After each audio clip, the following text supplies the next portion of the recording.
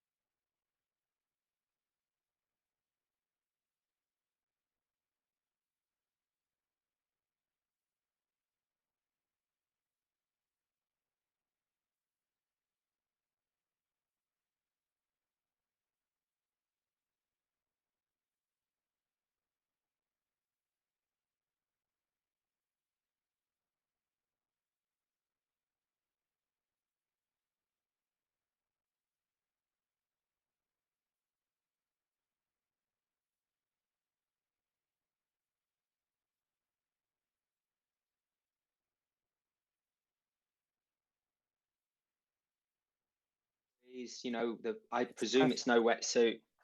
Yep. Okay, 6 seconds.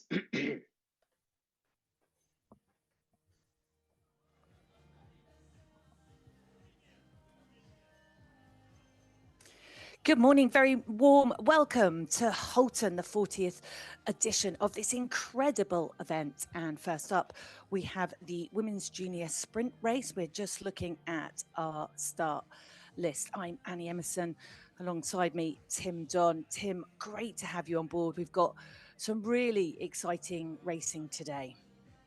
Yes, we have, Annie. Thanks. And hello, everyone. We have got 4 fantastic races. I really like these European Continental Cups because there's such a place where the young can cut their teeth, as well as the pros, not just the juniors. And there's 25 women in this junior women's field, and they're not going to know each other. When you're a senior, we've got the weather here. It's very perfect for racing, Annie. 20 degrees. I wonder if it's going to be a wetsuit or no wetsuit. I think in general, this race, they suggest it won't be a wetsuit. That we have seen some really warm temperatures over Europe, obviously over the last few weeks. Last year it was a non-wetsuit swim, but of course it could be different this year. And that can change the outlook of the race very much if it's no wetsuit, Tim. It can, especially with a small field.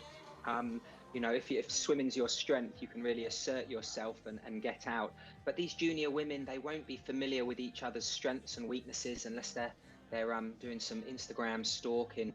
But this is such an international field. It's not. It is a continental cup in Europe, but we've got athletes from Namibia, Australia, New Zealand, Israel, all over the world, not just Europe.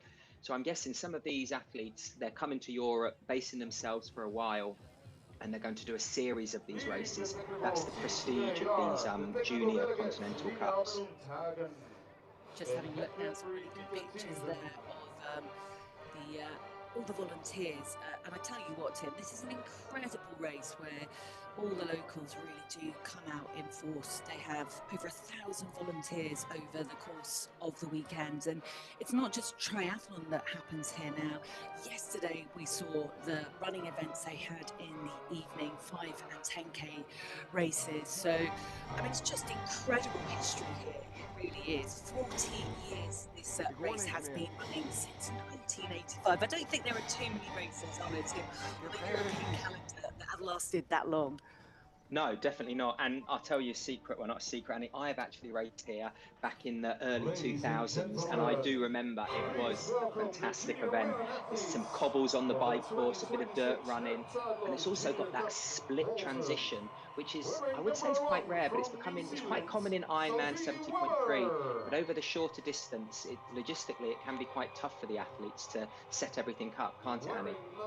It can. How did you get on here, Tim? You know what? I genuinely cannot remember, so I'm going to say I enjoyed myself. I don't think you can't not enjoy yourself here. I mean, looking at it now, it's a great setting. It really is. I mean, first up, we've got this. It's a beautiful lake. It really is. It's the Domelar Lake here, and of course the bike course, which you will, if you can remember going back that far, it's a lovely bike course, and there's even a hill in it. I mean, we don't see too many hills in Holland, that's for sure, but it's the famous Holtenberg climb. It's around about 1 kilometre long. We're just having a look now as our junior athletes come out onto the start line. And for some of these athletes, Tim, it's really nerve-wracking moments. I think, however many races you've done, but particularly a lot of these athletes coming here, they're juniors. There's some of them 18 years old, 17 years old, and only a handful of races already in their legs. So that's just a little bit more pressure because they're still learning these athletes. Oh yes, the nerves are going to be high. They've travelled a long way to get here, and I really hope they use it as a learning curve, not a do or die results base. It's quite interesting here. It's a no wetsuit swim. We've got this one lap, some of the juniors are going to the left, some are going to right. They've obviously, they had course reconnaissance yesterday, so they'd be able to look at the course. And there's always a shorter line. I don't think there's any current. It looks very flat. But interesting that some of the athletes are deciding this is the shortest and that's the shortest. I personally always like to go on the outside and most likely on the inside, so I can get that shorter line. It looks like they're filling up from either side and someone's going to get sandwiched in the middle there. So it's a 750 metre lap. It's around about 308 metres out to the first buoy, which is a fairly decent long stretch for the athletes to be able to sort themselves out, hopefully, before they get to that first buoy. It's more or less a triangle. It's a little bit shorter distance between the end buoys, but let's call it a triangle. 750 metres, just one lap. Ideal conditions here, no wetsuit, temperature just over 20 degrees now at 10 o'clock in the morning, local time. I think we've got about 30 seconds to the start of this race. Also, the transition area looked quite close as well.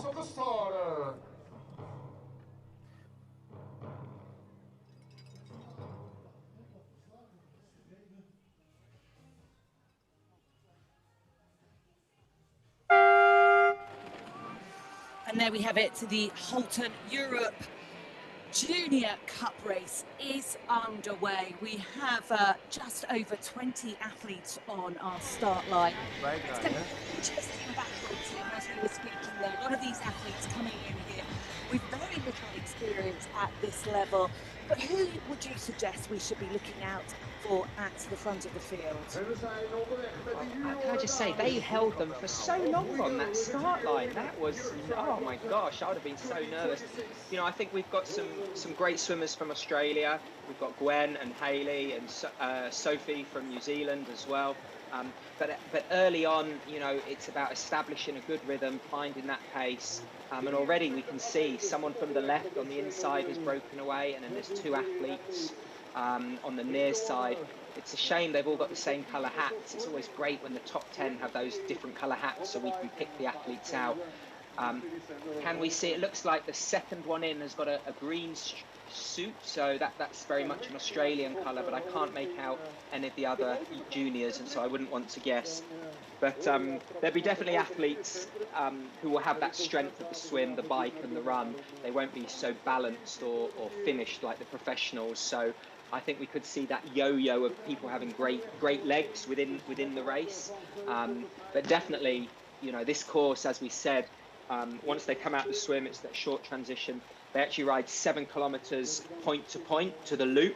Then they do a 6 kilometer loop twice, and that's got the hill in. So the winds were quite strong, 27 kilometers an hour. So I do hope they have a headwind. Gosh, someone on the bottom left of the screen is really swimming wide on their own. Maybe they know something that we don't. Difficult to tell, but I would suggest when the main percentage of the field is going one way and someone's going in the wrong direction, they might have just slightly veered off course.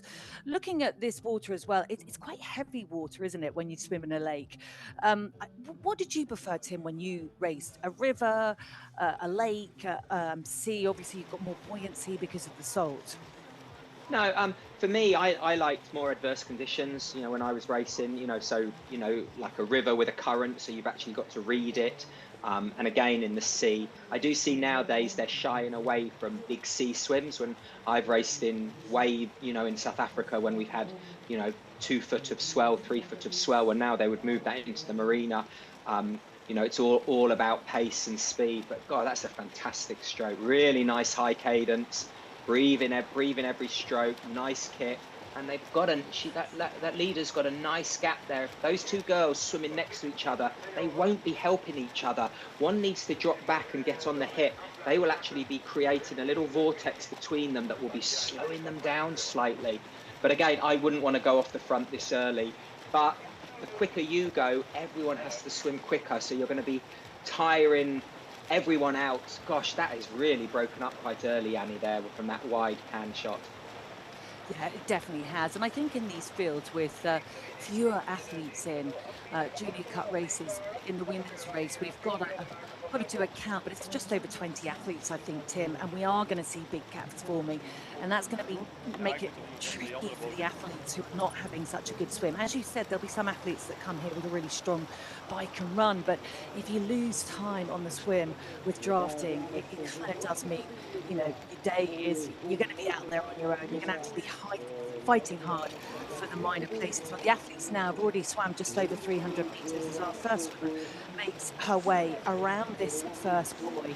It's going to be a quick swim here. Last year, Anouk Rigaud from France, who won this race, had an overall time of just over an hour and 7 seconds to be precise. But our lead swimmer here has taken this swim out hard, and it has broken up the field. Massively broken up. And I think it's really important for these junior races to stress that the junior age group is 17 to 19, and all of these athletes are going to come into this race with most likely different performance goals. Some want to win it, they want to build to the World Championships and the European Championships later in the year, but others are going to be a lot younger, and just to be there is the experience, is them winning. So yes, that we're going to have winners and the podiums and that medal chocolat, the fourth place finisher with that chocolate medal. But there's hopefully people are going to take some positives, because not everyone does their first international race and says hello and wins. You know, Cassandra Beaugrand, she cut her teeth. She was not always the best junior.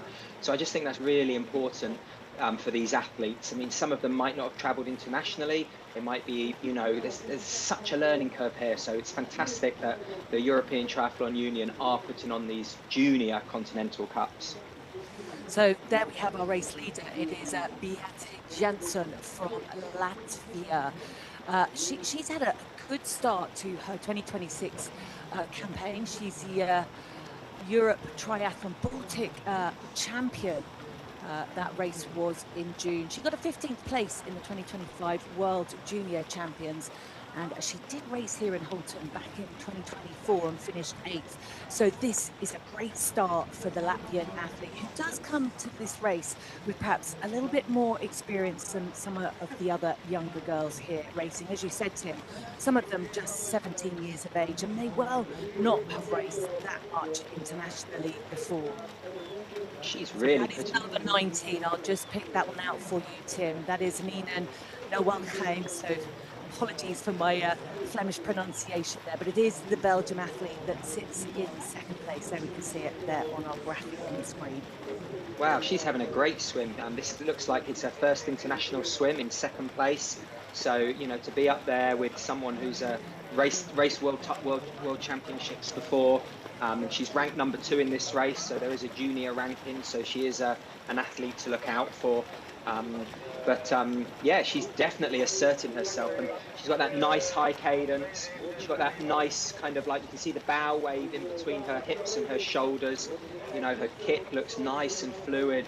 God, she's making it look easy, Annie, isn't she? Yeah, it certainly doesn't look like my swim, Tim. I wish it did. But look at the damage. My goodness. And we are looking at just one lap of 750 metre swim. There's 7 minutes on the clock now, so they are making their way back to the exit of this first discipline here at the Holten Europe Triathlon Union Junior Cup race. And these races, as we've mentioned, just so important for the younger athletes to help bring them on and get them ready for what's to come for the rest of the career. But big gaps for me. It's going to be interesting to see what happens on this bike, Tim. It is a 20-kilometre ride. It's an interesting ride. They are around about, we want to say, 7 kilometres from town. It's 2 transitions, so they'll make their way back to Holten. They've then got 2 laps of around about 6 kilometres before they head back to triathlon. At this rate, I don't see too many big groups forming, Tim. It's going to be a lot of solo riding out there. Well, we've still got transition to get through. You know, the gap is there. The 2 athletes are off the front. But, you know, if they, I wouldn't say stumble as in literally fall over themselves, but if they, you know, are slightly slower in transition, there is opportunity. And I always say transition isn't putting your helmet on, goggles and hat in the box, don't get a penalty. It is that first 1-2 kilometers of the bike. Who's willing to really go deep outside that to bridge up? So I would say that it's close enough where we can see a small lead group. And then does that lead group commit, or do they not commit and everyone just rides up? All you need is, as I say, everyone's going to have their strengths that we don't know. There could be a really gun biker mid-pack who just drags everyone to the front. But these swimming is great. And the good thing here with these two swimmers is the second swimmer, number 19, isn't getting a draft. So she is working just as hard. If she could have just bridged that gap early on, she'd be saving 10, 15, maybe 20% of her energy. She wouldn't have to sight as much as well, so that keeps her stroke rate fluid. They've got a different stroke. You can see the leader's got a high cadence. Well, the junior in second, number 19, has got more a loping, pull stroke, I would say. Yeah, around about 3 body lengths, I think, separating first and second place. Out in the lead, it's Beat Janssen from Latvia having a great swim, setting a phenomenal pace. And it's Nina Dorkins of Belgium who is in second place currently. And then we haven't even made it back to our third place swimmer. You can see now the pontoon where the athletes left just under 10 minutes ago to start this 750-metre swim, heading now towards the exit. It does look like the Belgian athlete has just pulled back a little bit of time, hasn't she, Tim? It does. It looks like she's balanced that swim really nicely to come back. And it does look like everyone is slowly coming back. I guess she's realised, maybe she's had a look over her shoulder. She's done it, the old South African athlete, Jamie Riddle, rolled on her back, done a few strokes, backstroke, had a look around. He's famous for that. So they're coming in now. It's not a long run, this transition. Hopefully we're going to get a timing split with some lap times on the screen for you. It's a decent swim. Just over 10 minutes and 13 seconds on the clock as Beate Janssen leads the water. Fast sprint out of the water. And they know that this is a really important part of the race, the transition. It's a short run up into the transition here, but they've got to be quick. Katharina Ritter there coming out in third place, and they're coming out thick and fast now with the Australian athlete Sophie Webber up there, Hayley Horn is up there, Lisa DeHaan is up there, but with 24 seconds before in between the first place athlete and the 10th place athlete, but that can be pulled back in transition. 25 seconds. It looks like the top 10 within 24, then there's the gap. So that top 10 really want to come together. They're not as fluid as we see in the senior races, where it's 1, 2, 3, 4, 5, 6, 7. So there's work to be done here. But these athletes still 45 seconds. That's not bad over 750. As I say, this transition is going to be crucial for them to get on the bikes here. And the good news is there's little groups of athletes. Hopefully they can work together. Looking at 20th place down to 16th place, they're all within, well, just over 10 seconds and change. So some of them, though, perhaps won't have necessarily had a lot of experience of working in a group, although we do know now that triathlon training has changed a lot over the years. A lot of these athletes are used to training in training groups together. Webber there, she wears number 1, Sophie Webber from New Zealand, and it's looking good at the moment, sitting in a line there. The pace is odd by the looks of things, and they are slightly strung out. And if you look at their shoes, Annie, you can see the Velcro's not done up. They've got their feet in their shoes, maybe some only on top, but they're not going to stop pedaling to tighten them. It's so important, as they say, to get that wheel. Gosh, this is very narrow and tight. It looks like there's almost grass down the middle of the road. So again, can't quite see the gap, but the fact there's a motorbike behind her, I'm hoping the chasers aren't too close, otherwise they're getting a little cheeky advantage there. But very smooth. I would bend my elbows, get a bit more aero, especially riding on my own, but fantastic swim so far. Oh, you can see the group, they're going to come together here. There's I think as many motorbikes as there are athletes at the moment. 1, 2, 5 in that group bridging up. So as we said, there were 10 within 24 seconds. It looks like there's been some separation there. Yeah, I think there has a little, this is an interesting area here. And you talked about it being quite narrow as well. And visibility where the trees cover over and the sunlight just creates that darkening effect. They are now in the national park of the Salensee Halberg. It's a beautiful area here, just on the outskirts of Holten. See, there's 6 athletes there, and in the top right hand corner of the screen you can just see another athlete trying to bridge up. But we always say, if there's 2 lines, they need to start communicating and working together. There's a few speed humps there, but looking over your shoulder and riding really hard on the front and saying, hey, come and do some work, it doesn't work. Oh, you can see here Watson from Australia, she's just on her own. She's going to keep her head in the game, don't look behind, keep looking forward, and hopefully collect some of those athletes in front of her. Yeah, Gwen Watson got a 15th place in the Tissy Junior Cup race just over a couple of weeks ago. And it's so tough for an athlete when they see the riders in front of them. Just board, and now they're riding side by side. There's a little bit of rotation there, which is nice to see. The athletes taking their turn, keeping this pace up, keeping this pace honest. Yeah, and that's it. They need to start communicating, working together. When they get to the back, take on some fluid. Maybe, I'm sure they've got an energy gel on their bike. Maybe don't take it too early. And again, because this is in a straight line, it'll be interesting if the headwind, side wind, are they going to be thinking about things like that?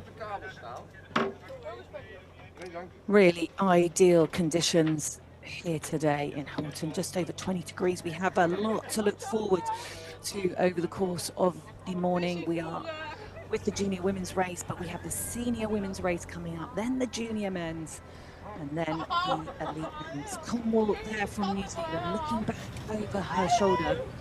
If I was her, I'd have my head down because she's in a nice little group here. We just saw Gwen Watson. She's based in America. She's on a triathlon scholarship over there, and she's coached by the same coach as Luke Williams, who's been absolutely killing it in the senior. He got his first podium in Yokohama.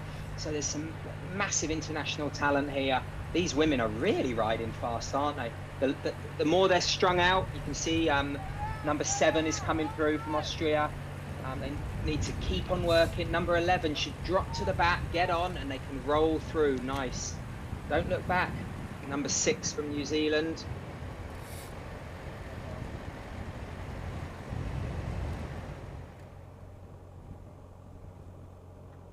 Oh, wow.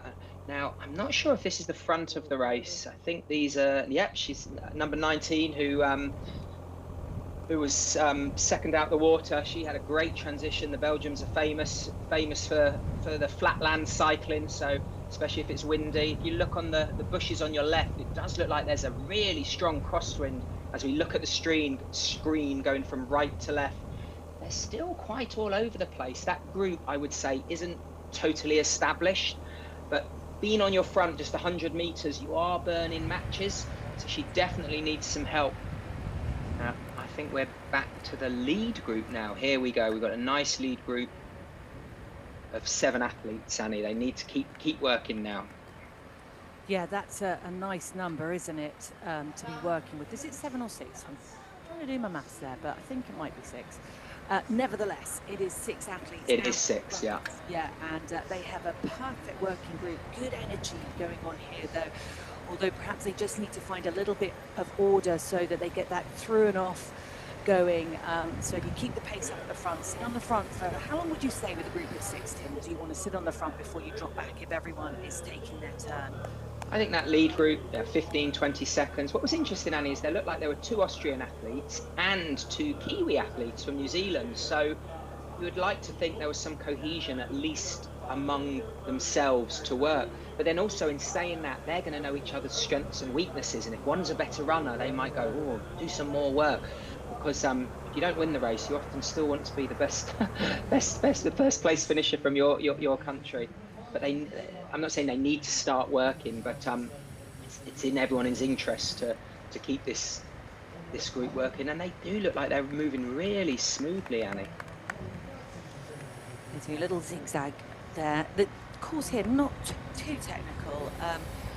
As we mentioned, we have the Holten climb, the famous climb. Not too many climbs in Holland. It's around about 1 kilometre long. It's not too steep, but for some of these junior athletes, it might get them having to work a little bit harder than they want to. They will do 2 laps of that, so they'll take in the Holten hill twice. So they're heading now from the lake 7 kilometres towards Holten, and then it's 2 laps of 6 kilometres before they head back to transition. And temperatures here will be rising. It's just over 20 degrees, but pretty ideal conditions, I would say, here today in Holten. Yeah, and I just saw in the background there, about 100, 200 meters, you can see in the top right hand of the screen, there's another very small group working. So I would say this group is not out the woods, that they're going to stay away. As you said, later on, we've got that hill twice and a descent. There's some cobbles, not Paris-Roubaix baby's head cobbles, but smooth cobbles. But nevertheless, some athletes won't have raced.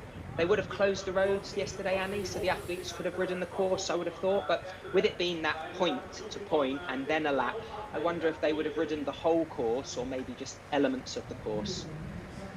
Yeah, hopefully they've had an opportunity, because it really does help an athlete when they get to know the twists and turns, as you mentioned, the cobble section as well, the uphill, the descent. And an athlete then has a little bit of an advantage because you know what to expect. The first ETU, as it was back then, European Triathlon Union Cup race, was held back in 2002, which might have been when you raced it, Tim. I'm probably saying it was when I raced it. That's how old I am. We were both still racing then. I mean, even I was racing then. The winners of that race, though, were the Australian Tracy Hargreaves and the great Eric van der Linden. Oh. Ooh, very, very lean redhead guy. Had a great run, didn't he? And he could ride a mountain. Let me tell you, he could dance on those pedals. I remember racing him in Schleswig in a very hilly bike course in the 90s, and my gosh, he was gone up the mountain. But no, class athlete. Went to the Olympics in Sydney. So yeah, one of the great Dutch athletes. They have had a in 24 in the men's race. It was Lassie Niga Priester who won the men's race, and Jolie Vermeulen won the women's race. And those are obviously the senior elite races, which will be coming up a little bit later. In fact, the women's race not too far away now, starting at 10:50 local time. So this, I think, is the chase group, and the Australian Addison's in there, and she raced last week in Tizian, and it was so hot that she ended up collapsing. She's actually coached by Luke McKenzie, who's a former under-23 and professional short course athlete, now famed for going insanely fast and getting a podium at Kona and setting up one of the most innovative triathlon clothing brands, Win Republic. So definitely some history there. I'm sure she's based in Noosa, so I know that's where they're based. But yeah, it's great to see her bounce back. You know, when you're on tour, a long way from home, you know, to collapse 1 week and then be able to back it up. But we're not sure on the time gap. We're hoping to get a timing split at about 11 kilometres into the race. And with it being these classic Dutch twisty roads, it might be out of sight, out of mind for some of these athletes, Annie. Well, possibly, yes. I'm just seeing the signpost there for Holten. So the athletes now have... They're going in the right direction, that's good. Going in the right direction. Holten is around about 7 kilometres from where they left the beautiful lake of Donmelaar, just over around about 10 minutes ago now. Is the sprint distance that these junior athletes are racing, and these are very young athletes between the ages of 17 and 19.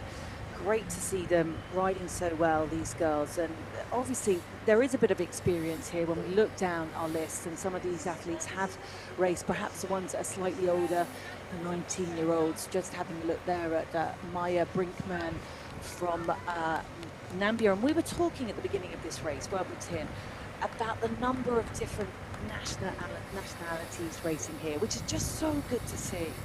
Oh, it's fantastic. And, you know, whether it's the federations or the parents, but to give these young athletes, you know, the international experience and the life experience as well, to race on a global stage.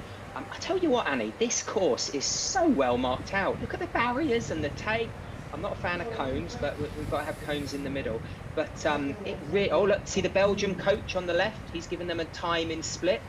So 20 seconds I saw there. So the lead group, it looks like, has 20 seconds, which with a sloppy transition or you know, someone takes a corner wrong, everything's in it for that second group. So it's fascinating that even the juniors have. Oh look, this is the second group going around the same roundabout. So there's an opportunity here. We've got 3 Belgium athletes in this group, an Israeli athlete. Wow. Now those Belgians really need to start to work together and communicate. Oh, the coach is sat down. Oh no, here he comes, top of our screen. Let's see if it's still 20 seconds here. Oh, I can't make it out. Too bright, can't see it.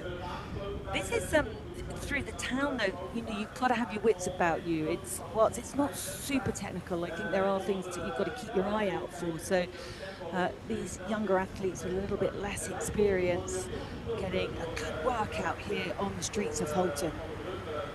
They are, and you know, it's all very well riding the course, taking the corner how you want to take it, understand the apex and the flow. But when you race, you're with athletes that maybe are not as good technically, so you really do need to be prepared for everything. You know, you see some athletes back off the group and they sit at 2 or 3 meters off the back. I would always like to be in the first 2 or 3 into the technical section, so I'm in control of my flow. Less people in front, less chance of there being a crash and you being involved.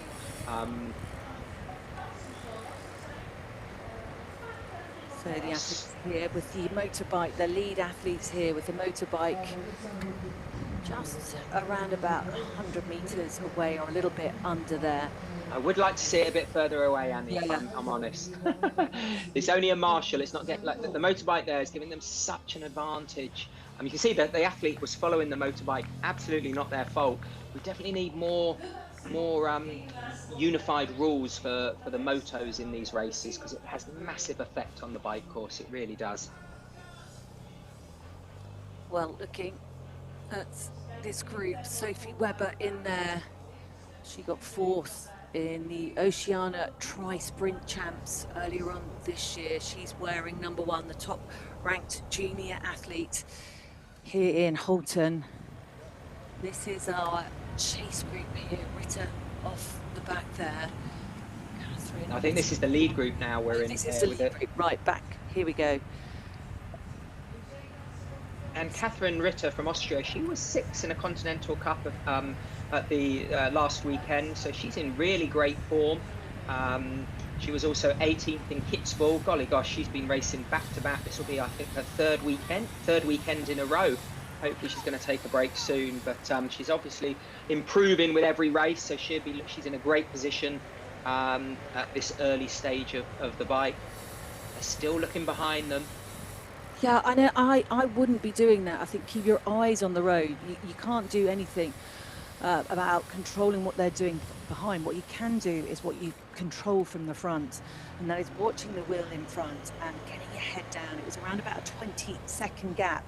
I mean, that can grow either way if the athletes lax or lose concentration a little bit, and it does happen in racing after a certain amount of time. The most important thing is they work as a group together, but there'll be language barriers, won't there? And there'll be different levels of experiences in this group here. So at the moment, not a lot of formation here, is there, in terms of working together and taking time on the front? No, this is the chase group, and you can see the Belgium athlete is really great technically. I always used to use the international language of allez, allez, up, let's go, to try and get the athletes to work with me. You can see it looks like the lead group are on the hill. So as you said, they've been through Holten. They must be starting the first of the 2 laps. Yeah, this is the famous Hulterberg Hill, just outside of Holten. I think it's around about 1 kilometre in length, if that, and the gradient isn't too steep, although from this angle it looks like it's giving them a pretty good workout. Ritter there, you just mentioned her. Weber is someone's off the back, Annie. Athlete Dehan there is off the back. That's Alicia Dehan from Austria, and she has not been able to stay. I think sometimes it's tough if you're on the edge going into a hill. And then the athletes put the hammer down, and you can see them really attacking this hill now. And Dehan from Austria is a casualty of this climb. They will navigate. Someone up the road, Annie. Yep, someone's gone off the front. That's what we love to see in racing. Oh, this is great. This is junior racing at its best. You know, one thing for Dehan is that she has that group behind her, so hopefully they can pick her up just as she crests it. This hill kind of is quite steep, and then it kind of, there's a little downhill, and then there's a little kicker, and then it's a downhill with a few corners. But gosh, I don't know. I think if I was off the front, I would be looking over my shoulder thinking, is this really something I want to do with another, you know, they're not even halfway, probably just over halfway through the bike. So it's a long way to solo ride it, isn't it, Annie, from there? It is, but the group is now, I was going to say, is it smaller or did? I think that's the second group, actually. Right. It's difficult to pick out, yeah. Particularly with the Doppler effect. We're not able to pick out the athletes. These are the leaders now, 4 of them with someone at the top. Here the cobbles, you can see a little bit bumpy. Not too bad though, nice and wide road. It's very twisty, isn't it? You've always got to think, you can't relax, you need to be mindful when you want to drink. And again, they mustn't forget, as much as we say it's not hot, like Tizzy, the last World Cup, you know, it still will be getting warm. Their core temperatures will be going up. I'd be taking every opportunity to drink, and also not just water, electrolyte for their sweat rate, but also get some carbohydrate mix, whether it's a gel or a carbohydrate drink in me as well.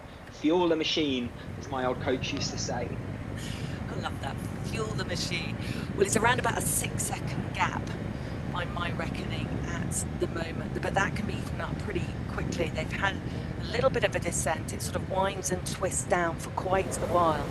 But our athlete off the front there, looking good at the moment. I'm wondering, Tim, though, if she's realising that she's a bit stronger, or quite a bit stronger on the hill, does she wait till the second lap to attack so she gets the transition with a good advantage, or does she just keep going? And if she's feeling good, I don't see why she wouldn't keep going. It's a tough one, isn't it? Because at the moment, I would say 5-6 seconds, I would go back. She looks great on the downhill. Really nice and aero. Really, course knowledge is important here. She knows the roads are closed, so she can use both sides of the road. But I would say you're burning matches by sitting 10 seconds in front. You can lose that in transition, but you know, she's obviously very strong on the hill, and we've got to do it again. She could have bided her time. Everyone's going to have their own tactics, their own strengths and weaknesses. So sometimes fortune does favour the brave, Annie. Oh yes, and I love that. I love to see someone being what a course. The racing, yeah, great course. It is Luca van der Bruggen from Belgium who is leading this European Junior Cup race in Holten, the 40th edition. Absolutely brilliant. This is a race that is absolutely steeped in history over the years. There's been all sorts of world champions, Olympic champions, medalists that have come and raced here. And it has been on the international circuit as well for over 2 decades now. But the young van der Bruggen leading this race now, looking incredibly strong and really pumping down on the pedals as she makes her way through the town. Crowds beginning to come out. Now, it was an early start here. This is the first race of 4 races this morning. And van der Bruggen at the moment leading the way and really attacking this course. Perhaps, Tim, in this technical part of the town, she will gain time being on her own. I couldn't agree more. She is really cornering like she's on rails. At 11.6k, Annie, she had an 8-second lead over a group of 4. Then we saw Alicia Dehan just fall off the back. She was 30 seconds, but that chase group has dropped to 53 seconds down. So she is really riding well off the front. I think that's only going to grow that her lead there, if I'm honest. Yeah, I think you're right. And young Belgian athlete now, she's just making her way out of the town. Now, this is where she gets to get her head down. She hasn't got that much long on the bike. Another 6 kilometre loop with that hill that she enjoyed so much before. That is where the break came. Can she do it? Can she stay away? At the moment, she's looking very committed by my liking. She is, and I love her position she's holding. The elbows are bent at 90 degrees, which is, we know I would like them to be tucked in a little bit more to her hips, but her head's down. She's got great cadence. She's got 2 water bottles, which I'm fascinated, because it is only a 20-kilometre bike. Maybe she's got half a bottle filled of water, one of carb drink, or she's mixing her products up there. But it looks like, is that a gel wrapper in the back of her suit? So again, there is an automatic DQ for littering, even if it's accidental. So she's obviously taking her gel, and then she needs to keep it. God, look at she's attacking out of every corner. This is great bike racing. Really good to see. I do want that motorbike to move away, though. Move away, motorbike. But no, she's committed, I think, Annie. Don't you agree? She is head down. She's got the numbers she knows she can hold. I'm sure she's got a power meter on, and she knows this is what she can hold, and she's still able to run well as well. It's absolutely brilliant to see. And as you said, I think she's showing experience beyond her years here. A 2007 baby, so just about 19 years of age, or turning 19 this year at some point if she hasn't already. Cornwall there, making the mistake of looking back, wondering what's going behind. Listen, these young athletes are doing really well, but they need to be totally committed to working as a group of 4, not worried about what's going on behind, just worried about what's going on in front. And at the moment, we can see that Luca van der Bruggen's gap advantage is growing. It is, but that group of 4 looked like they were rolling through quite nicely. Again, we've still got 5 kilometres to run, and anything can happen on this bike course. But again, that nice high cadence, that's 85 to 90 RPM, revs per minute. She's got those deep section aerodynamic wheels. She's got that head as low as possible, just glancing up. Great form here. Again, having 2 water bottles, aerodynamically speaking, is quite slow. So I do hope she empties those bottles. My old coach used to check my bottles. You can see here that this Austrian athlete's only got 1 bottle. So's the Kiwi. In fact, every junior in this group, these girls are working. I think they've realised this is a legitimate attack off the front. We really need to close her down. I think what she's got to do, van der Bruggen, is just get herself to that climb and attack it once again, because that's where I think she gained a good 5-6 seconds. And as you can see now, she's out of sight, and that's when it starts to play mental games on the chaser. Just looking over the profile of Luca van der Bruggen, I mean, she's only been racing since last year. She's got a 2nd place in Riga at the Europe Triathlon Junior Cup there, 7th at the National Belgium Championships, and that was including the elite women. Got a 24th place in Wollongong in the World Triathlon Junior Championship finals last year. So very much an athlete that is gaining in experience, and this is just great to see today. She's really attacked this course fearlessly. Absolutely. And going back to that time check, Annie, we had van der Bruggen off the front, and we had that group 10 seconds down. We know that's gone out. Then we had that other group, the next group, 50 seconds. Then it goes out to 2 minutes 17 seconds to the next group, which is only 3 athletes. Then 2:44 is a big group at the back. So the bike is really broken this race up. You can see here that I'd like to see these juniors in slightly a higher cadence, you know, really using their gears. You can see here she's, you know, sat down in the saddle, and she's got that beautiful cadence, really riding smoothly. And I think, you know, looking at previous results, the junior cut race last year in August in Riga in Latvia, Luca van der Bruggen ran well there. She was a sub 18 at 5K, so we know she can run as well. So the fact now it's looking like she is going to come into T2, transition to where it all happens with a decent advantage. This is the place she's happiest. This is what we saw before. Really, really stomping up this hill now. Nice, cool area. They're shaded from the sun. It's around about 900 meters of climbing before it's a quickish descent, and then she will have the T2 in mind and start preparing for that. You can see the gap is growing. The camera angle sometimes difficult to work out, but she's out of sight, isn't she? She's out of sight. I tell you what, though, she will not be out of mind. These women know, you know, they'll know athletes that have done well. We saw the Belgian coach on the course. I'm sure there's definitely more than one. So I'm sure she'll be having splits. You know, we're going to get a time split at 17.6 kilometers. Oh, look at that. She is committed. This is just at the top. Those little bit of cobbles. She's leaning into all the corners. She's using all the road, taking that shortest line. She is a fantastically, she's a great technical rider when I'm seeing here. I'm really, really liking that. The Belgian athletes, though, they're notoriously good on the bike. I mean, you know, looking back over the years, we've seen some incredible duathletes, but also, I think, looking at the elite level of racing, the Belgian athletes have just always been so strong. Oh, absolutely. I think, you know, one of the most famous Belgian duathletes was Benny van Steelen, who was just attacking on the bike. Jurgen de Reer as well. And now, you know, what a role model. They've got the current number 3 in the world, Jolien Vermeulen, who's, you know, she won the European Senior Champs last year, and this year she got second, only been beat by the current world champion, Lisa Turch. So I know they call themselves, I think, the senior team, the Belgium Hammers. And there's really great team spirit. They often go on team camps, and I know that's a big ethos for the Belgium national team. So, you know, I'm sure all the riders. I wonder if the Belgium girls who are in this race, are they not going to work now because their teammate is off the front?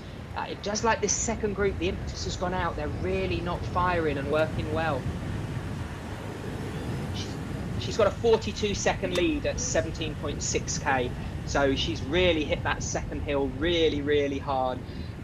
Sophie, Hayley, Rita, Weber, Janssen, that second group, 2 New Zealand athletes, 2 Kiwis, a Latvian and an Austrian, 42 seconds down. So that's more than doubled in that short space. It'll be interesting to see that chase group, which was only 20 seconds behind, where they are now, Annie.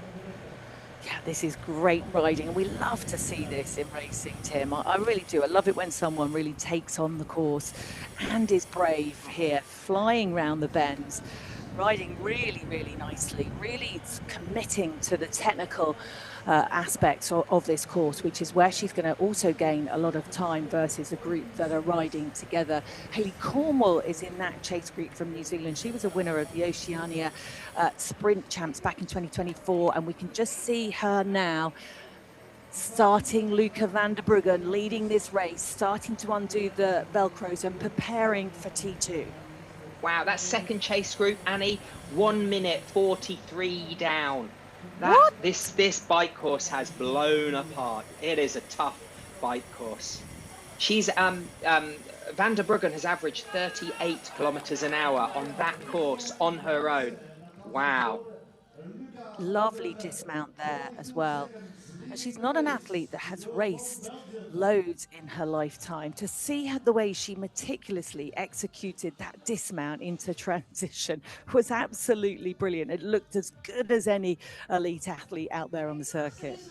It did, but you know what I say, Annie? All you need is a car park or a driveway, and you can be as good as Alex Yee or Cassandra Beaugrand at transitions. Practice, practice, practice, practice. Experience, get that 10,000 hours in transitions. So that's fantastic that the juniors are just as good. Wow, I think the gaps were even blown out even further at 20 kilometers. I love the coach chat here, honestly. If I was starting out in my career now, I'd definitely be coming to you for some advice, that's for sure. But here they are, and it's the chase group now. 4 of them, they've lost a lot of time in those last, what was it, around about 8 kilometers or so. 52 seconds, Annie, they're down. 52 seconds. And you would say that Luca van der Bruggen from Belgium, the 19-year-old, is home and dry, but we've seen all sorts happen in triathlon. So 52 seconds, Watts, it's a really decent buffer. It's not all over yet. I think everything to play for. I think you lay your cards out. You know, that's the beauty about watching junior racing is she does look very smooth. Short stride, heel lift isn't so high, but there's nice rhythm, nice fluidity here. But she's going to need to take on some fluid when she gets to the aid stations. But I'd definitely say everything to play for. That chase group, they need to get after it, and hopefully they've got some coaches out there to give them some splits. Well, we do know that we have the senior women's race coming up in just over 5 minutes. We will hope to stick with this race for as long as we can. If we do swap over to our women's race, we will keep you posted on what is happening here. But Luca van der Bruggen out in front with the plus 15-second advantage over the chaser, and that is Beat Janssen from Latvia, who led out the swim. Cornwall follows her, Rita just behind her, Sophie Weber as well, last out of transition out of that group of 4. This really have to dig in, isn't it? This first sort of 800 meters or so of the run. You don't want to go too hard so that you blow, but you just want to find your rhythm as quick as you can and then settle in. So Weber there from New Zealand, wearing number 1 here today, needs to just find her rhythm, pick up her cadence a little bit, because Beat Janssen and Hayley Cornwall are off down the road, but Sophie has managed to jump on the shoulder now of Catherine Ritter from Austria. Yeah, and that second group haven't come into transition yet. I know there's some great runners there. Some of the athletes have represented their country at the World Cross Country Champs. This is full of running here, this group. These are running much quicker, but as we said, they're 140 down. That is a lot to make up over 5K, isn't it? That will be pretty difficult. If it was 10K, you'd say they'd have a chance, but these junior athletes still racing this sprint distance, and we're seeing more and more sprint distance racing, aren't we, on the international calendar, junior and senior, Tim? We are, and I think that's all the introduction in Tokyo Olympics 2021 with the mixed team relay. What an added event. And I know there are junior and under 23 mixed team relays. So again, these shorter distances give the juniors more of an opportunity. I do think that second group of runners, Annie, you know, they're only they're less than a minute behind, you know, 3rd, 4th and 5th. So there's still chance to run up to a top 5 spot. And again, 5K is, you know, it's still, you know, 18 minutes at least of running to go. So, you know, when we get that first time split at 2.5 kilometers, I think that's when we'll see if people have always got a good 500 meters in them, looking good out of transition. So let's hope that these junior women can hold on. But very impressive bike ride from the Belgium athlete, very committed. How's your 5K time looking these days? How's my 5K to come? I'm getting round it. I'm not running 13:39 like I used to. Let me just tell you that. Well, here we have it on the screen. We have the 2 pictures. We have our senior women, our elite women, lining up now. They are just a few minutes away from the start of this premium cup race here in Holten. Carter there just rolling the shoulders around. Who should we be looking out for here, Tim? Well, I think this is a really deep field here. We've got a local athlete, Robin Dreiling, race number 1 from the Netherlands, and the German athlete, Selina Klamp as well. She was the World Under-23 champion in 2023. So we have got a really deep field here. Again, really more of a European field, but there's definitely a contingent from Australia and New Zealand racing. But This swim's going to be a lot rougher because there are 45, so there are 20 more athletes on the same course. So positioning early on is going to be really, really crucial. I would say there is no standout favourite for this race on form. There's a few athletes who have been getting top tens in continental cups, but no one who's got a resume of consistently winning and getting podiums. So yeah, it'd be a great race to watch. And I wonder if they'd have got any information from the junior race of how the race panned out, Annie. Well, they might have had an opportunity, but as we know, there are two different transitions here, and T1 is around about 7 kilometres away from, rather T1 is in Holten, isn't it? T1 is here, T2 is in Holten. It's all getting very complicated. This big gap here, Tim, talk me through this. We've got a group of athletes on the left, a group of athletes on the right. No one wants to be the filling of a sandwich. You want to be the bread either side. So they're lining up from the right and the left, and then as you're ranking, so the highest ranked athlete get to choose first, and then it goes number 1, number 2, number 3, and obviously some think the left is better, or maybe you breathe to the left, so you want to be on the right so you can see the athletes, and vice versa, but you can see that is a lot wider, that start line. It still amazes me that the female athletes race in swimming costumes, not leg suits. We know material is quicker in the water, and it is definitely quicker in the air through when you're cycling. And it's not a hot race, so there's a couple of seconds here. Hands of the starters.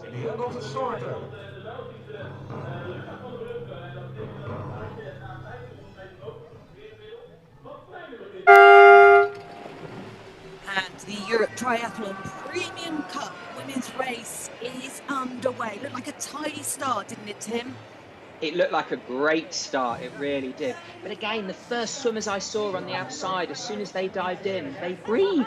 I'm like, don't slow yourself down, keep going. Wow, someone at the top, right in the middle, what a flyer. That reminds me of Laura Bennett from America. She always used to, within 100 metres, she'd have a 10-metre lead.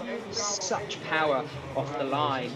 Now this swim will get messy halfway to the first buoy, first buoy, where they all come together, that kind of like triangular point. But now they look quite spaced out. Yeah, there's kind of like on the outside, closest to us, there seems to be a nice arrowhead, a swimmer right in the middle, and on the far side, it just looks, one swimmer looks like they've got away. Well, 39 athletes on the start list. It's a reasonable size field. We have seen larger ones, that's for sure, but 39 is a nice number in these beautiful waters here. It's the dam, or the Dumla Lake here, just 7 kilometers outside of the beautiful town of Holten. They have 308 meters to swim before they reach the first buoy. Annie, sorry, how long is it to the first buoy? 308 meters. I love it at 308 meters. The Triathlon Union are dialed with their measurements. I love it. I really do. 308 meters. Those 8 meters, they count for a lot. They really do. But the athletes now just in the first 150 meters here of the 750 meter swim, 1 lap. It's a rectangular swim. We saw the junior athletes coming out in 10.5 minutes. These athletes, will expect to see them a little bit quicker than that. I think they will, but maybe not massively quicker. I think the spread will be a lot closer. You know, there won't be as many gaps, just because, you know, to get in this race, you have to be selected by your national federation. Each national federation would have a selection criteria. So you can't just turn up as a good junior, as a senior. So the standard will be a lot tighter and closer. But it might not be that far different. Again, these women at the front, they're slowing each other down. Is that number 29 leading closest to us, Annie? It is. It's Anja Weber, 5th at the National Swiss Championships. And a 26-year-old having a great start to the swim. But you've spoken about it before, Tim. They're swimming very close together, which is kind of going to slow them down rather than speed them up. It is. Yeah, I mean, you end up creating that kind of vortex, so the water goes in between you and, on the left here, we've still got a nice comfy lead, it looks like, in the junior race. That's great to see. She hasn't quite got through 2.5K. Again, still looks nice and fluid. She looks like she's just coming up to 1 lap. All that work on the bike now. Well, we're looking for a time. Last year it was 1 minute. So Van der Bruggen is running 3:41 a K pace. So she's just finishing that first lap. Let's see if she's maintained that gap or how close. That's the shake up behind her. She might get a glimpse of the chases here with that out and back. She's working hard, head's wobbling a bit, Paula Radcliffe-esque. But she looked compact and tight there, I thought. Look at that. So who have we got here? We've got the new Cornwall from New Zealand. I still think that's a substantial gap. I think it's a big gap, Tim, for sure.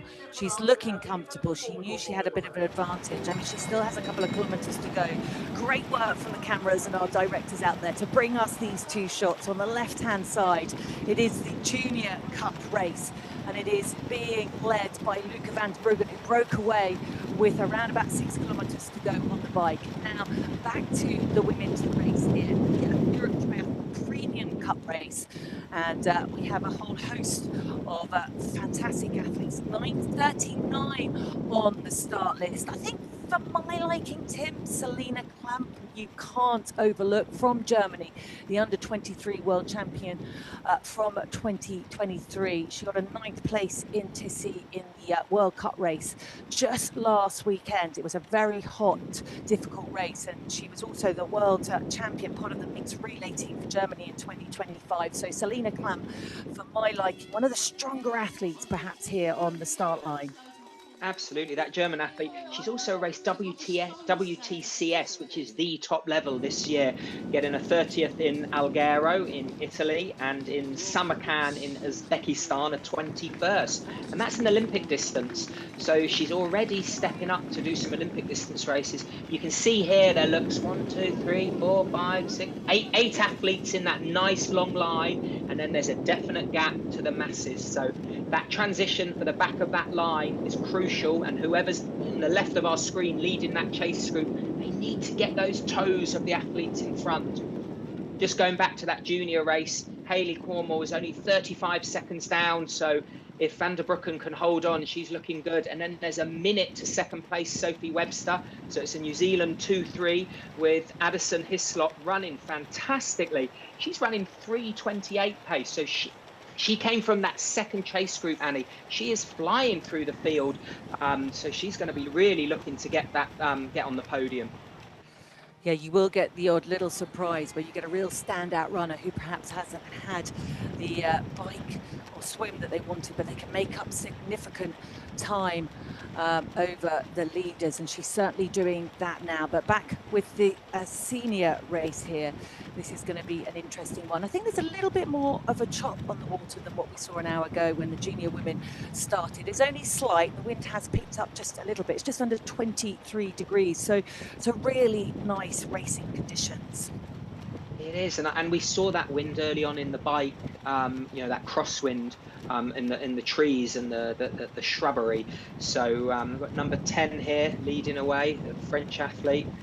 Manon Laporte, Tim, winner of the Alanya Triathlon Europe Cup at the back end of 2025, and got a 12th place at the World Cup race in Rome. No surprise to see Manon out there leading. The French also, like the Belgium, are renowned for being great cyclists. The French are renowned for being great swimmers. Oh, they are. I mean, they cut their teeth in the French Grand Prix, which is a sprint series all over France. They represent a municipality, a city, a town, and it is ferocious. You know, there's 60, 70 women, and they're all sprint races. So there are juniors, under 23s and seniors. So it's really, really, you know, great to see her up the front. But it looks like that big group is slowly caught up.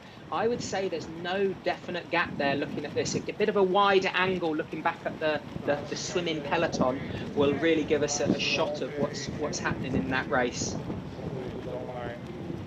It's a stunning area, it really is, of Holland here. We are in the Salansu Holvalrug province, or rather, sorry, area, national park here, just on the outskirts of Holten. It really is absolutely stunning. Oh, and it's obviously the whole community, the whole town, the mayor have got behind the race, because to close it down, we were watching last night the 5 and 10K run, and it was so well attended. It was such a lovely evening. I was seeing all the supporters had a Belgian beer in hand, cheering on their loved ones and whatnot. So it's a whole festival. Any triathlon that's been going 40 years and is still an international level. This is a course, actually, Annie, I would love to see at the highest level, because it has that technicality on the bike. The run's multi-lap. If you're going to watch, you can really get a feel of how everyone is racing.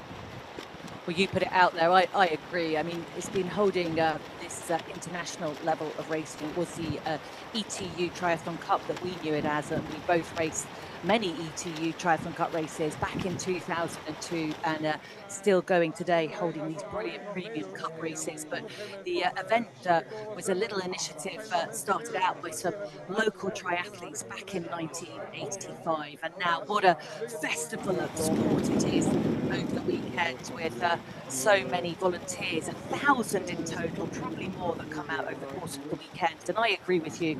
I think they could take this to the next level, but let's wait and see as the athletes now approach the end of this 750-meter swim. Just one lap, and having a little look on our clock now, it's they won't be far off the junior time, perhaps around about 20 seconds or so quicker, just under 10 minutes on the clock now. There's definitely a lead group looking there, Annie. If they have smooth transitions, they could be gone and away. It looked like those three who I said were just dangling off. They've kind of just swam onto the back, and then there's a definite gap there. So they'll be interesting now. They really have to work hard through transition. Yeah, big group, all coming out together. Not too many breaks. We're going to expect to see a large group out on the bike, although we do know things can change in transition. Short run up now. Clamp is up there. We spoke about her earlier, and the current junior world champion, Leah Walton, is there too from France. Ina Weber is there as well. So one of the favourites, Lizzie Edge there from Great Britain. Great swim there from Lizzie. 9 seconds down. You can just see the urgency is just a little bit more aggressive, a bit faster compared to the junior women. It's kind of like, it's the next level up that the juniors have got to aspire to. But look at that. There are 30 athletes within 30 seconds. It really is still, as I say, transition isn't just the hat and goggles and helmet. It's committing to that first couple of kilometres of the bike. Or that twist in here is really, it's hard to overtake people. We're going to see that tree line from left to right. You're going to see the lead motorbike now. These are the back markers just coming out. Again, great experience for these athletes at this level. Yeah, I mean, the premium cut races are so important, aren't they? Overall, for points for any athlete, whatever your world ranking is, because they all go towards, the overall rankings, which is really important. But also, at the lower end of the field, it gives some of the athletes that are just coming through in the sport a real opportunity to get out there and race with the more experienced athletes. It looks like there's 9 or 10 in that lead group. They're really working hard. Then there's a couple are still off the bat. You can see whoever's on the front, they are drilling it. Looks like they haven't done out the saddle, haven't done their Velcro shoes up. They're just doing them now. This is the important part of the race, to establish that group. This is where you want everyone in your group to take a turn. You don't want to be looking back and going, "Oi, why are you still at the back?" What are you doing there? I mean, we do see some athletes getting halfway around the bike without doing their Velcros up, don't we? I mean, I think the idea is get them in as quick as you can. You've got more power if the feet are properly strapped in. Just to the left of our screens now, we're having a look, and I think I was about to say, has Cornwall run Van der Bergen down? I think it's a lapped athlete. Yeah. What a race. Hard won, hard fought. Wow. Well, I would say we didn't necessarily have Luca van der Bruggen as a favourite to take this race, but she has. The young athlete from Belgium, Luca van der Bruggen, is the winner here today at the Europe Triathlon Junior Cup race in Holten. And that's a big victory for her. That is a fantastic result. I mean, some people used to say bike for show and run for dough, but I think she proved us wrong today. That was a masterclass on the bike. She worked well, she bided her time, she attacked on that hill, and she just kept the hammer down. Absolutely a fantastic result for the young Belgium athlete. Yeah, and we'll keep you posted on the results for that, but it did look like Hayley Cornwall from New Zealand was clean away in second place. We'll bring you results as we have them. But back now with the senior race, we have a little group away that seem to have their head down and are working hard, but there is a fairly substantial chase group behind them. Oh, wow. Now that group, you can tell, is not moving quick. There's a lot of weight at the back. They really need to get only 3 or 4 people to really put the hammer. They can see that lead group. You can see there's more urgency. The British athlete is tucked in nicely at the back. That's great work from her. But that big chase group needs to get the hammer down. They can't afford to wait to the hill because it'll just splinter all over the place. Yeah, it's Lizzie Edge in there. Merle is there from France as well. Weber from Switzerland. And I think the athlete that I'm really interested to watch race is the Leo Welch, the junior world champion from 2025 there. Still a very young athlete, but showing a great deal of talent already in her young career. And we can just see there our junior finishes on the left-hand side there, the results. Hayley Cornwall came through, and who you picked out, Tim, who had a fantastic run to pull herself up into third place. Clara Roberts, Sophie Weber raced really strongly throughout the race to finish in 6th overall. So this is our juniors race. We'll have the junior men coming up at 11:40 local time. We're back with the senior women's race that kicked off just over 15 minutes ago. We have a nice tidy little group out in front there, a couple of French athletes in there. Manon Laporte, who had such a strong swim, led out the swim, pushed the pace early on. She is in this lead group.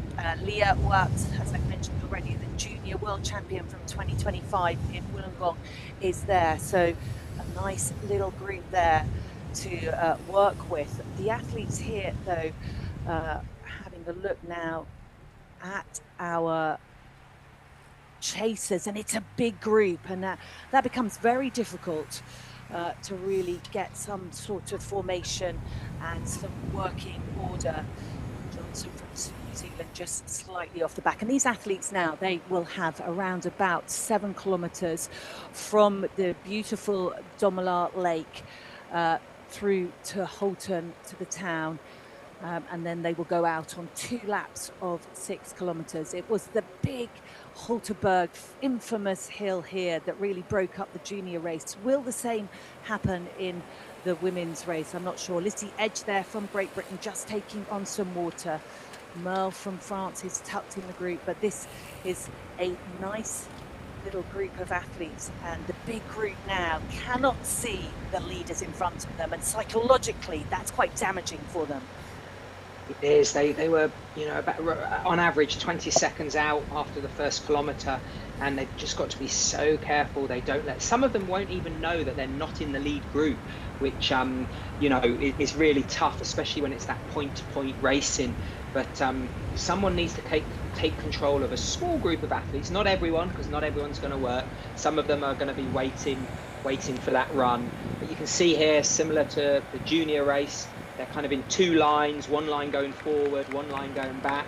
Sort of, I wouldn't say street furniture, but there's lots of twists and turns in this course, so you really need to have your wits about you. We've got number 1, Robin from the Netherlands, 24 years old. She is really committed early, and I think that's the smart thing to do. When it's tight and twisty, a bigger group, you're going to hit the corners slower, there's more chance of crashes. They are really hammering. It'll be interesting to see if the whole group commits. Some of the athletes, there we go. We've got a conductor at the front from Switzerland trying to get the whole group involved. That's what I would do. Drop back on the left, and say, come on, everyone get in front of me, do your turn, do your work, let's work together and worry about the run when we get to T2. That group, though, looks like they're going out, and I'm sure they're not going out for a Sunday or a Saturday bike ride. But yeah, it's hard, frustrating for some of those athletes, no doubt. Well, I think so. Just having a look there, Maria Teresa Jimenez is in this group, and she was an athlete that I picked out early on. She was a national sprint champion in 2025. She showed a lot of promise throughout her shortish career, but not doing herself too many favours by sitting in the back of this pack. You know, we need some more urgency in there.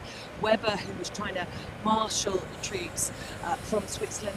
The Swiss athletes also renowned for being really strong cyclists. If we look back over to the great Nicola Spirik, I mean, what a rider she was. The gold medalist in 2012, silver medalist from 2016. I mean, goodness me, did she have a serious bike in her legs. Absolutely, and it was to no detriment to her run as well. You know, she would ride hard, and you know, her legs would be fresher because she was so strong. And then recently we've had Kathy Ashar, who's come through the short course ranks, who again is one of the dominant, most aggressive bike riders out there in the world triathlon and European triathlon circuit. You can just see at the top of the screen a motorbike, so they're not quite out of shot. And it did look like that lead group, there was kind of like a belly of athletes towards the back, but there was that single line arrowhead. So some of them are committing, but they really need to kind of like get out of their minds, everyone sitting on their wheel, and say, I need to be at the front of the race to execute the best possible chance of a top 10, top 5 podium. Because these women, once they hit the town, you know, I think the cream's going to rise to the top, and we don't want the gap to be too big. And I tell you what, I'd rather be in this little group than in the big group when you hit the technical sections in the town of Holten, because whilst there's not much of it, what is there is narrow and technical. So this is our lead group. What did you count? 8 athletes in there, Tim? There are 8 athletes I counted. Which is a perfect little group.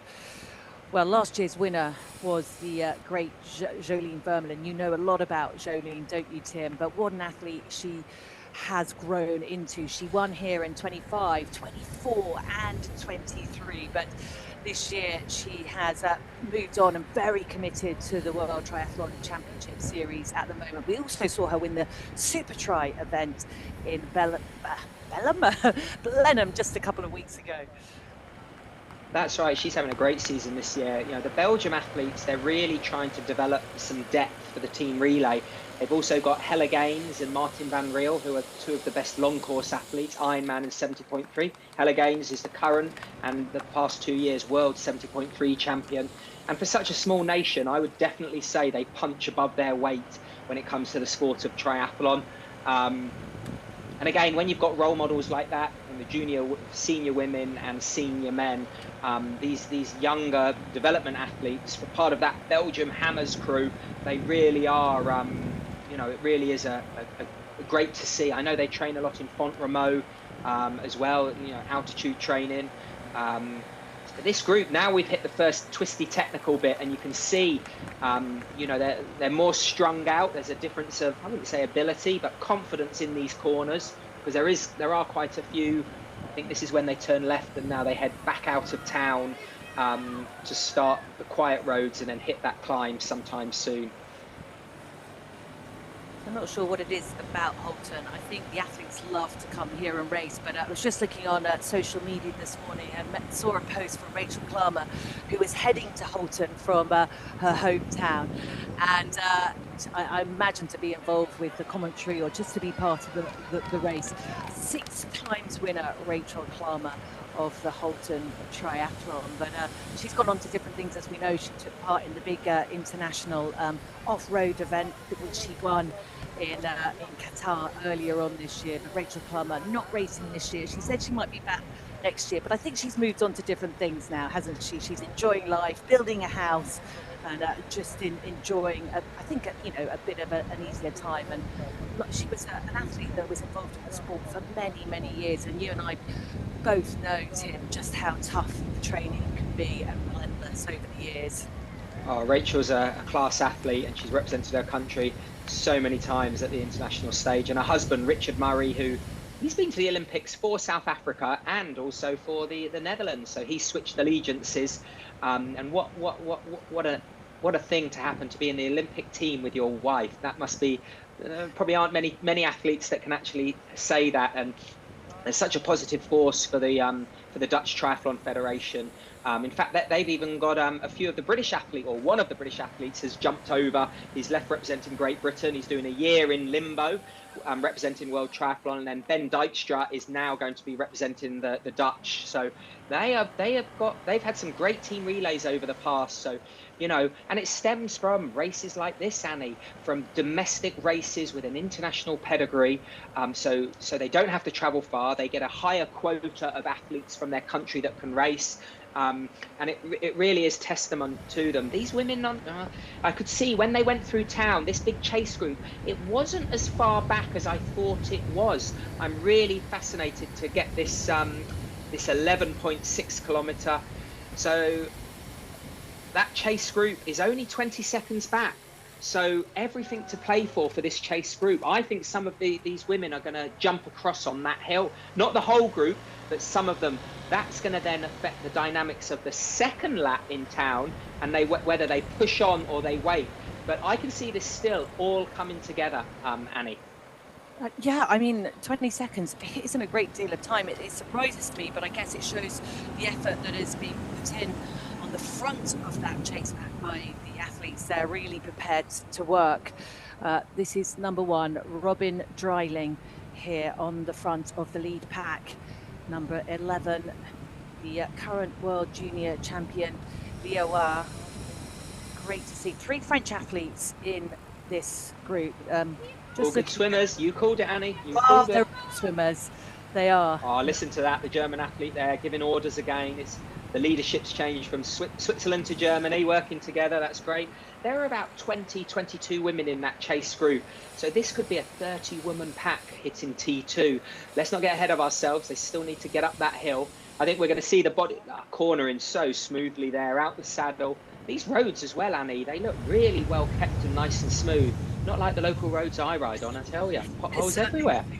Nothing like the roads I ride on either. They are lovely and smooth. I mean, of course, cycling in Holland is one of the biggest sport, not just in terms of racing and triathlete, but just how people get about, which is always so wonderful to see. A few shouts out there. Spanish athletes in here, Jimenez there, and they're just approaching this climb for the first time. The famous Holten climb, around about 1 kilometer in length. And Celia Merle here, young French athlete. I'd say she's young, she's 27, but relatively inexperienced, just come across to the sport actually, looking at her results for the first time, racing back in, well, it was about 2018, but she's had a bit of time out here and there. Had a strong start to the season, getting an 8th place in the Europe Triathlon Cup in Wales. So that's Celia Merle from France, one of the 3 French athletes that is in the lead group. But this is our main group, chasers here, and it's a big group. Tim, have you got any time references for us on your timing system? Is it delivering the information we need? At the moment, no, we're stuck. We need to wait till we get to the at the end of the. No more timing updates, unfortunately, at the moment. Well, it's Mars that is a bit of a casualty on this climb. Aniek Mars from the Netherlands there, not able to go with the pace of this large group, and that's a painful sight, isn't it? And I think this climb is perhaps a little bit tougher than it looks. Clamp there, former under 23 world champion from 2023. Lizzie Edge as well, great to see. Lizzie Edge is 23 years of age, and this for me is a really nice start for her sort of 2026 campaign, although we're well on into the year now, but Lizzie hasn't done a whole lot of racing. No, and I think the great way to ride that hill is in that lead group, start the bottom of the hill at the front and slowly drop back to the back so you can ride it, stay within the group, but ride it a little bit easier. They're definitely, the ability level is very similar in this group. No one was able to charge off the front, but they kind of over the hill, they're not working, but I think everyone's working hard on the hill. There's no aerodynamic, there's no edge to sit on the wheel, save some energy. That 11K split, that's going to be fascinating, I think. Yeah, looking forward to seeing how far behind this large chase group is. So I mentioned Lizzie Edge, and she had a big break from the sport looking at her results and profile on the World Triathlon website, but she did get a third place finish in Holten in Poland at the European Triathlon Championship event there in 2022.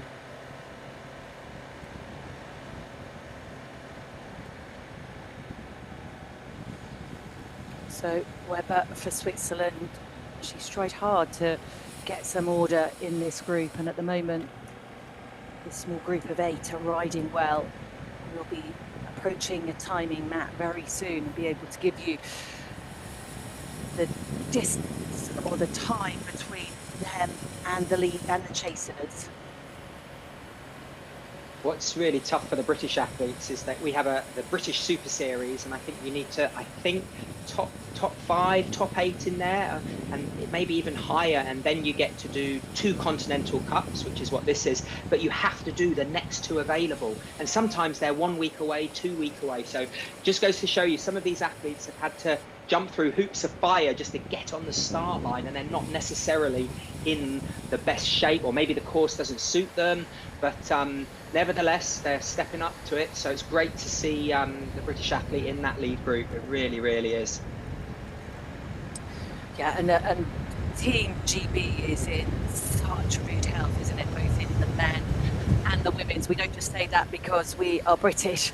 It's just incredible, the strength in depth across the men and the women's. So now it looks like that chase group, the big chase group, is 48 seconds down. So 48 seconds to 50 seconds. So it's still opening up. Just goes to show you a smaller, well-working group is much better than a Le Peloton. Tour de France starts today, actually, Annie, doesn't it? With a team time trial. Sorry, going off track there. But back into town with this well-marshalled course. And the fans are coming out here, aren't they? They are, and I'd love to see this section. It's entertaining here in town. It really is. It's roundabouts to negotiate, left-hand bends, right-hand bends, the beautiful smooth road surface, just the cones to keep an eye on. But a great course, you mentioned it before, really well designed. It is, and I think, yeah, I mean, you know, they've probably, when we raced it, and they've probably changed the course slightly here, there, and you can see there, look at the difference. Look how long that peloton is in a single line, only one person able to take their work at the front. I think that's going to give this lead group confidence, and some of the people in that second group, not so much confidence, but you know, at the moment, the fastest people on the course, Annie, are the leaders, and they are riding really well. We need them to keep working together. You can see now the lead is changing, but even around this corner, they're going to lose time. We have that concertina effect where the front people are accelerating while the back people are still braking, and then they need to play catch up. So being at the back, you are working just as hard as the leaders.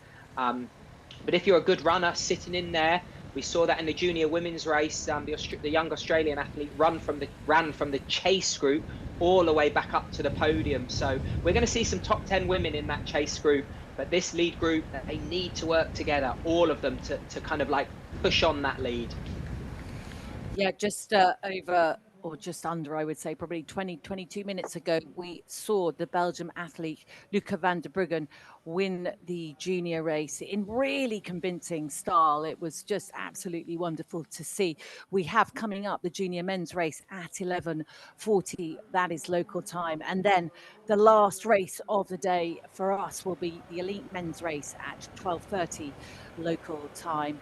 Clamp on the back there former under-23 world champion from 2023. She's been playing it pretty safe, hasn't she? Just tucking herself in there, an intelligent racer with a lot of experience. Absolutely, she knows what she's doing there. She's slowly moving up. You know, she's probably working when the voices get raised, but she's only doing it enough. But everyone's got their own tactics. But it is great to see Lizzie Edge. She's based out of Leeds. She's had a lot of injuries over the last few years, and I know she did actually. She took a year out the sport and moved to Spain and just worked there. And her mother is actually the chief de mission of Team Great Britain Paralympic team. So there's lots of heritage in there with sports. So it's great to see her up the front. I'm sure, you know, just being part of this race and being an instigator in that lead group is fantastic for her confidence. And that lead group, they really need to keep working. We need another conductor to get up there and start barking orders at the athletes. I'll tell you who was always really good at doing that, and that was Alistair Brownlee. He was quite He was frightening a bit. What you And Bevan Doherty, the Kiwi, the double Olympic medalist, the silver and a bronze medal. Oh my gosh, you did not want to get on the wrong side of Bevan Doherty. He would kill you with words. But only in the pursuit of excellence and trying to get everyone working and cohesive. But I feel there aren't as many characters around at the moment. Everyone's very polite. But whatever they're doing, they are working well because they are still putting time into this big group. And on these narrow roads, if you want to work and you're in the middle to the back, it's probably going to take you 2 or 3 minutes to get to the front, and that's using energy. So again, it really favours a small group, and we saw that it even favoured the individual in that junior women's race. They're hugging one side of the road there. The wind must be strong coming down. Oh, look, when the leader is up on her hoods, not in an aerodynamic position, she's every so often you see the leader doing the chicken wing with their elbow. That means, oi, I've done enough on the front, come through and work. But it really isn't cohesive. If you're smart in this group, you can save a lot of energy, keep on top of your fluids and your hydration, and you're going to save your legs to the run. Back to the leaders now. It looks like Edge is at the front working hard. Different styles. You've got the Belgium athlete with a low cadence in the saddle. The rest of the women are dancing out the saddle in that lower cadence. They're really working hard up that hill, aren't they, Annie? Well, they certainly are. Good to see all the athletes there. Just if you're wondering, they've been taking on gels and they're not allowed to throw their wrappers onto the course. So Merle there from France has tucked in her gel. Hope that doesn't get too sticky if it starts, like the remains of it start oozing out over her back. But a lot of these athletes start deciding to take on their gel with around about sort of 6 kilometers to go on this bike course so that they can be ready and energized for the final 5-kilometer run. You can see the lead group were just cresting the hill as the chase group were just at the start. So I would say, looking at that, they've put some more time in. And I wonder if these energy gels we've talked about, you know, you need to keep your carbohydrates up, you know, that fuel the energy, you don't want to run out of fuel. But I wonder also if there's a bit of 100 to 200 milligrams of caffeine in there just to give you that when it comes to T2 and the run, Annie. Yeah, the caffeine can definitely be a bit of a game changer, I think. Certainly was for me in my marathon running a couple of years ago, but everyone's different. So I think they'll all have different sort of nutritional strategies. Again, this lead group still on the second bit of the climb here. Very quiet lead group. You know what's great is I think they've been listening to what we've been saying, Annie, because the motorbikes at the moment are further in front of them, which I am glad to see. That's one thing that we don't like to see, is when motorbikes get involved in the races. You can film just as good as shots from behind the groups as from the front or the side.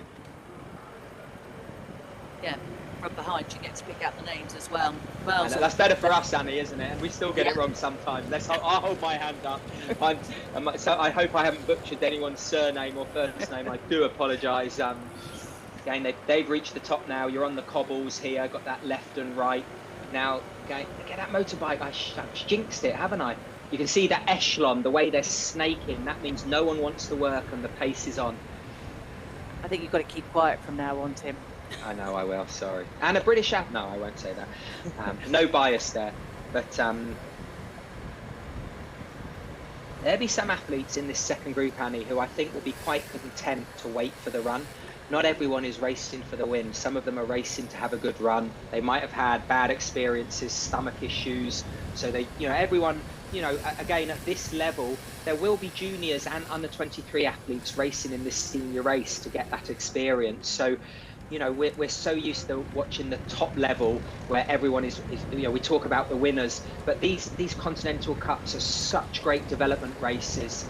Some of them, it could be their first international race, or the first time that they've traveled overseas. Often the Southern Hemisphere athletes, they don't fly over for one, because that would be insane. They'd get more air miles than the commentators.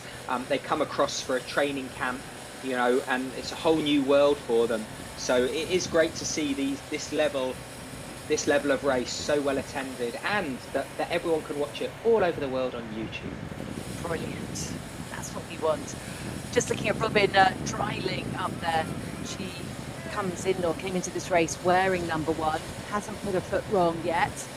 She got a 4th place finish in Holten in 2022, so again, a little bit of advantage of knowing this race. And actually, I think we need to be keeping our eye on Robin Dreiling from the Netherlands. She will be a big favourite here for the crowds. She's raced really well in some of the World Triathlon Championship Series events, getting to top 16 places so far this year. And as I mentioned, knows this course well, having raced it before. Clampert from Germany on the back, and they've decided to pick up pace now as they make their way into town. They will be thinking very much about T2. The Velcros are already undone.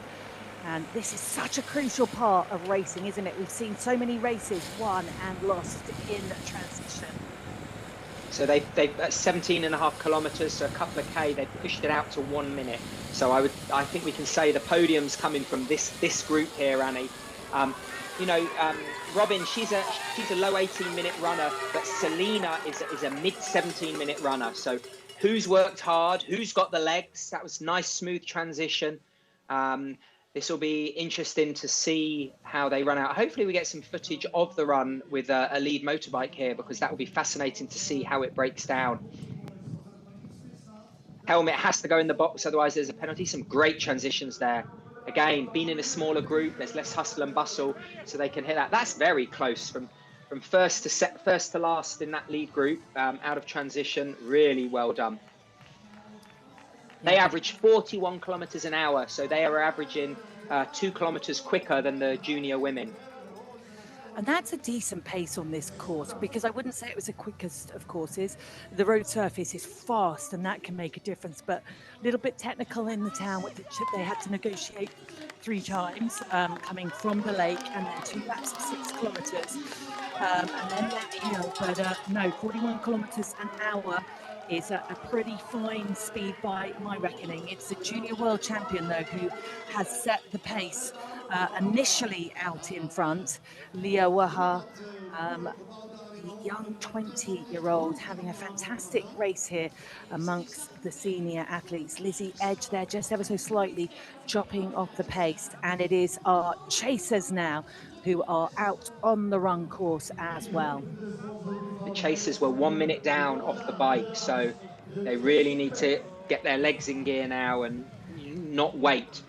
But I do think it's a tall ask here. You can see the names coming thick and fast here, but they've got an uphill battle. I'm sure the coaches will have their whiteboards or their Formula One style pit boards with certain codes and letters. I learned that the other day, actually. Some of them don't use names.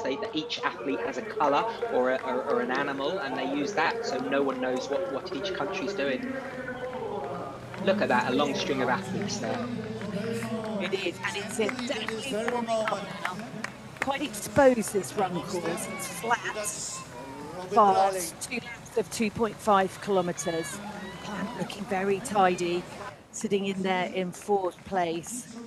Just tucking herself in there, saving a bit of energy, getting a little bit of a draft off the 3 athletes in front of her.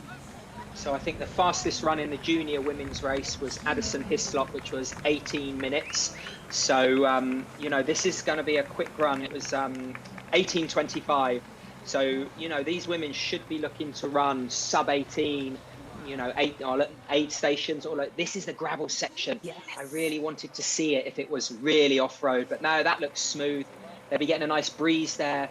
There looks like a train at the front of four women, got 2 French athletes. Is that the and Yes, the Dutch athlete? Oh, fantastic. Home crowd advantage here. And again, the run does have a little hill in it. I think they've just hit it now. It's not a pan flat run. It's 2 laps, and it's got a steeper hill, and then the descent is a lot more kind of let the legs go rolling, and then they get back into town, and then they repeat that again. So yeah, so they're at the corner. So they're halfway through the first, probably done about 1.5 kilometers so far. Oh, look at that, a long trail of athletes here on the dirt. Oh, this is my sort of run. I like a little bit of dirt, but nice and firm. Getting a bit of shade on board now, and great to see the locals have come out. And this is a nice run now from Robin Dreiling, who's pushing the pace. She is pushing hard, a bit of separation there, Annie. Yeah, a little bit, and she's got a bit of I think a taste for this now. She's raced so well. She's on home soil.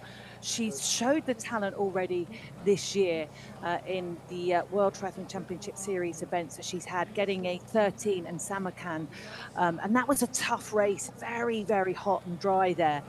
Clamp, though, not letting her get away with it. The 2 French athletes, though, have just slightly dropped off. That's Manon Laporte, who led out of the swim, and the current junior world champion, Leah Wout, are just slightly dropping off the pace, I think.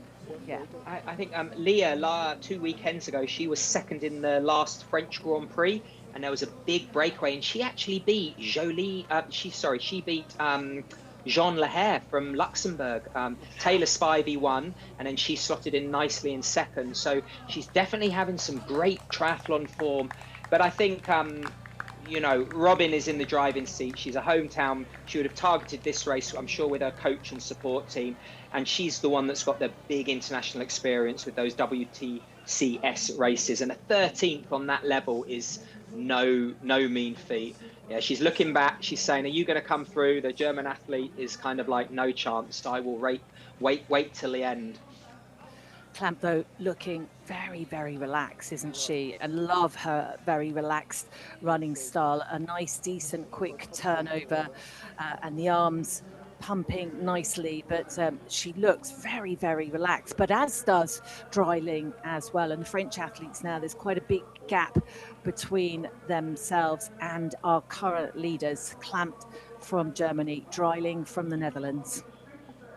And it's interesting that Dreiling from the Netherlands and Clamp from Germany, you know, Clamp was 30th in Alghero, while Dreiling was 16th. And again, Dreiling was 13th in Samarkand, and Clamp was 21st. So Dreiling has the upper hand, and it's a home race.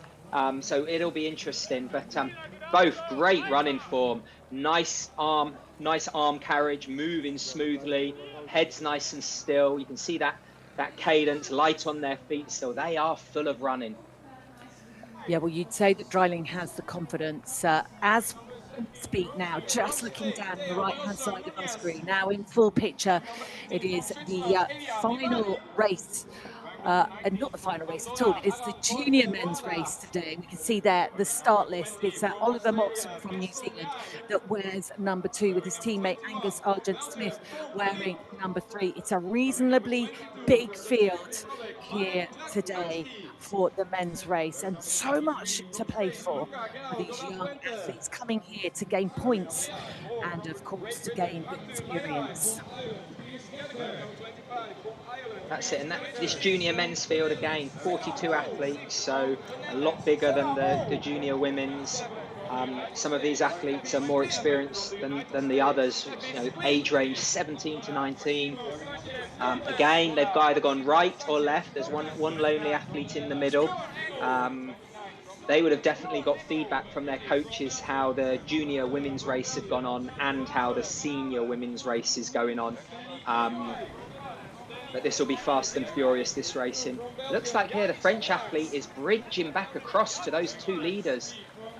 She's got some real pedigree there. That is, you know, you go through these phases where you feel good and then you don't feel good. So yeah, this will be interesting if she can bridge across. Maybe the two leaders are playing cat and mouse, and by doing that, they're leaving the back door open for another athlete to run up. Well, I think sometimes an athlete can go out just, I think it's important, Tim. I mean, to go out fast. You always used to go out fast. You know what you're capable. But sometimes if you're just a fraction over and then you hit the red zone. But I'm not sure if that's the case. I just think Lepore has paced herself well. I couldn't agree more. And, you know, when you come up in a big group, you have that, I'm going to lose the race if I don't go out the leaders from the gun. But sometimes running your own pace, not spiking that heart rate, not creating that lactic acid by absolutely panicking and nailing transition. Take your time through the first aid station. You have to have confidence to do that. You have to be able to back your run. Now these three women together, they're just coming up to the U-turn. That's a great 500 to 800 meters of the French athlete to jump on the back. She really has done well. And now, is Robin Dreiling thinking, I'm going to sit on the front the whole way? Or is it windy? We know it was windy on the bike. Are those two other athletes sitting on, saving energy and are going to inject a massive pace surge at some stage?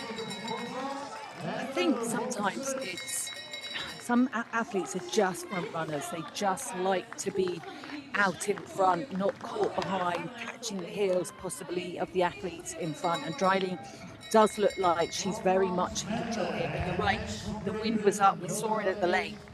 So she will be giving the two athletes behind her the buffer. And it is now the men's junior race that is underway. The athletes diving off the pontoon into the Dunlop water. Perfect conditions here, up around about 23 degrees or just over. No wetsuits and a big start list here for the men's junior race. Wow, these women are really putting the hammer down. It's a twisty run, Annie, when you're in town. And again, you know, it was the shorter lines on the left, but they want to go on the right. I think Dreiling deliberately slowed down there, but she didn't get any water. Let's see if they're going to share, if anyone asks for any. Sure, we've gone, where's the littering zone? This is a tactical move. I don't think Dreiling is going, oh, I'm tired, I need to tuck in. I think this is setting itself up for a great last lap. I definitely do. Let's see, a couple of kilometres still to go though of tough running. They are just over 50 minutes into this sprint distance race. Last year, Jolene Vermeulen ran a time of 1 hour and 7. No, it was pretty good than that. It was 56 minutes and 1 second.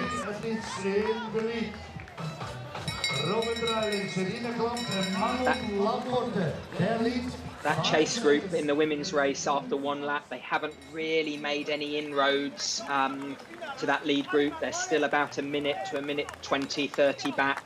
So definitely the athletes at the front in that lead group are the ones that are definitely crossing the ground as quick as possible. We've got another change in the lead here.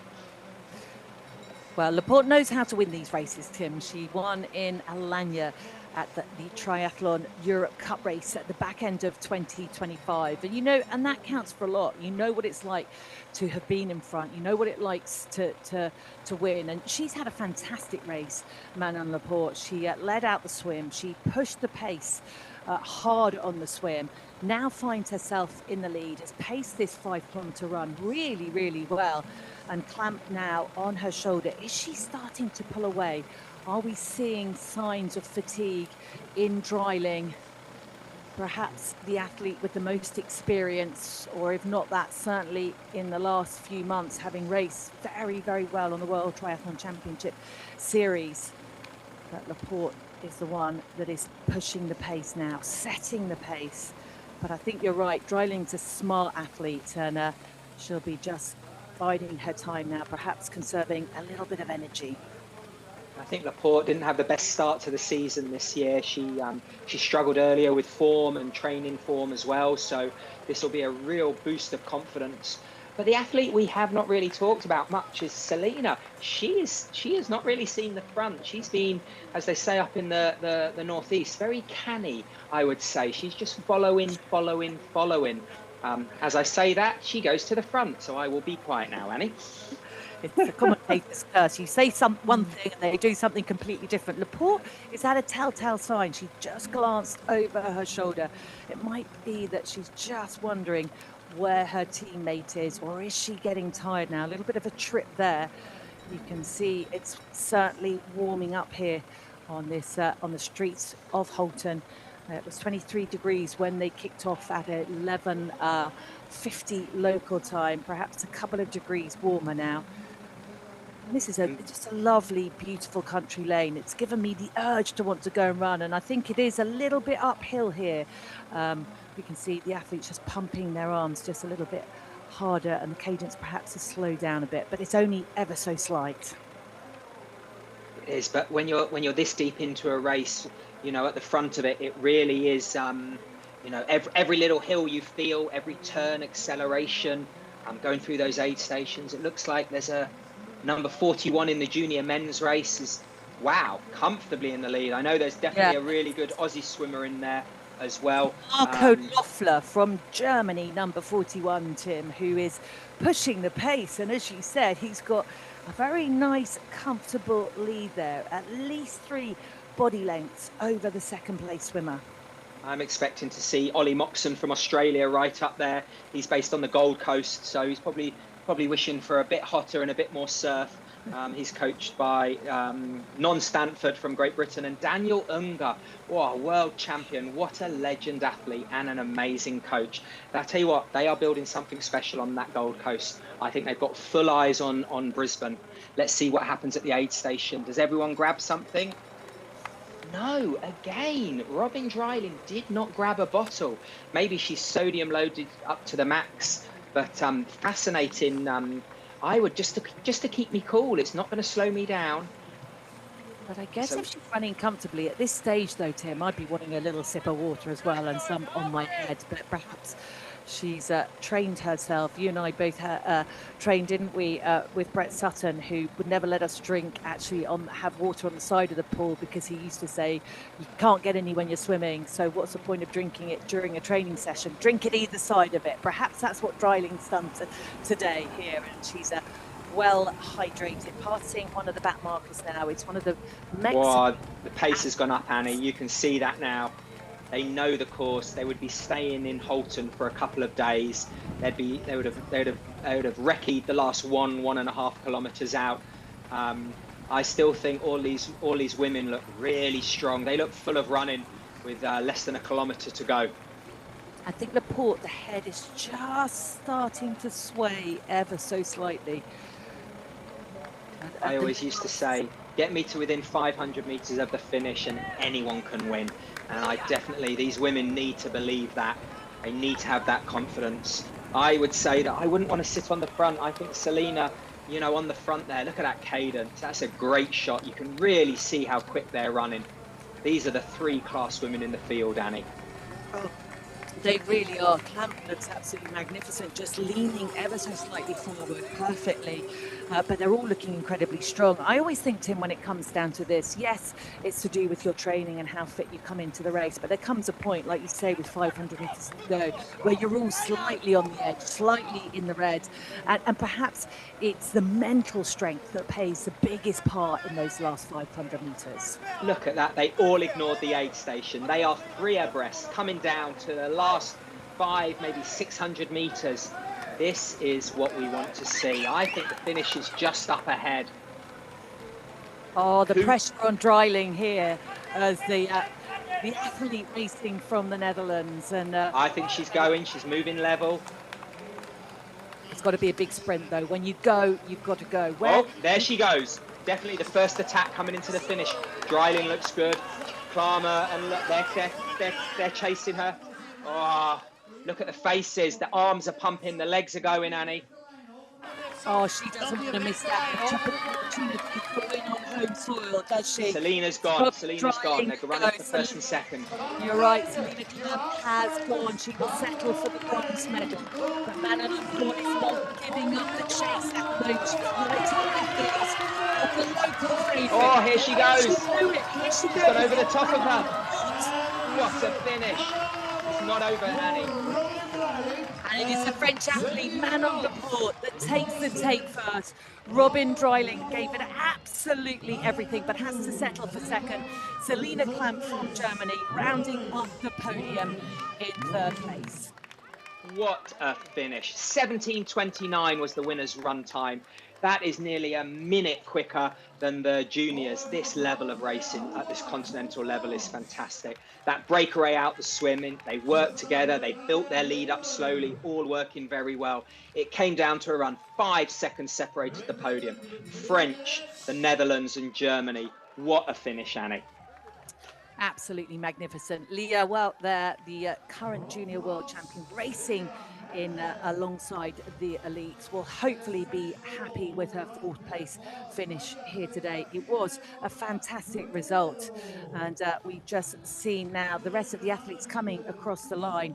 Still the top 3 on our graphics. Lizzie Edge is over the finish line as well. A really strong performance from the British athlete. Wow, Lizzie Edge in 6th place there. That's a great race for her. You know, that'll give her good confidence. It's probably the end of the first part of the season. Some people are going away, and they'll be going to do a training block to finish with the championship season. Here we have the junior men dolphining. What a dominant swim. That is daylight. And he looks full of running there on our right screen here. We haven't got a quad screen, Annie, but we've got a dual screen, which I do love. Belgium.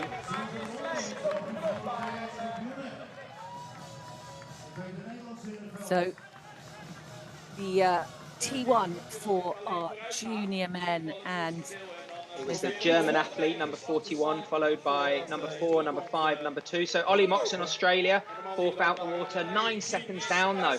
These athletes really need to, God, it's really spread out, Annie. There's some really powerful swimmers in this junior men's race. Well, see you go. You can see the women here coming thick and fast. You know, I'm sure the fastest run time would have come from that chase group, but they would have been running a minute down. I'm sure some of them will be kicking themselves and when they analyse it. But what great racing to have such a depth of field on an international stage. Everyone's got there. I mean, these women only in the top 20 within 2.5 minutes of each other. You know, they really are giving it everything. Everyone's on their own journey at this continental level. So it's great to see the depth here and the international field that we have here at the Holten Triathlon Premium Cup in Europe. Yeah, well, we're just wrapping up the women's elite race, and we will be heading back very soon to the junior men's race to see all the excitement there. And as I speak now, we move to the screen. We're back on full pictures, and the pace looks to be on here. A little bit dark now through these trees. Well, that's better now. We get a little bit of light to see who is up there. But it appears to be, in the early stages of this men's race, a 5-man breakaway, or is that a 6-man breakaway? I think it's 2 Belgians, 2 Germans, and a Czech athlete. So 5, sorry, but and they look committed. Now this is when they need to talk together. I know it's early stages, but let's just see. We need a camera panning backwards just so we can see where the not the chase group, but where the rest of the field is. Where have they got to? It is a reasonable field here for the men's. We have around about 40 athletes on our start line here. They started off with the 750-metre swim and the Domela water. Beautiful part of the Netherlands. We are in the Overijssel province of the Netherlands in Holten, and the athletes here just making their 7-kilometre ride from the lake to the town of Holten, where they will race over 2 laps once they get there of 6 kilometres. We've spoken about, we've seen the little climb, the Holtelberg. Seems to hurt the more experienced athletes a little bit less than it did the junior athletes, so we won't expect too many breakaways on that climb. But breakaways have come early in this race after the swim and in T1. Yeah, it's fascinating that in this junior men's race, there were 20 athletes out within 32 seconds. And, you know, as much as we are seeing these 5, but I'm sure there's going to be some athletes that are going to ride back up to this lead group, because there's such depth and firepower, but they're working nicely. You can see the right line is rolling forward and the left line, as they get to the back, they move across. See now the German athletes move to the left, the Czech athletes coming through. That is a really smooth pace line, or we sometimes call it a Tuesday night chain gang in the UK. But they're committing. Just need that motorbike. Off you go, motorbike, please. Don't get too close to them.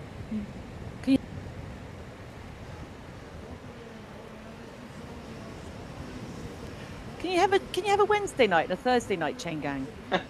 Well, no, it's track Wednesday. No, it's track Tuesday. Wednesday long. I'm too old school. Everything I do is I call it BC, before carbon. Aluminium bikes, no carbon in your shoes. What would the athletes do without the carbon, hey? Oh my goodness me. They'd still be as fast, let's be honest. My gosh. I mean, it's a bit sad, but we do talk about the times that we might have been able to run if we'd have had the carbon shoes as well, hey Tim? in our days of racing. When I were a lad, I used to work down mine. Now, come on, we need a pan shot, or we need a second angle, because I'm sure there'll be some athletes that will not want to let the race ride away from them in the first 5 or 6 kilometers. Someone has to be brave in that chase group and commit to working harder than the other people, getting them G'd up. But there's such smoothness here with this group. It's almost like the Tour de France in Barcelona today with the team time trial. Triple T. They call it these days. Yeah, well, team time trial.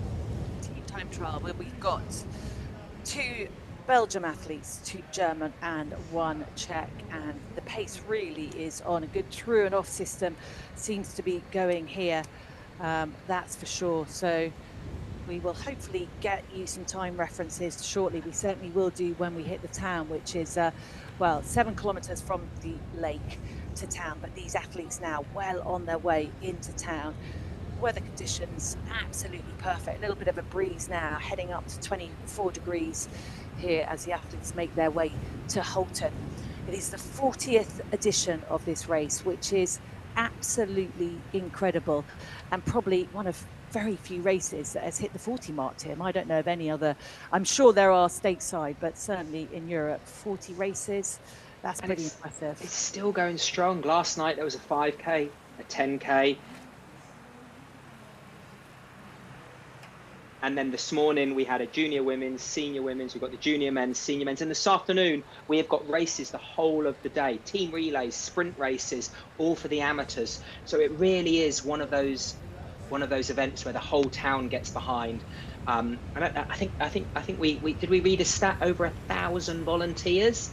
I mean, not 1,000 people live in my village. So it's really, really good to see this race still going. I would love to see it. Maybe they're content with it being a Continental Cup or a premium Continental Cup.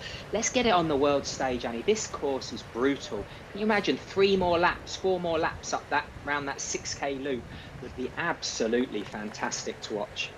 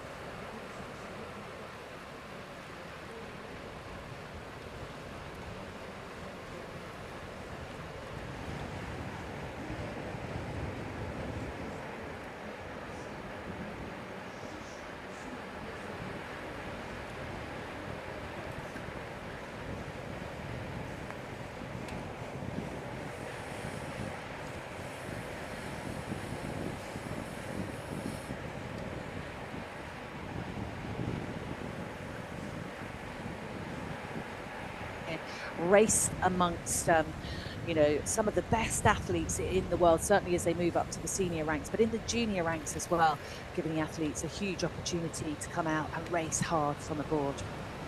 I think you've got pictures and voice back now, so we apologise for that you couldn't hear us or see anything. Lots of shouting going on there. Is that the lead group, or have they been joined? Let's just, again, there's that chicken wing, that flick of the elbow to say come through. Let's hope that these athletes can get working hard.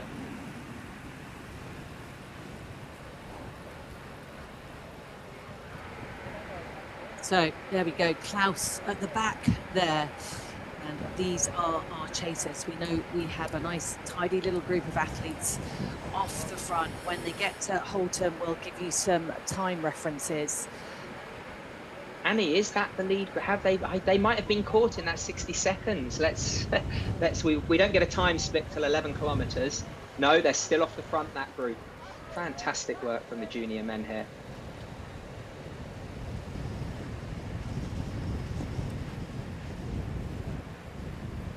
So again, they are still committed. They are really working. The Belgium athletes are having a great series of races so far. Often the federations, they pick certain races that they use as selection races for the European Championship team, for juniors, and the World Championship team. This year, the World Championships are in Pontevedra, Spain, so they'll all be looking to get selected for that. In Javier Gomez, one of the great Spanish athletes that I had the pleasure of racing. So they've hit town here, really cornering well. I'll be interested to see. Now, they want to ride hard, but I don't think they want this group to get any smaller, because, you know, yes, you want a small group to work, but yeah, you don't want to be, I don't think you want to front run it, as they say in running. So we have Projectka from the Czech Republic there on the back here, playing it perhaps a little bit safe. Is he conserving a little bit of energy? He's been on the back pretty much since we left the lake.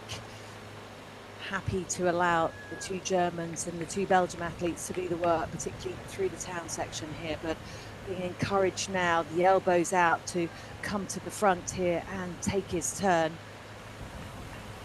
The Czech athlete actually had a great race a couple of weeks ago, where getting top 10. He got 7th in the Wells Triathlon Junior Cup.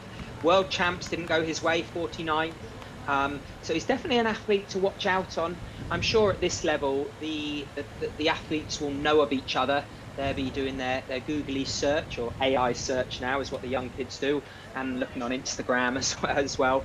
But I still think I really want to see that 11 kilometer timing split to see how close this main group are. They just hit town, so they're not that far behind. So Rumpel from Germany having a fantastic start. Born in 2009, so 17 this year. He's one of our 5 leaders out in front, and as I speak, there he is, just on the back of his pack. But working really well, and they seem to have coordinated themselves really well, and I think that's so important. That through and off is working perfectly at the moment, isn't it, Tim? Oh, fantastically. They're not really talking, they're just getting their head down and working. It's in everyone's interest at this stage to work together, keep that smoothness going. By now, see the German athlete then, he just dropped back, they slotted in. If you miss a turn here and there, when I say a turn, I mean riding at the front, where it's a lot harder because you've got the wind hitting you in the face. But you know, by this stage, and again, we saw the Belgian coach out there in the junior women's race. So the Belgian coach will be out there with his whiteboard. And yes, that's helped the Belgium athletes, but it's also helped this lead group. So hopefully they can see that that they are, you know, holding a lead, pulling away. Whoever's at the back often is looking behind them. But I would say on these narrow, twisty roads, which are very smooth, they're not going to see that group. You can see how easy it is here, Annie, for these athletes at the back. They're freewheeling. I call it glass cranking. They're slowly pedaling as if their cranks are glass, putting no power, taking a drink. But it's not a huge group if this is the chase group. It's not like the rest of the field, is it, Annie? There's still only maybe, what, 15 in there? And the pace is on here, but as always with a big group here, you're going to have a few at the back that I guess can't get through, don't want to come through. It's quite difficult, in fairness. The roads are really pretty narrow in parts on this section. A little bit wider here now as the athletes will be making their way for the first time towards the Holtenberg climb. Bit of chit chat there going on between the athletes, which is good to see. They're communicating, they're talking, which is what you want to see, I think, with a little group of 5 here, just keeping it honest, keeping it fair, making sure everyone's taking his turn. And the Czech athlete now beginning to work really, really well. They are. And if anything, I would be saying, listen, lads, let's not kill ourselves on the hard climb. Let's keep a high tempo, a high pace, but we don't want to burn anyone off, because we need all of us to commit on the flatter section. That's where they can really get their time back, put more time into the chasers. They don't want to spike the heart rate, spike the effort, get to the top and go, I'm cooked, and then freewheel, go easy. They want to push over the top of the hill, work the flat, the downhill. As we said, they would, the local organisers would have closed the roads. They're going to know the flow of the course. I think this is just the beginning of the climb, Annie, isn't it? Yeah, it is just the beginning of the climb here. And I think here, because the course is quite twisty and turny, there's lots of different sections on it. There are a lot of opportunities, I think, where as the lead group, you're out of sight from the chasers. And that always makes it just a little bit harder to think, well, where have they gone? How far down the road? Certainly, I think on this section of the bike course, there won't be too many coaches out there. They're more likely to be in the town centre, giving those time references. It's on this section here now, they can actually see where they are, and that's a real bonus for them, because they'll be saying, you know what, they're not a million miles away from us, but the camera angle sometimes does foreshorten that gap. I got excited then, but I do agree with you. Sometimes, when you look in the mirror and it says the object is further away than it seems. So, but just seeing the motorbikes is going to give some energy to that chase group, and all it takes is a couple of big turns from that group, and they could catch them. But I think these lead 5 are doing a tremendous job, and they're committing to the breakaway, because we've seen in the top level of racing, the WTCS racing, the breakaway sticks, and sometimes it hovers around 10 to 20 seconds, and it's only in the last 5 or 6K it balloons out. So I would say, while you're in the lead, keep the hammer hammering. Yeah, I think you haven't got any choice there. Oliver Moxon from the Gold Coast got 3rd. He's just in our pictures wearing the gold and green of Australia. 3rd in the Oceania Super Trink Champs at Runaway Bay, I think, where we've both trained at some point, haven't we, Tim? Back in April. He was 38th in Wollongong. But where's number 2 here today? I would have thought he would have had a bit of a better swim, Tim. Yeah, but we don't know how he's travelled. He might have just flown in from the Gold Coast. I know lots of the Australians are based in Vitoria, in northern Spain, so maybe he's been on a camp here. Some of them, this could be a B-level race, but I think he was top 5 out the water from the splits. So, just those marginal gains, those few seconds here and there, can cost you dearly. But as we saw in the junior women's race, the Australians have got great pedigree running. There's still 20 seconds, 30 seconds. I'm still waiting anxiously for this 11.6K split, which I don't think is working, because I'm pretty sure they've done more than that at the moment. No, they are well on their way round this first of 2 laps of 6 kilometres that they start once they hit the town of Holten. Just picking up on Marco Loeffler, I think as commentators sometimes for the junior athletes, it's quite difficult to find information, because some of these athletes have raced very little. And Loeffler, who is in that lead pack, has only ever raced the German National Championships. Now, I'm sure he will have raced some smaller, much lower key races, but it is the first time he's racing under the World Triathlon banner. So Marco Loeffler, 19 years of age, is having an absolutely outstanding first European Cup race. Wow, and he is number 41 out of 42, so he is the 2nd lowest ranked athlete. So, and again, maybe he's been injured, he's had some bad luck, maybe he's new to triathlon, he's come from a swimming, biking, running background. Again, there's lots of politics with these bigger federations to get starts. Maybe he's got 6 in every German race he's done for the last 2 years, and he had to get top 5, so he's been the nearly man. All it takes is a bit of luck and you know, to ride that wave. But he's I'm just so impressed with this lead group. You know, at this level, they are really committed. This is what you see. You know, the professionals. You know, some of these athletes will still be, well, most of them will still be at college or school, still be studying. So, you know, to come here, you can see here now, I think the fact that you've got some of the more experienced athletes just sitting at the back, they're definitely waiting for the run. I think that might be a mistake when we get the next time in Matt Chip. So they're 32 seconds down, that chase group, at 11K. So it's definitely going the wrong way, I would say, because out of the swim, they were more 5 to 10 seconds down. So 32 seconds, and this lead group are still committed and riding well. And now, once you go over the climb, it does get narrow. They've only got half the road. So a smaller group is going to navigate it at a higher speed. This is great work here, Annie. It really is. And also looking at the other German athlete in here as well, Rumpel, he got 37th at the Europe Triathlon Youth Championships in Kitzbühel in September in 2025. I mean, honestly, you know, the races that both, well, all 5 of them, but particularly just focusing on the German athletes for the moment, are delivering here. You know, they look like they're seriously experienced athletes, the way that they've taken on this course, the way they're riding, the way they've committed, all 5 of them, to almost work as a team. Rumpel, this is really the first kind of, you know, big Europe Junior Cup race that he's ever done. So this is great work from these 5 athletes. Oh, it really is. But what we've also got to remember is there's a big difference in ability within the disciplines at this age. Some of them are amazing swimmers, some of them are great bikers, some of them are a complete package already. Oh, there's a crash. Oh, a Belgium athlete. That was very well. His chain's not off. Oh, his chain. Oh, no. He was so quick to get back up there as well, wasn't he? Oh, number 8. That is the Belgium athlete. But yeah, just going back, some of these athletes in here will be able to run sub 15 or close to 15 flat off the bike. And some of the athletes are going to be more running 16 and a half. So, you know, I still think we're going to see some big movers. Oh, Klaus, what an unfortunate thing to happen. But he's still got 6K to get himself back in it.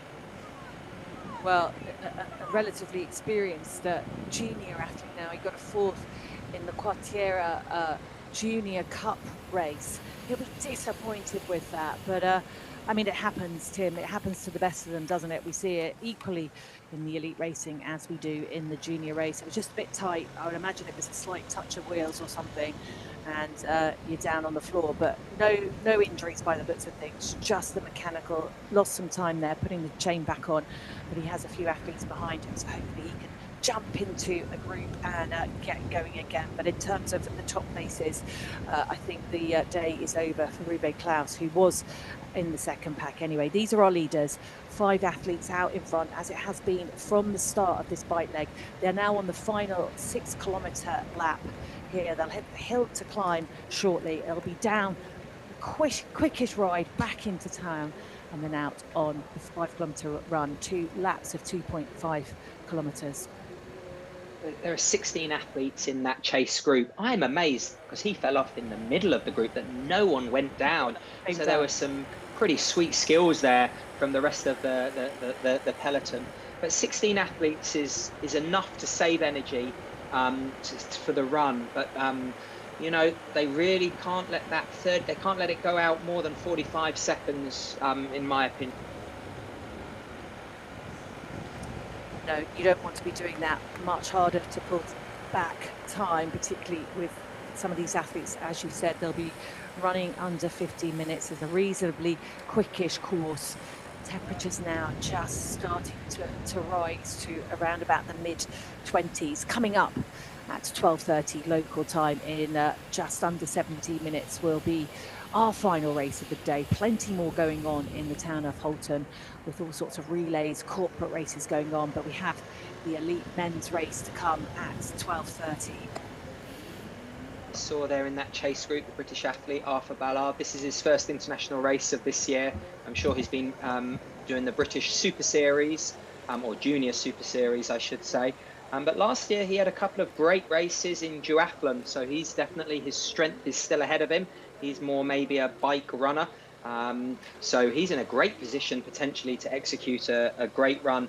And he went to the European Youth Championships a couple of years ago. So he's really been in the sport a long time and got some great international experience. So it'll be exciting to see how his race unfolds as we get further into this bike. Looks like they're getting to the bottom of the climb again with this big chase group.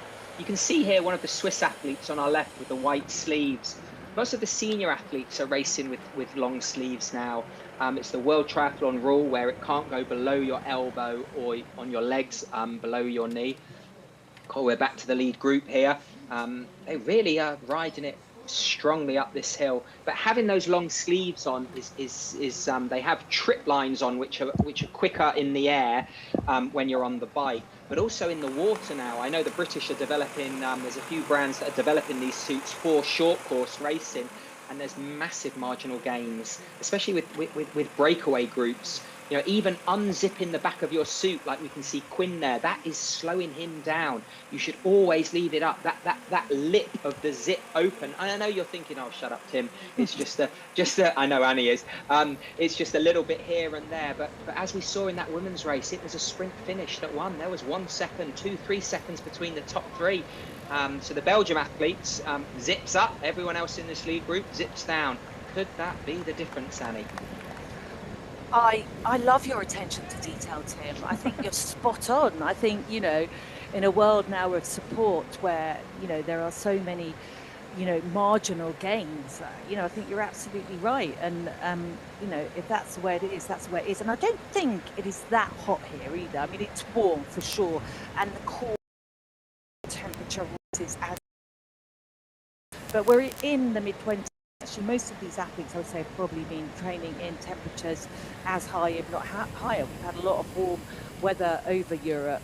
So, yeah, anyway, you need to have a chat with them. I'd tap in with them and give them a thought. Or maybe they'll be listening back, and next time we see them race, they'll have their zips tightly done up to the top of their necks. Brilliant.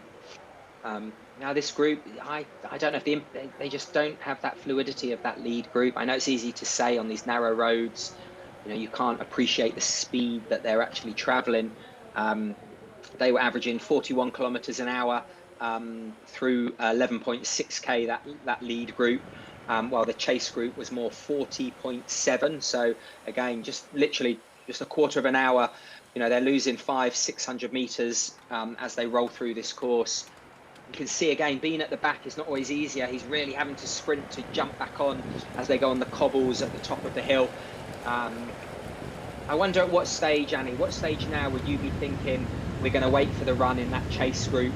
And I wonder if the leaders are going to be getting any more splits, but they're still working really well. They don't want to throw it away in the last couple of K by looking at each other, do they? I don't know, but I think you as a coach are tactically better than I am. But what I would say is we're having a look now at the screens, and there do seem to be perhaps are these little attacks that are starting to come. I don't think there's much to be gained from this. I do think there's something to be gained by keeping the pace up all the way into town. Really, I wouldn't drop off at all. Perhaps, you know, those last sort of few hundred meters, get your shoes out, make sure you're in the right position going into transition. And I think for these guys just being 5, that is a much nicer number to be leading into transition, isn't it? So 17.6k, the gap's gone out to 38-39 seconds. So that lead group very efficiently working. They've got themselves another 10 seconds. And again, getting into transition. Oh, it looks like there's an attack off this chase group. That's not really going to help things, because people are going to go hard, catch him, and then sit up. They're better off communicating. And I know you're thinking it is easy sat here saying that, and it is. So it is a lot harder for this group to really work together. But again, transition is going to be more hustle and bustle for that group. So this group are going to have a much smoother transition. And we know from their race numbers, 5, 14, 33, 4 and 41, except for for 5 and 4, they're all over the place, so they're not even next to each other. So that in itself is going to help for a smooth transition. There you go, Anna, you called it. Looks like the Velcros have been undone now. And this is a bad race, isn't it, for the Czech athlete? He's a national sprint champion in 2024, but they come to transition. They're onto the blue carpet. It looked like a good delivery in terms of the bike dismount. It is easy to pick up a penalty if you're too Where are they going? eager. They must have a different transition area. They went round the corner. No. Maybe that was the senior women we saw, and the empty was the senior men, and the juniors are in the B parking lot. But look how hard this corner is going to be for this group. This athlete, the Belgium athlete off the front, could have been worth that extra effort. Well, definitely for my liking in terms of being on your own in a transition to begin with. You can see there the whole group, they're round the corner. There's actually quite a bit of running with their bikes, and it's very hard to move up through the group. Again, I always say transition on the bike starts with 1,500 meters to go of the bike. You have to work harder to put yourself in a better position. Being in a group that big is not good enough at this level. You really want to be in that top third. Something that's hard to do in training. So maybe the more experienced athletes would be better at that. Now, I think these are the leaders we're going to see coming out. So again, 40 seconds was the gap after the bike. Maciej through Staka from the Czech Republic, who leads away. Loffa next, and it's Brunard Melinari from Belgium in third. Rumpel sits in fourth. We're Shekin from Belgium in fifth. And well, he lost a lot of time. Rick through transition, didn't he? 8 seconds. Yeah, we see it happen. It can be drop something, you've got to pick it up, and you don't want to lose 8 seconds, because if you put that in terms of kilometres, an 8-second faster kilometre is going to hurt you. And the athletes now coming through. 40 seconds, they picked up a bit of time towards the end of the bike ride. Ballard there from Great Britain in eighth place. But it's a big group of athletes, and they're counting down now. Tavish Quinn from America, from the United States, up there in 19. I think we're definitely going to see some of that chase group run through. Again, in the chase group, they're going to be busier through the aid stations. It's a very tight run course. Oh, he looks full of running. That's great. Now, what confidence to be at the front of a continental European Junior Cup. And this isn't just any cup, is it? This is this is a premium cup. This is a cup. This is a race that's in people's calendars early season. Any race that's been going for 40 years. He's really gone out hard. Well, Maciej did race here last year, 12th in the Junior Cup race here in 2025. He knows the course, which is always just an added little bonus, I think. But he's certainly stamping his mark down in the early kilometres as they make their way now onto the trail section of this 2-lap, 5-kilometre final part of the Junior Men's Cup race here, but looking incredibly relaxed. And what a race he's had. He hasn't really put a foot run. Got involved, recovered well after the swim, and then got involved on the bike leg, working hard. And these top 5 athletes, I think, Tim, we've got to take our hats off to them. They put themselves in this position. They fought early. They worked really hard. They had some keen athletes behind at the front of that big pack, trying to chase them down, but to no avail. Managed to come into transition with a 40-second lead. And for the quicker runners, that's a good buffer over some of the faster chasing athletes from the large chase pack. Absolutely. I always put it in perspective. I wouldn't want to start at 5,000 meters on a running track and give someone a 40-second head start. So he's got this lead group have earned that 40 seconds, and they're running really well. What's interesting is in the last European Junior Cup in Wales, he ran 15:17 off the bike for 7th. So he has got the pedigree, and you can see I'm saying it wasn't just out of transition, legs feel good, and then he settles down. He is really pushing on here and looking really, really good. Well, have these 3 athletes here now settled for a fight for the silver and the bronze medal. We've got to look behind them as well, Annie. I think we're going to see at the end of the lap, I think we're going to see on that out and back, we're going to see some of that chase group really flying. Yeah, I think you need a little bit of an advantage here. But as I mentioned here, the two German athletes, really inexperienced in terms of this level of racing. So great to see such a brilliant performance. The Belgium athlete as well, not a huge amount of experience, but what experience they will take away from this race in Holten. Czech athlete now, perhaps just starting to sway a little bit, but this is a slight uphill section on this run course. I think this run course is quite deceptive as well. It's fast because it's not too technical, but it does have that gradual gradient. As I say, so there they think they're a bit closer, but the speeds are slower. So as soon as they hit the downhill, that gap's going to kind of come out. But that's a good 100 meters. That's at least 15, 20, well, probably closer to 20-second lead. And one thing I've noticed, see the flag top of the corner? You've got a slight headwind there. So Lothar and the Belgium athlete are tucked in quite nicely. But at the moment, he is still holding very, very strong. So Rune de Millionaire there, he had got a 19th place here in Holten, but that was back in 2023. Oh, and at this age, a lot can change, especially these athletes, they develop at different times. Some might have had exams at college or school. Some of them, unfortunately, might have been injured or ill. It's often good to have a slow development at this stage. Get the experience, make sure you enjoy it. I always say that to my children as well. Are you enjoying it? Are you having fun? Because we don't want to see good juniors disappear. We want to see good juniors racing in Brisbane and beyond at the Olympic Games. Absolutely right. This is where it all starts off, really, for these younger athletes. We saw a brilliant performance in the junior women's race. Luca van der Bruggen taking first place really convincingly. We've also had the senior women's race won by Manon Leporte. But now it is coming up soon for the final race for Tim and myself here in Holten. It is the elite men's race, and it's an exciting field of athletes. We can see they're wearing number 1, Toby Powers from Australia.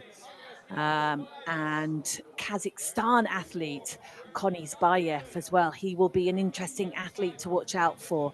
Jout Pagna from the Netherlands. He'll be the home favourite here. Passimard from France, very strong athlete. Expect to see him close to the front of the swim. And as we move down our start list, we have Charlie Harding there as well from Great Britain. And great swimmer, Charlie. Great swimmer. Great to see him racing. He was a guide for one of the other British Oscar. athletes. Yes, absolutely. There it was, Oscar. And went to the Paralympics and the Commonwealth Games. So good to see Charlie Harding. Just having a look there, 3rd of the Duathlon World Championships in the under-23 category. It was Oscar Kelly that he was the guy for and competed at the Commonwealth Games and the Paralympics. So good luck to Charlie Harding from Great Britain, starting to race out alone now, and just seeing how he fits into this senior racing. 62 senior men. This is the biggest field. It's interesting, most of them have gone to the right, the near side, the inside, back to the junior men's race, and this lead is just extending. He's back into town, he's coming up to that U-turn.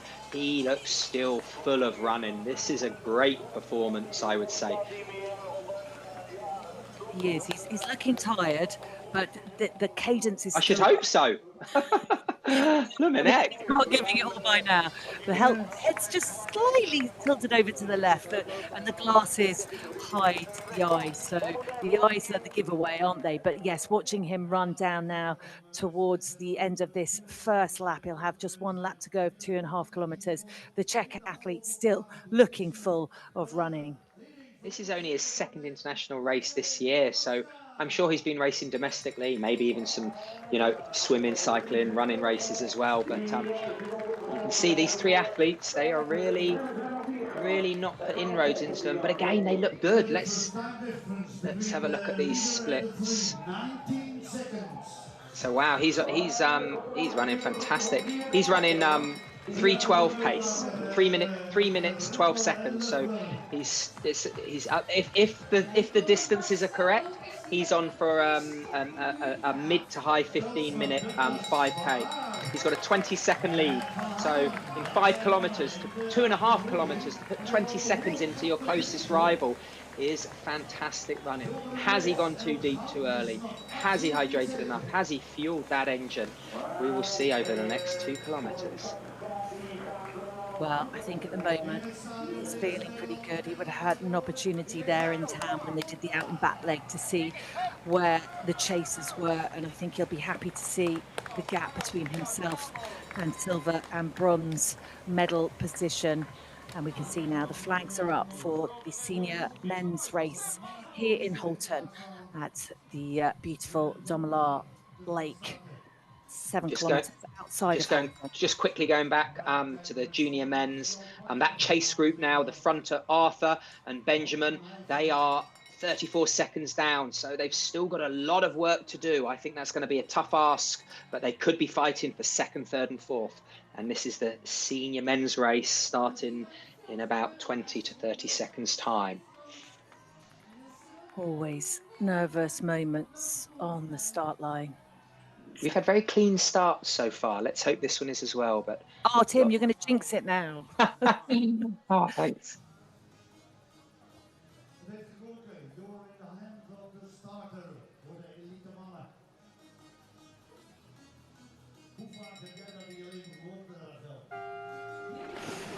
And the European Cup, the European Triathlon Premium Cup is underway now. And it is a big start list here. It's a big group of men that enter the water. Who are we going to be looking out for here, Tim? Well, I think there's such depth here that, I mean, you saw the washing machine that is. So someone who's got a really, really good, a good start. I think that's the key. There's some athletes with great swimming pedigree, but until we get halfway through, we're really not going to know. I know we talked about Hardin, and I know Hamish Riley. He's been swimming well in training, and Raf as well from Belgium. He's a young athlete, 3 top 10s this year already in continental cups. So I really think that we're going to see a rough swim to that first buoy. Yep, 308 meters exactly from the pontoon to the first buoy, and that is going to be a tough swim for all of those athletes. They're just under 60. Did you say 60 athletes or just under? Towing 62. 62 precisely. 57 now. Some have pulled out. 57 with a couple of athletes. My stat man got back to me. 57, or corrected me, should I say? But we are back with the latter stages of the junior men's race, and it's the Czech athlete Maciej Procházka who is out in front, and he has a comfortable lead of around about 20 seconds. He'll just have that little hill to negotiate, and then hopefully he can find his cadence and hit it hard back into town. He has fought really hard in this race, he really has. But back to the elite men's race here, kicked off just over 2 minutes ago now, and we do have an number 8 leader, and it is Carter Stuhlmacher. You mentioned him when we chatted before the race, Tim, that we would expect to see a good swim from the American athlete. He got third at the Europe Triathlon Cup race in Kitzbühel in a great sprint finish there. So that is a phenomenal swim for him, because he's not known for his swimming prowess, I would say. And I mean, he had a tough race in Tizzy, the World Cup 26 a couple of weeks last week. But that's a great start. But he's got to get around that first buoy. So we have an athlete out on the course that will be a lapped athlete. Our leader here will approach quite quickly. Just probably around about a kilometre to go in this junior men's cup race. I think he's had a really balanced run. He didn't go out fast. I think he got that gap in transition, and he just kind of like slowly built. He's got the pedigree. Anyone that's around 15, 17 off the bike is a mid 14-minute fresh runner. Hopefully he's using all the aid stations there. Looks like he's heating up. His cheeks are quite red, but he's looking behind him. But I would definitely say, I think he's in control, and I think that is a teammate that he is actually going to lap. Let's see if there's a little bit of interaction there, a bit of a G up here, maybe some team tactics, but I'm only joking. Gives him something to chase though for a couple hundred meters up until this point. You can see the difference in cadence and fatigue, and we're just looking at his teammate that he is about to lap, and he comes through really quickly. Will there be time for any words? Yeah. Oh, fantastic. I love that. Don't speak Czech, but I think they were words of encouragement. I do. Glancing over his shoulder now, his teammate shouting him on. He really doesn't have to look back. He's just got to look forward. I mean, it's so tempting, Tim, isn't it? You see it so often with the athletes glancing over the shoulder. It's a real telltale sign that an athlete is tired. But really, the best thing you can do is get your head down, focus on the road ahead, give it everything you've got for these last few hundred meters. Absolutely, and we know the lay of the course, third time watching it, but he is looking over quite a lot. I wonder if there's that 20 seconds could have gone one of two ways. You know, we haven't seen the second, third and fourth, that trio of runners.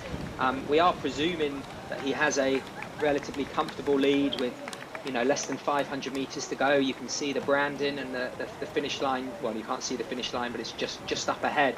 But a very commanding run, I would say. And one of the first athletes out the water, so he was always there. He didn't work at first, but then he got to it and he started to join them and worked well on the bike. And then he's just flowed through this run. This will be the biggest performance he's had, and with that comes a great result.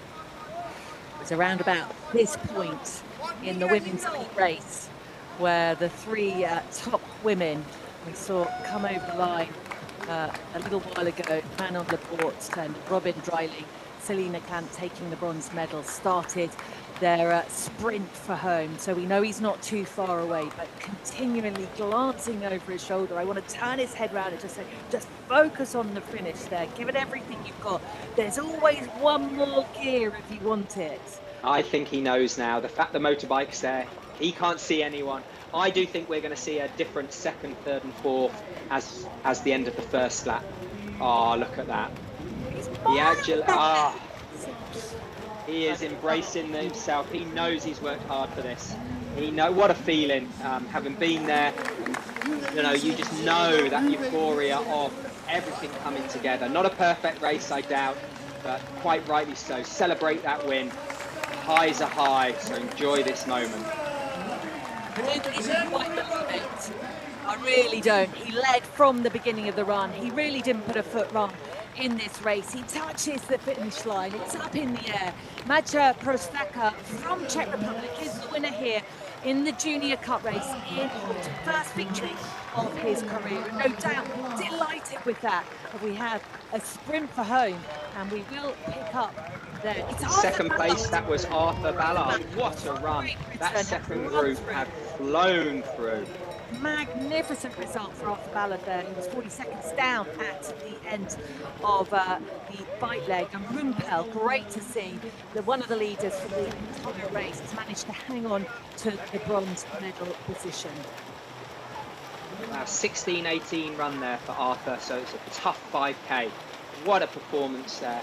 See that lead group, you know, if they'd have worked, you know, those second, fourth and fifth could have gotten the podium, but let's see, this is still number 8. It's got a real Lopey style there. You can see it's like left arm in and then boom, ba, ba, ba, boom. But he's got a nice rhythm, really efficient open water, especially when he's got clear water in front of him all around. Someone's coming on his feet. That's an Australian, I think number 26 or 28. And then a Belgium athlete. Well, the Belgium have really targeted this race. They seem to be talking about them in every single race, Annie. Well, they certainly do, and they've come out in their 40s here today. Of course, they won't have far to travel. Holland is pretty close, and just watching the junior race come to its conclusion. Moxon across the line, I think he had higher hopes here coming into the race with the top number here today. We didn't have a number 1, he was number 2, but looks like a relatively tough day in the office. But it doesn't really matter where you finish. Every race for these athletes is an experience. That's right. I always say, if you don't win, you learn. If you don't win, you learn.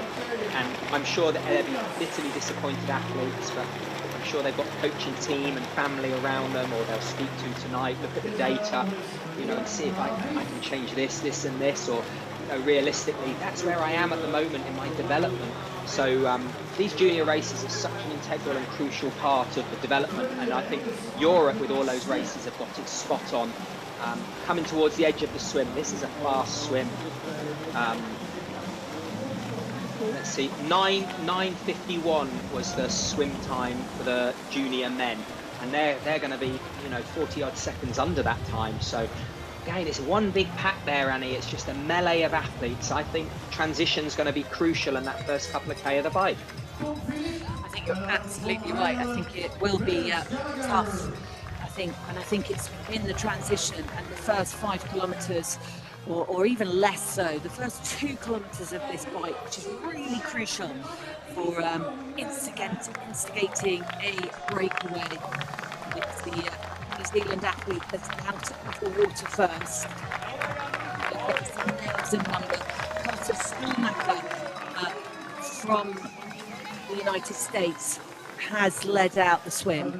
Did I say New Zealand? Sorry about that. I grew it myself, but athletes coming out thick and fast now. Tim back in from Great Britain is in there. Schumacher has clear blue carpet all the way to his bike. The helmet goes on quickly, although he's spending quite a lot of time getting that strap on and loses a couple of places.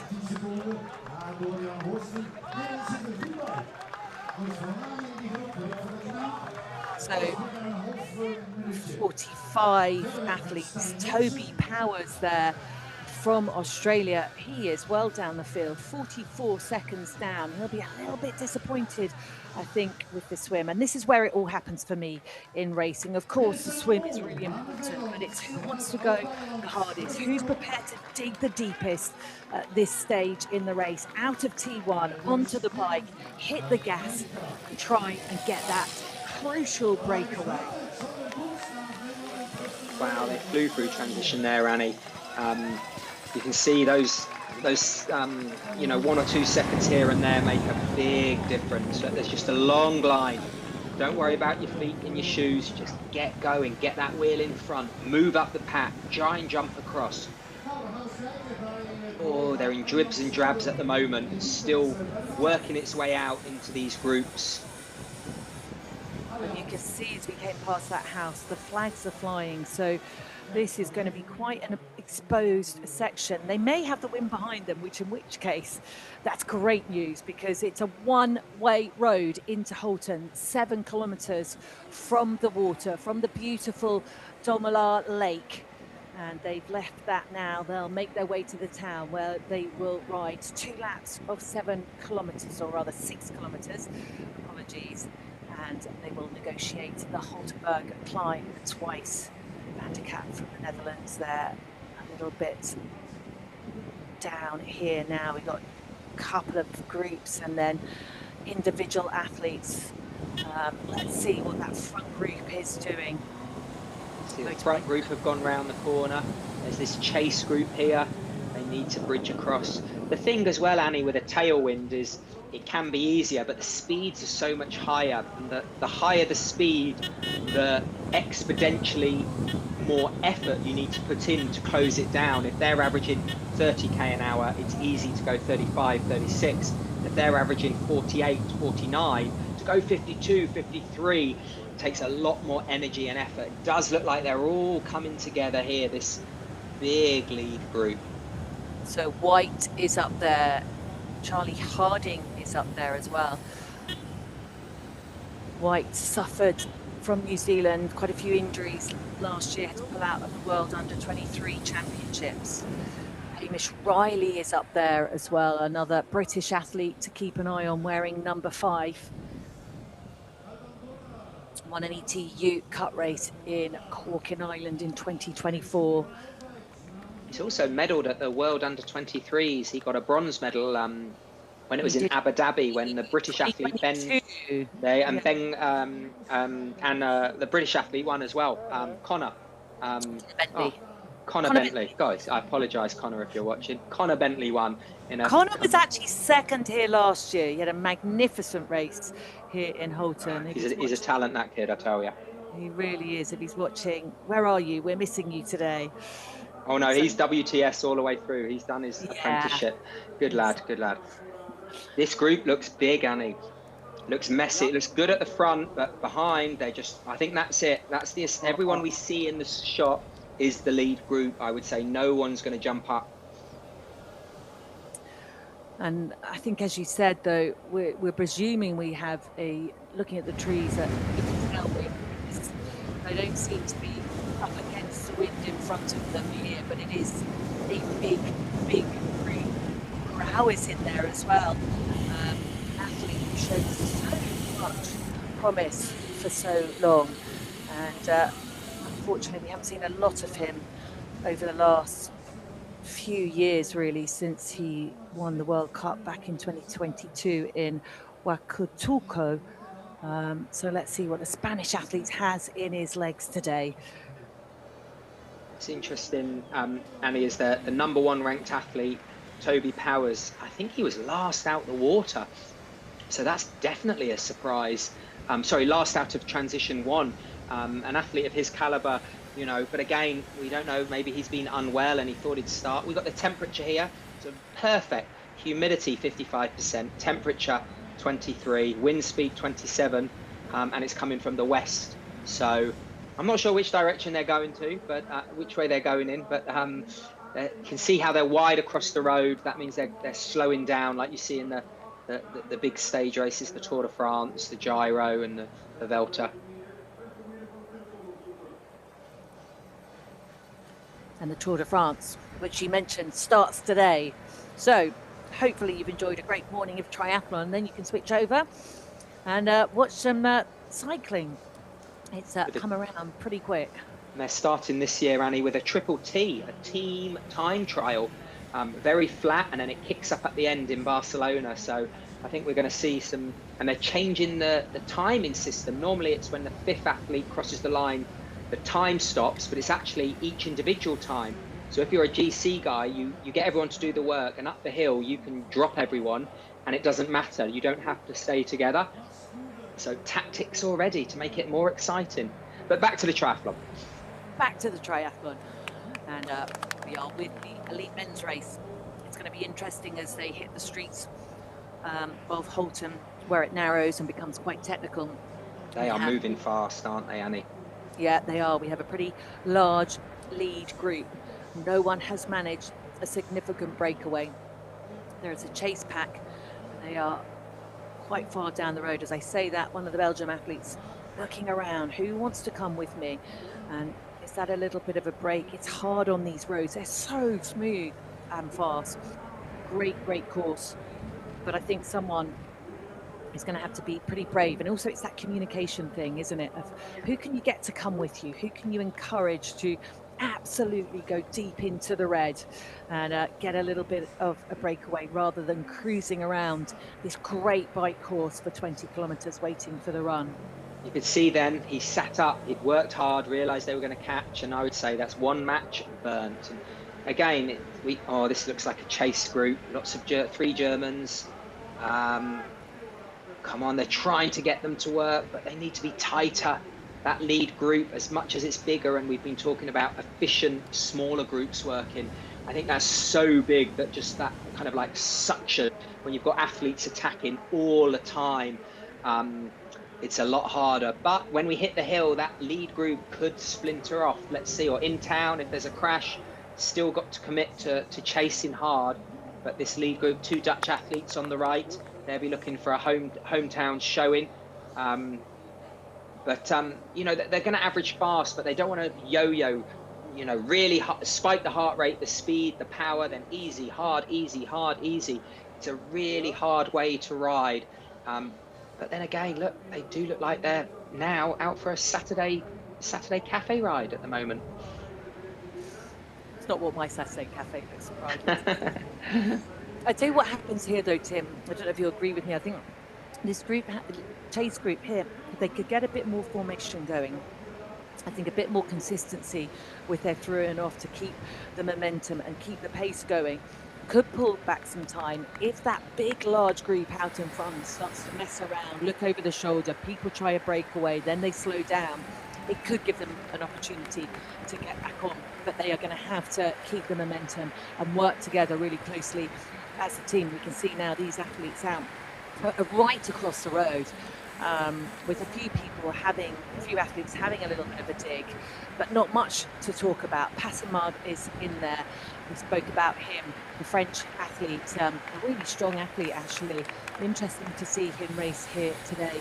He got a sixth place in the World Cup in Heiko earlier on this year. It was a big, tough race, won by the current under-23 world champion, Ollie Conway. So Baptiste Passamard, for me, is the athlete that does come into this race with some great form. But at the moment, he's just sat in the middle of this big lead group. And that's exactly what he needs to do. I mean, he ran in that race you talked about where he finished sixth. He ran 14:33 off the bike. And that's the other thing with the senior races, everyone knows everyone. They're looking around and they're going to know what races they've done because they race more frequently. Their results are more public. So they're going to know whose strengths. And when they see a really good runner not doing much work, it kind of like, well, if he's not working and he's going to run quick, maybe I shouldn't work. And if enough of them think like that, it can slow the pace down, the speed down of the flow. But I agree. I think that group behind, they've got to keep committed because the race is in front of them, not behind them. If people aren't working, just tell them to stay out the way. Don't get in the pace line. Go into the front and work. This will be interesting. The first time in the technical section of town, how they navigate the, not street furniture, but the twists and turns.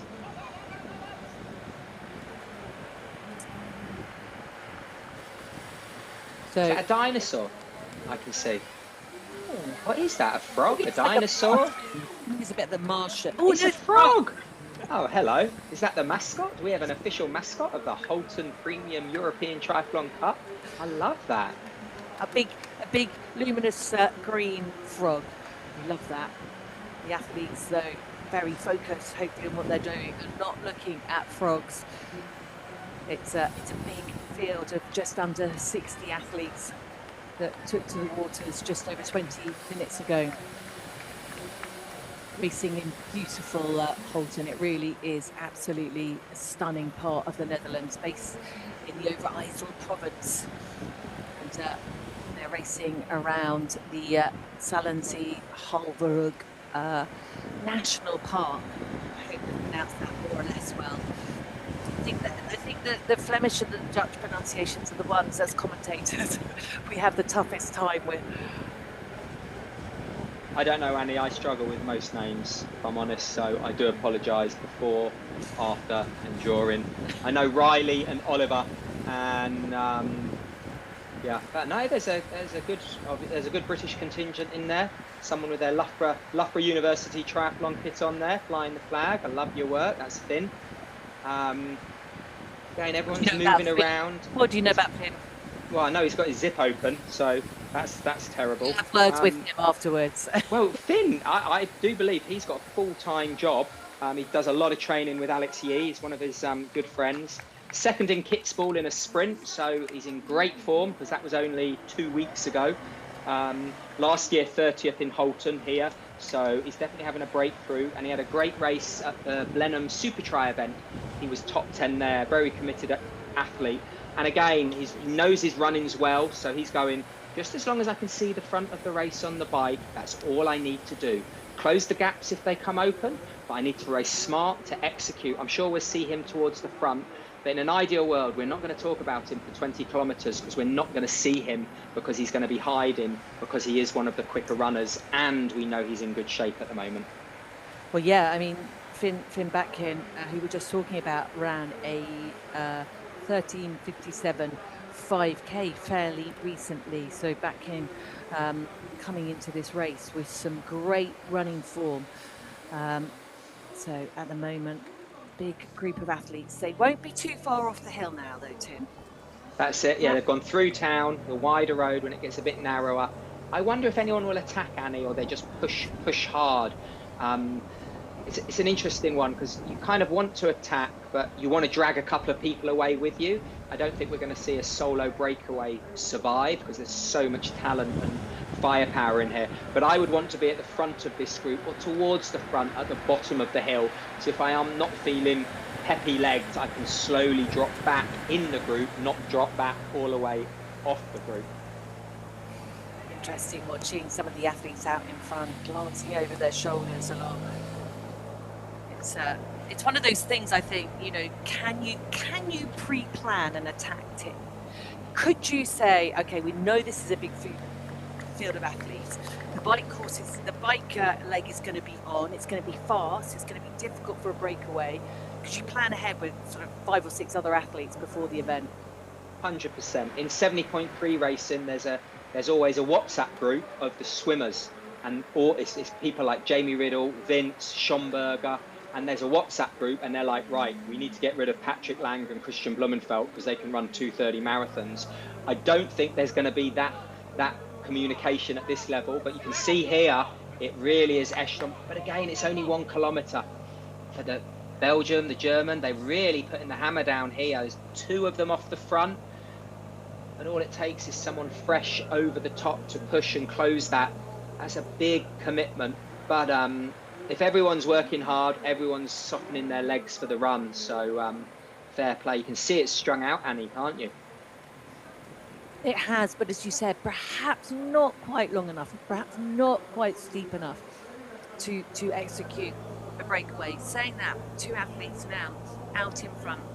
And they're not working together. Look, he said, come through, come through. I've given you the chicken. Oh, he's coming through now. I mean, they are going to the well, aren't they, Annie? Look at their faces. They absolutely are. There's a big gap, but you can't help but feel this huge chase pack will find some momentum coming down this hill and be able to pull them back. So let's have a look. So again, this is Jolt, number 3, Jolt from the Netherlands, I believe.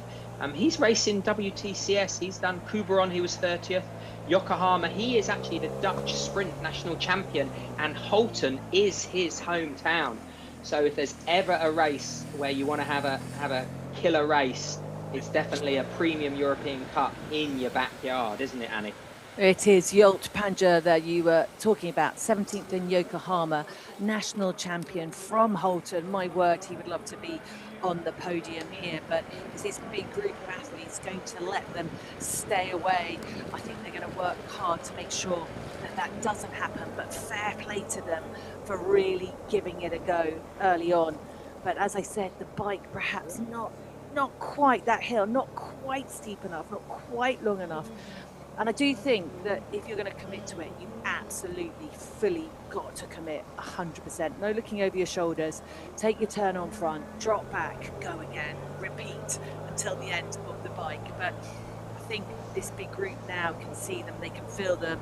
They're pretty much within touching distance, I think, in terms 5 of... seconds. 5 seconds over the time on that. That's the... But 5 seconds can quite easily turn to 25 seconds or turn to 0. So they're over the top. Everyone's worked hard. Everyone's breathing hard. They want to drink. They want to shake the legs out. These guys are not doing any of that. They've still got their head down. So if that chase group just take their foot off the gas a little bit on this descent, and these 2 will descend well, especially with Jolt being a local lad. He's going to know the descent. This could stick, Annie. This could stick. Yeah, I wouldn't even be taking on the water right now. No. But anyway, you know what? It's always easy when you're a commentator watching here, criticising, isn't it? But in the moment, you know, you do what you think is right. But at the moment, they're doing everything right to try and create a little 2-man breakaway, which is what you and I love to see in racing. We never want to see a big pack with no action happening. And the action is happening at the front of the field. 2 athletes just ever so slightly in front. Jolt Pangier, one of the local athletes here.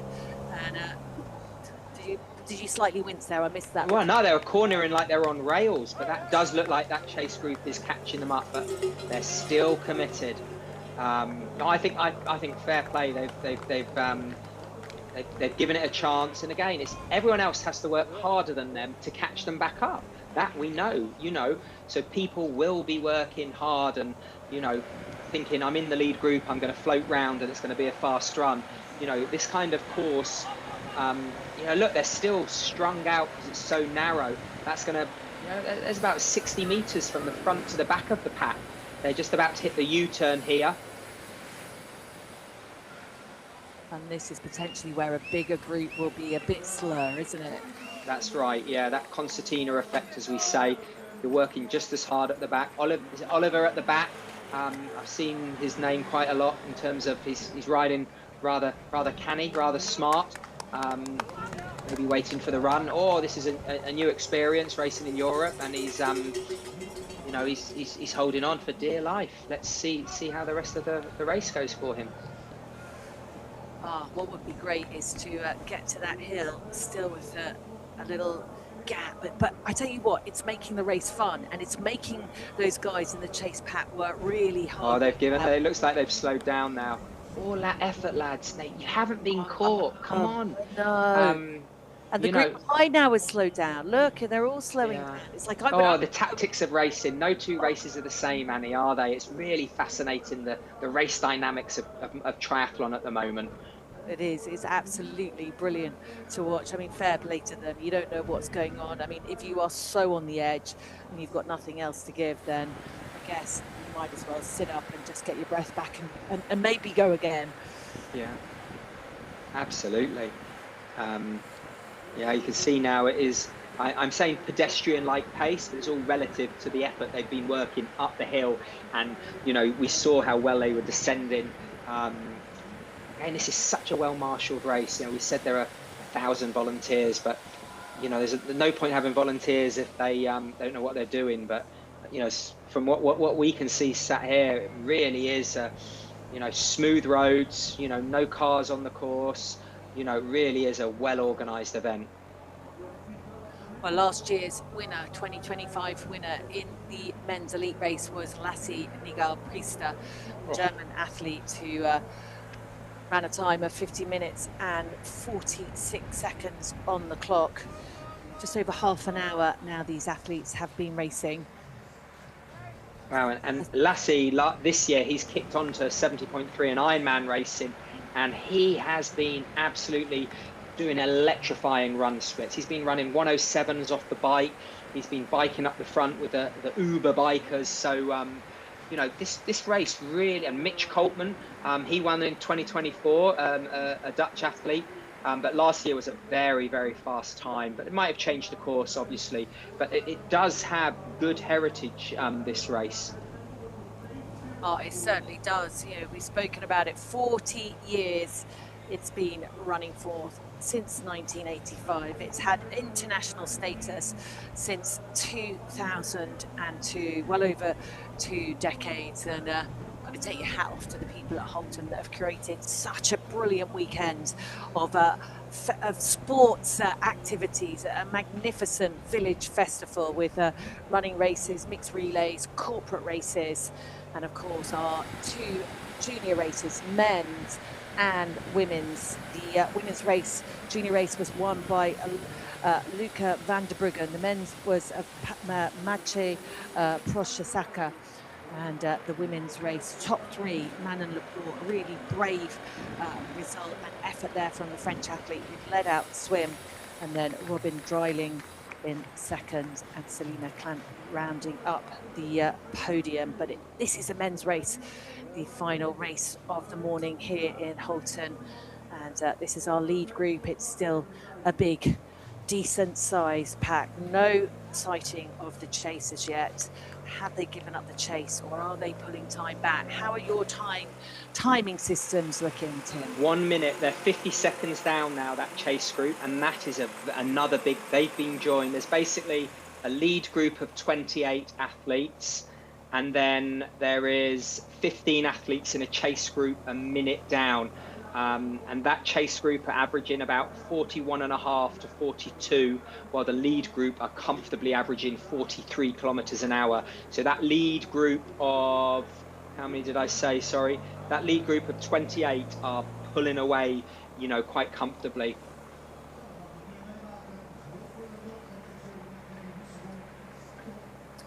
Well, they are spread out now across the road. It looks like that they are taking it easy as they make their way round for the final lap here. Oh, and a horse rider just on the left-hand side there. Disturbing their morning trot. A peaceful morning ride. I think most people in this village know that there's a pretty serious event going on today. Well, what's fascinating about the size of this group and the caliber of athlete is I think there'll always be someone who wants to take it on. Like we saw the Belgium and Dutch athlete have a crack up the hill. There's a Spanish athlete at the front now. You know, it takes a lot of patience and reserve to keep your palate dry and just say follow wheels and wait for the run. You know, some people say, oh, that's not how to race, but at the end of the day, it's that skill, that tactical element of drafting triathlon which is crucial. The strongest athlete doesn't always win. It's more than likely the smartest athlete. And I think there's such class runners here that we're really going to see that last 2 kilometers of the bike. It's going to be lit up as everyone tries to get to the front. They've already done their second time up the hill now, so it's a fluid ride into transition from here. Positioning, Annie. Wow, it is certainly, when you're in a group close to 30 in numbers, the transition is so crucial. It really is, because it can get pretty scrappy and messy. We've seen I think that's Yolt on the front again. Well, it'd be good to see. Yeah, he does quite a muscular shape, isn't he, for a triathlete, but incredibly strong. The current national champion, Yolt Panjer, has had a top 20 in the World Triathlon Championship Series in Yokohama, which is such a competitive event. Was earlier on this year, but it's going to be interesting to see how the local hero is going to fare on this 5 kilometer run, and fair play to him. I take my hat off to him. He's kept this bike interesting, gave it a good go on that mini breakaway. It didn't come to fruition, but I always take my hat off, give people 10 out of 10 for trying, because I think when we watch triathlon, we love to see people having a bit of a go. And I think particularly if you think you're not one of the top runners, you've got nothing to lose, although saying that, we know the Yolt can run. So it's going to be a very exciting 5K here. It is. I'm really excited for this run. Yeah, there's 27 athletes. They're really pulling away. They're riding very fast on this twisty, tough technical course with a little bit of elevation. There are some really on-form athletes in there at the moment. So yeah, I think as I say, that last 2 kilometers is going to be really aggressive. Hopefully they've all done their work, and because if you're at the back, you're going to lose 10-15 seconds, 200 meters into the run. A couple of Spanish athletes in here too to look out for on the run, but so much to play for still. I think those that have a good transition are really going to put themselves in the best position to head out onto the 5K run. Around about mid-20s now, Belgian athlete just starting to take There's the frog. The frog's on the left, so they're back. Oh, there you go. They're already in transition. But the distance, Tim, between the first athlete and the second athlete coming in is absolutely massive. And it looks like it's going to be Panjer from the Netherlands, a local favourite, that leads out here. What has he got in his legs? Can he deliver for the people of Holten? Wouldn't it be a brilliant thing to have him on the podium? So it's Wagner from New Zealand. That goes 18 seconds. And from Germany going into third. Hamish Riley is there. Finn Bacon, as is Baptiste Salat from France. Wow, they are flying. I think you've got no choice but to go with the runners here. Charlie Harding from Great Britain, seconds down in 20th position.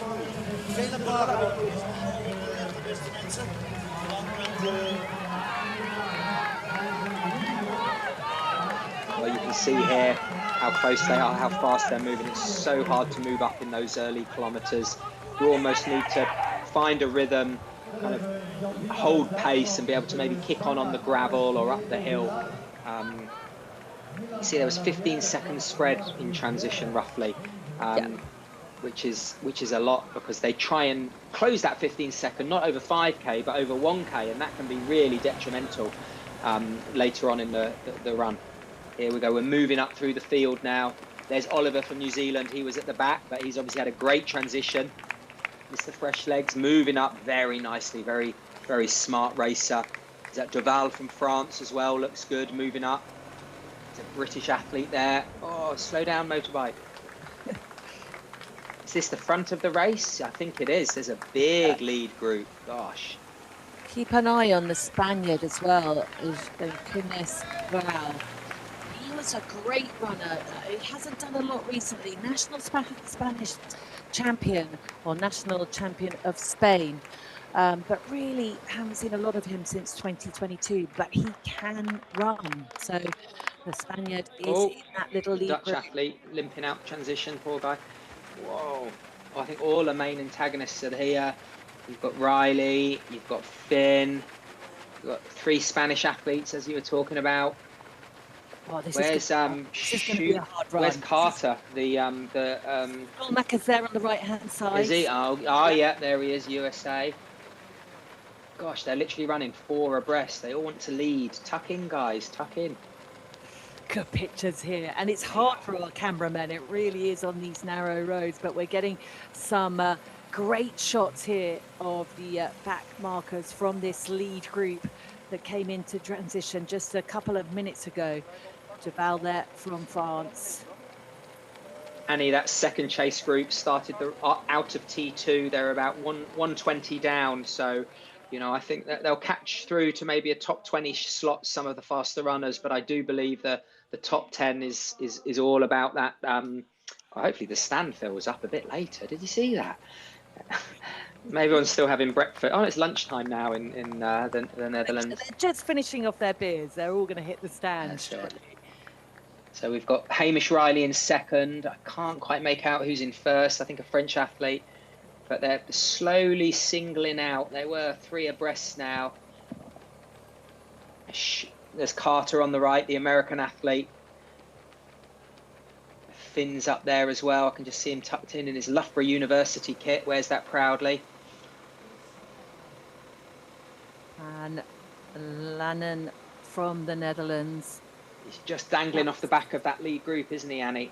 Yeah, I mean, it's tough, and you know, this is a little uphill section here, and on tired legs some athletes are going to feel it more than others. Well, Passamard from France taking to the front, really pushing the pace on here.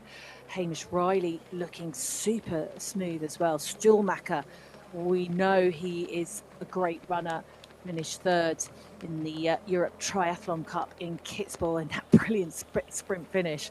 It really was all the way down to the wire. Grau on the left-hand side there from Spain in the yellow and red. Has great running pedigree, but this is going to be a tough run. The pace is going to be on. It's being set by Hamish Riley at the moment from Great Britain. Great to see the former bronze under-23 medalist from 2022 at the front of this race. But the athletes now, from just under 30 of them, are out, who came into transition in that lead group, are really, really strung out now. They are. I think Jolt's still in there as well, the local Dutch athletes. That's fantastic to see.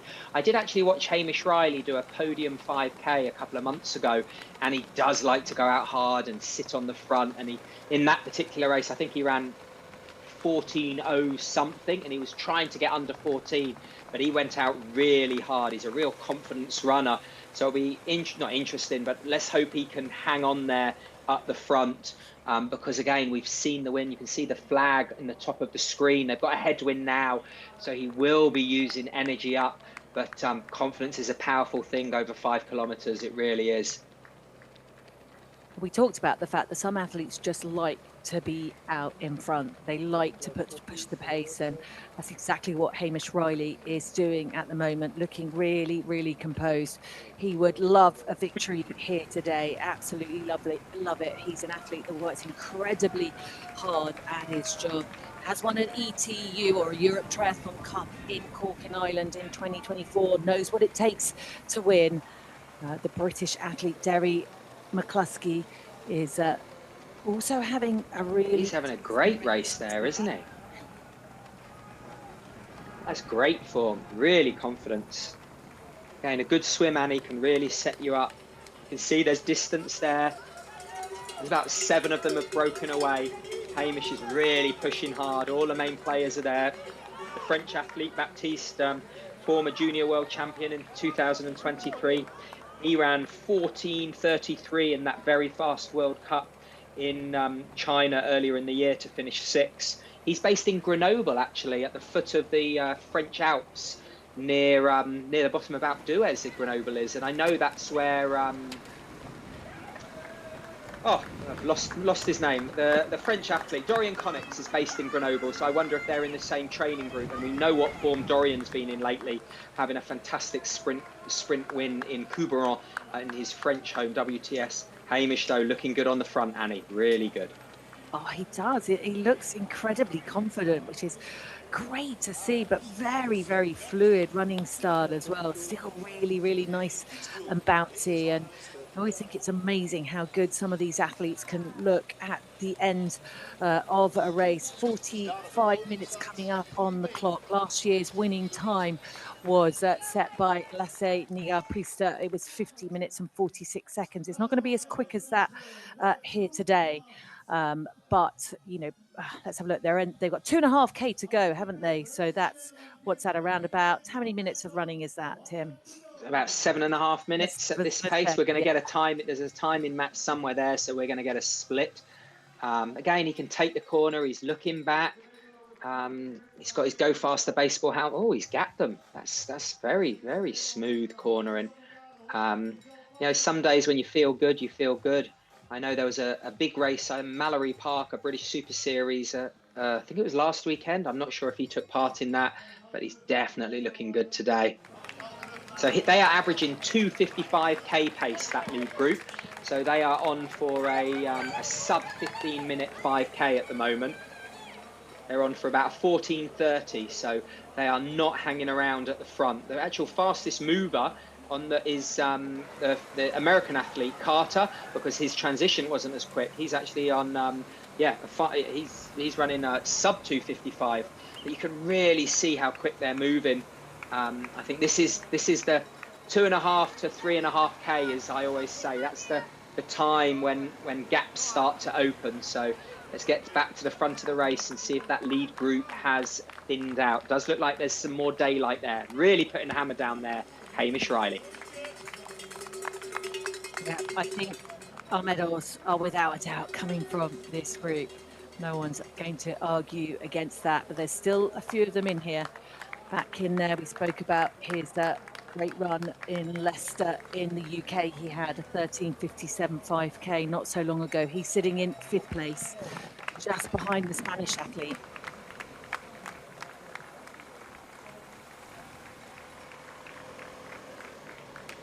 But I think you're absolutely right, Tim. It is at around about that 3.5K section where things start to get pretty tough.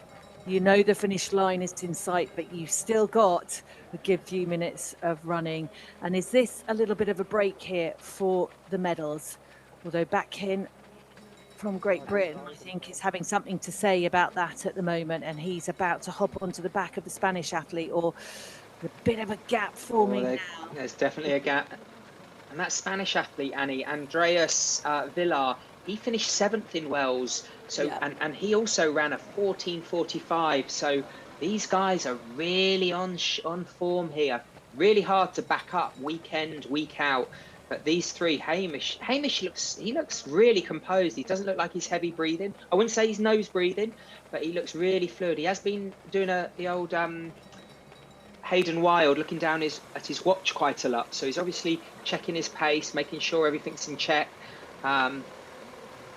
They're not out the woods yet, those three. There's still chance on the downhill section for a couple of them to roll back up to the lead trio.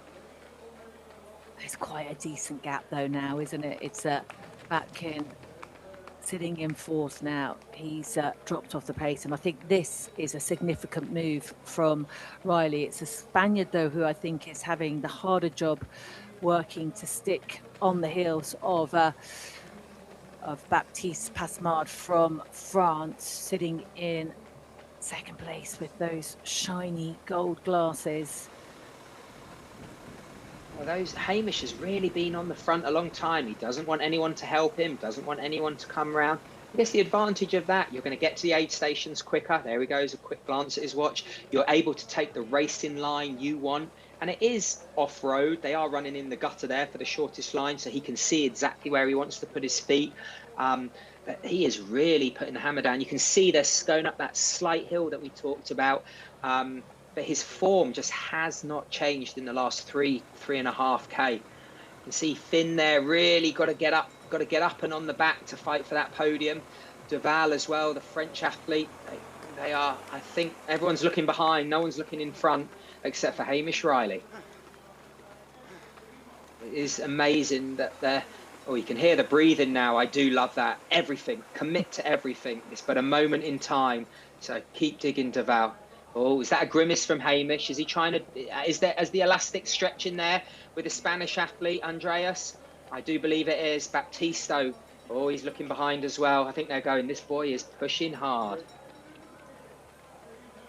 I think Riley has enough experience to know what he's doing. He's still looking pretty comfortable. I think for me, it's the Spaniard out of the three that's looking the most tired. Passemard has slightly given it away by glancing over his shoulder as well to see who's there. And it's Hamish Riley, though, who's led from the start of this 5K. Grau from Spain sitting in fifth place. It's a decent result for him. We haven't seen him showing what he had back in 2022 when he was the winner of a World Cup race. Duval still looks like he's running strong, but perhaps just a little bit more gangly, isn't there? There's a bit too much action with the arms. Could be a little bit smoother in his running technique. Yeah, oh, you can see now the gap. Andreas, though, he's got to look forward because those two athletes are ready there to pounce on him. You know, we know how well Finn's running at the moment with a mid 14 minute off the bike, and he is having I wouldn't say a breakout year, but a renaissance year. He's really coming back to form. And again, we know at this stage you're getting closer to the finish. You can see there's 4th, 5th and 6th. You know, with that motorbike, it does open up that gap. So they really have to go for it now to try and catch that lead trio. Allez, Duval. Chop, chop, chop. Chop, chop, chop. It's easy for us sitting here in... I know it's not easy. These athletes are, they're making it look easy because they're so good. Full respect to them. This is it now. What is Hamish going to do? Is he going to go from the front? Is he going to wait till he feels someone move on his shoulder? No water from the lead trio. They know they've got less than a kilometre to go. Hamish is looking to push. Can Baptiste go over the top? Or is it going to be a day where Villar is going to go over? Here he comes, the first attack from the Spanish. They're all gone round Hamish. Has he done too much work too early? Don't look behind, look forward. Now fascinating racing.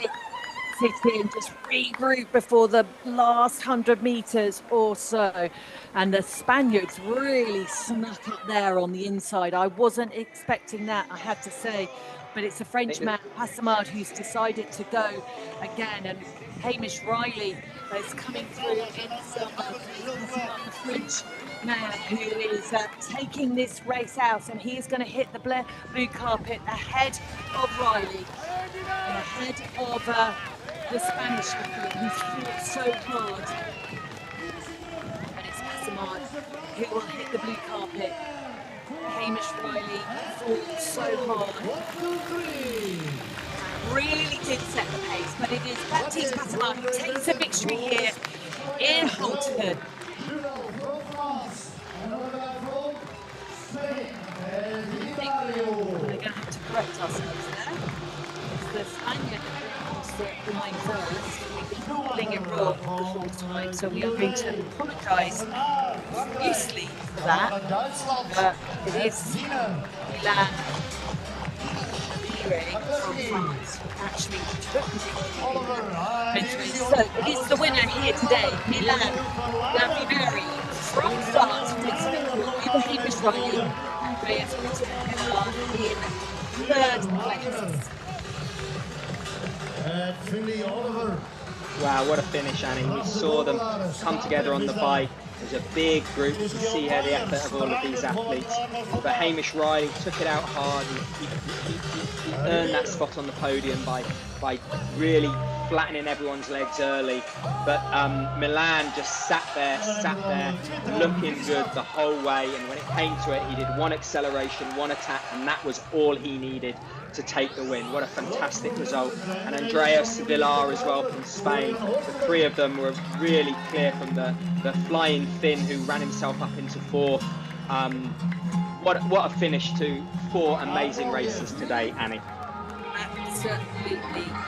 And just to reiterate, apologies because we had Hamish Riley out in front, and the tall athlete who looked very similar to Baptiste Milan Laveri had him down as the winner, but it certainly wasn't. It was Milan Laveri and not Passamard, Baptiste Passamard, who took the victory here. A really outstanding result from an athlete that we haven't seen a huge amount from as yet, but he'll be absolutely delighted with the victory here. And I think as will Hamish Riley as well, taking second place. Absolutely, and here, even now, we're seeing the 20th, 30th, 25th, 26th. These athletes, they are giving it everything to cross the line. They're learning so much from these Continental Cups to hopefully step up to World Cups and then on to WTSs, and then hopefully represent their country at the pinnacle of triathlon, which is, of course, the Olympic Games. But that race at the front, Annie, you know, when they all came out the swim, I thought we were going to watch a pack of 25 or so just roll round on the bike. But we had attacks on the first climb. We had attacks on the second climb, and that transition, you know, it just really is so important, that second transition. And, you know, Hamish Riley, he took it out hard, and he really thinned the pack out quite early on, didn't he? And that really set him up for a fantastic podium and drag the other athletes as well. Yeah, it was a great race. It was well delivered by the athletes, and I just love to watch the racing here in Holten. It's a fantastic course, it really is. It's one that, without a doubt, challenges the athletes, I think. And I think technically, you know, the course does challenge the athletes, but the fact you have these two different transition areas, the countryside is beautiful. You have the challenge of the hill, the narrow streets, the technical aspect of the town. And altogether, just, you know, another brilliant race in Holten in its 40th edition, which is absolutely outstanding. The race that started in 1985 and really does get stronger year on year.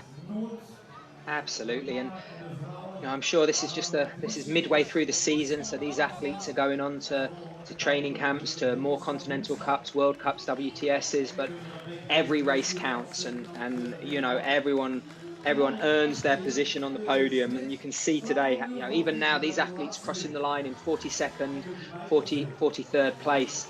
It really is. The level is just getting higher and higher, isn't it, Annie? You can see the run times are getting quicker on tough technical courses.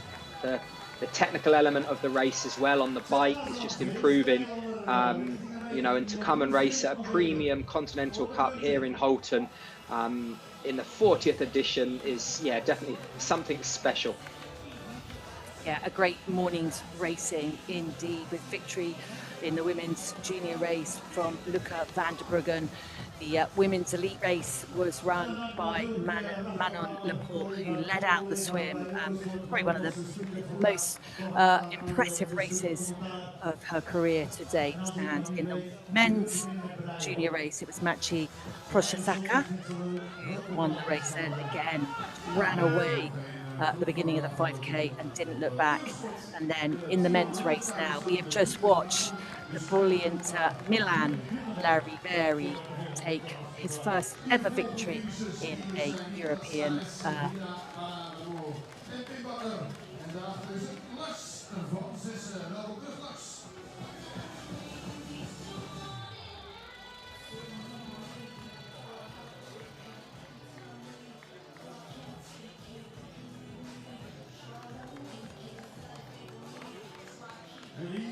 successful comeback at the finish line of the 2026 Europe Triathlon Premium Cup, Til Klaxen.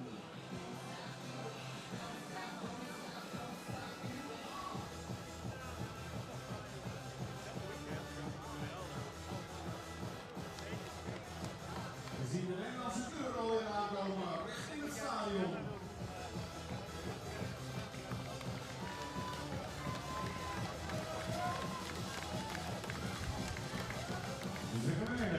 Er zijn finishers in erop en die sprintafstand voor wielen. Ja, en de volgende finisher die we zo meteen deze kant op gaan krijgen is nog een Nederlander.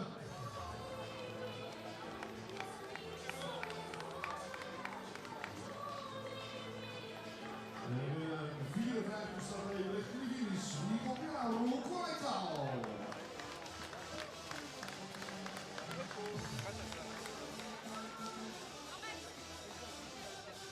Welkom terug, Roel. Dan krijgen we nog de coach en atleet erheen.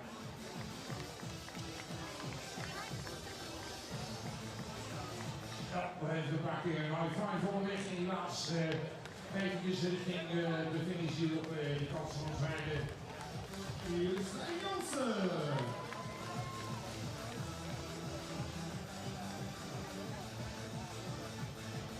Nou, ik denk dat Stijn wel trots is op een van zijn pupillen. De 12e plek voor Niels.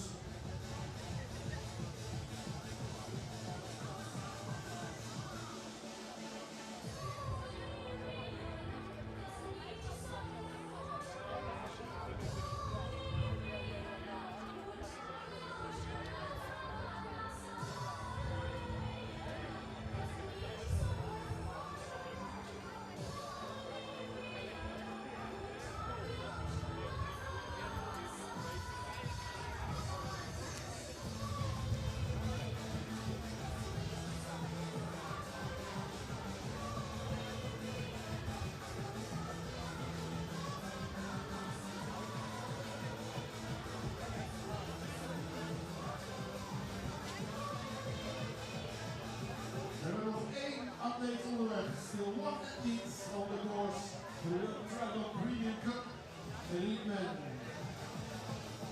55 inmiddels binnen. 55 van die gebruiken doen. Ja, dus laten we Rick Holten van zijn beste kant laten zien als die laatste atleet zo weer binnenkomt. Laat dat stadion even ontploffen. Ja, dat is wel even een succes in, hè. Want daar komt hij aan. Het is een Spanjaard. Die zijn allerlaatste meters. Laat zien hoe Nederland, hoe Holten kan ontploffen. Hier is die! Holten, laat je horen voor Espinosa!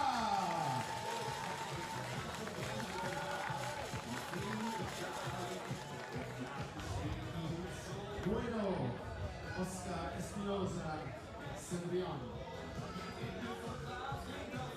En dat betekent dat we alle mannen binnen hebben voor die Europe Triathlon Premium Cup. En dan zijn we in de Rotterdam gestart met de teamcompetitie zo'n half uurtje geleden. En dan denk ik dat de snelste zwemmers hier ongeveer richting de fiets gaan. En eens kijken of we daar al de eerste tussentijden kunnen meedelen.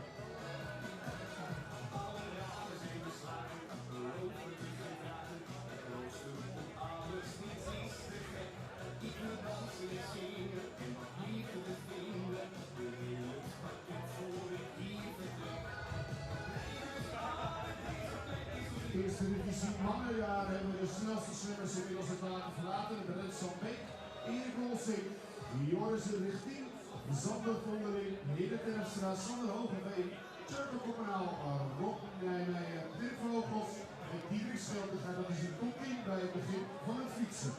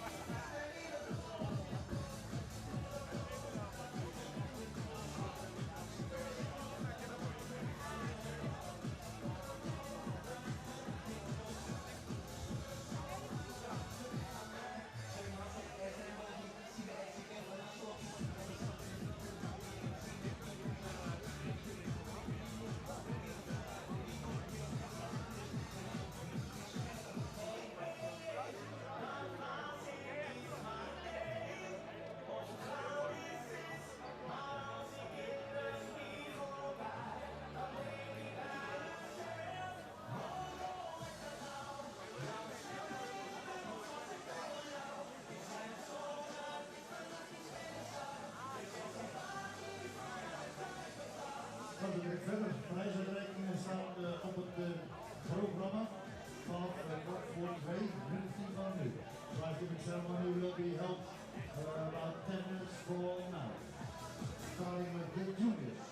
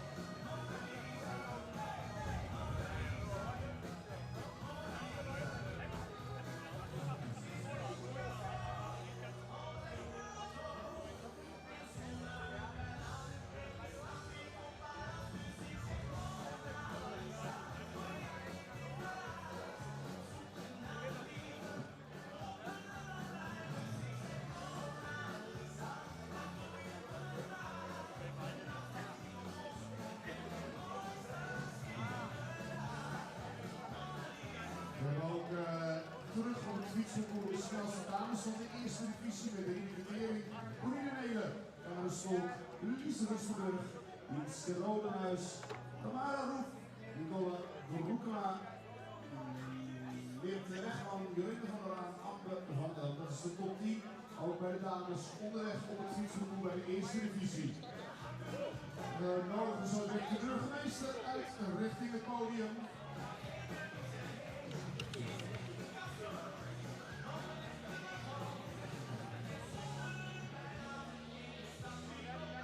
Gisteravond liep de burgemeester nog mee bij de Nijharing, zelfs een podiumplaats voor de team, de derde plaats. En nu gaan we deze zo direct om de prijs uit te reiken. Dat is de Europe Triathlon uit Ringinke. We gaan over de minuut 5 de prijzen uit te reiken.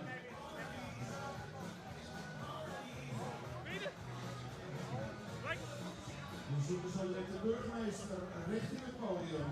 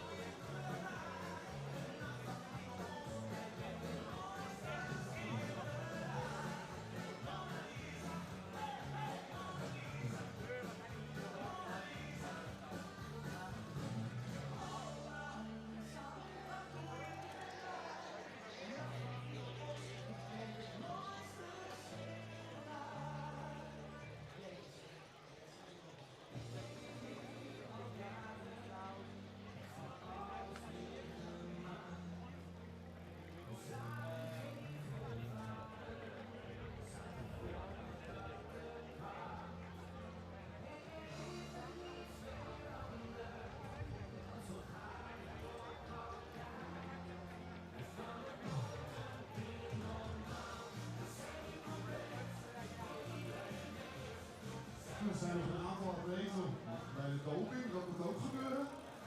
En die moeten dan eerst in zo'n potje. En, ja, ze wisten het niet de doping. Ze moeten de dopingcontrole doen.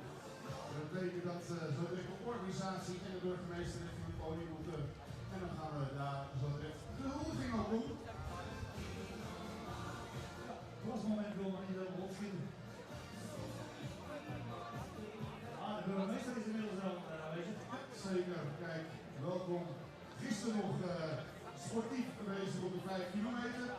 Op het podium geëindigd, hè? Ja, de derde plaats. Weet je wat ze nu weggehaald hebben bij de bar?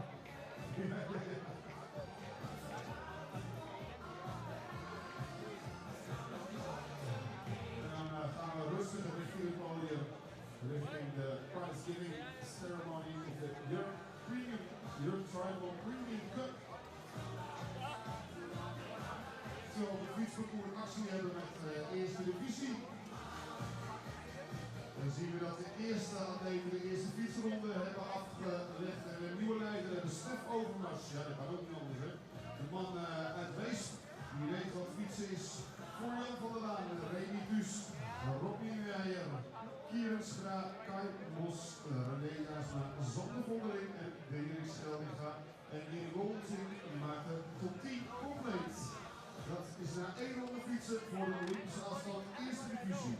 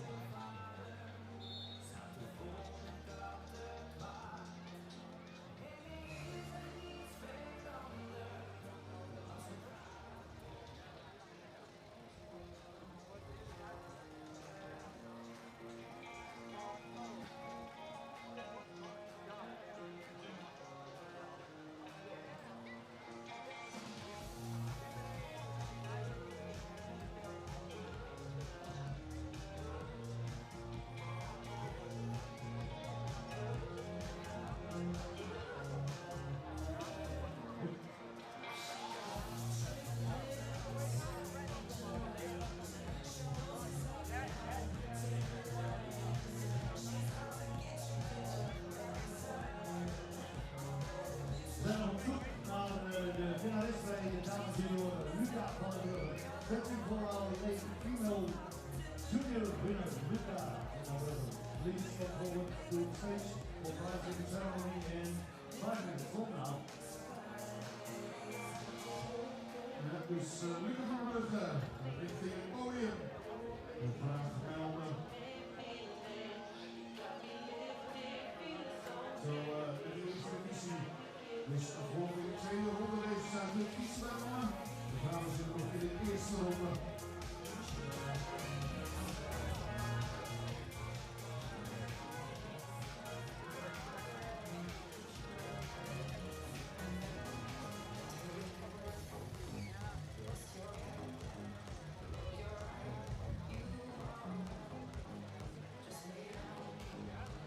Wat een mooie wedstrijden hebben wij vandaag hier al gezien. De elite, zowel bij dames als bij de mannen, een eindsprint bij 3. Net geen Nederlandse overwinning bij dames, maar wat een mooie prestatie voor Robin.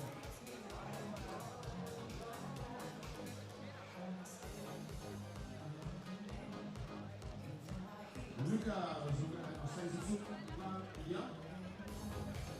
Heel snel melden bij het podium. We gaan beginnen met de first giving ceremony.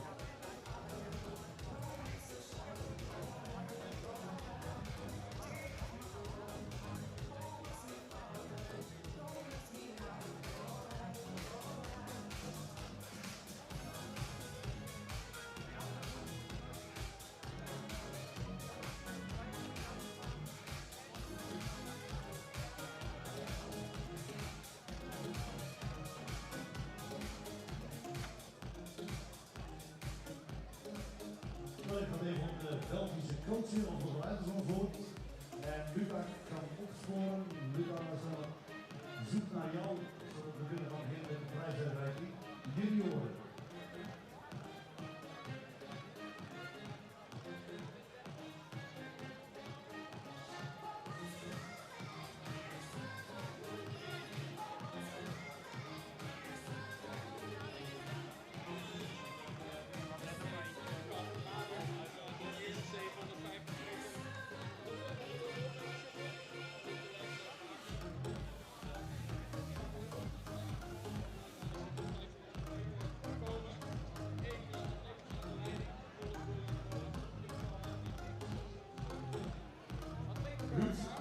Luca is onderweg naar jou, krijg ik zojuist door.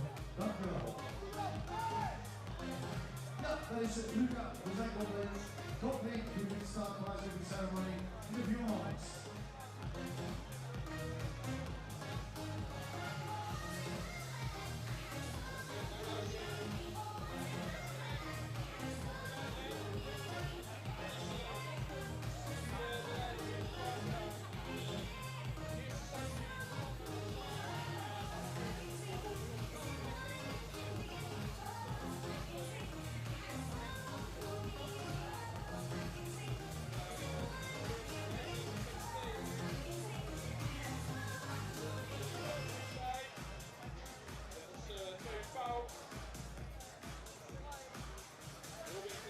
Okay, dames en heren, ladies and gentlemen, we will start the prizing ceremony in a few moments.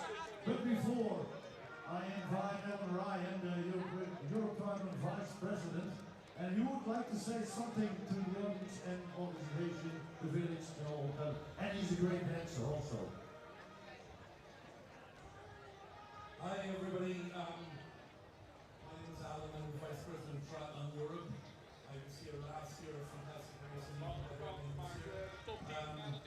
Just want to say thank you to the Mayor, to the municipality, to the local councils, to Anita and her family, and all the volunteers and everyone. This is a premium race in Europe for a reason, because to me, I travel the races every 2 weeks or so, and this is the best race I've been to in Europe.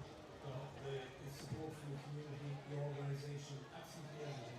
Everything about this race is top class, and we look forward to working with you for at least another 40 years. It might not be Anita, it might be somebody else in the year. So I'm going to hand over now. We have a couple of presentations to make.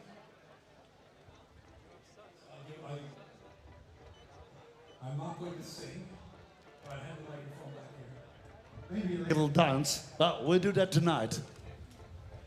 During the party, we will dance.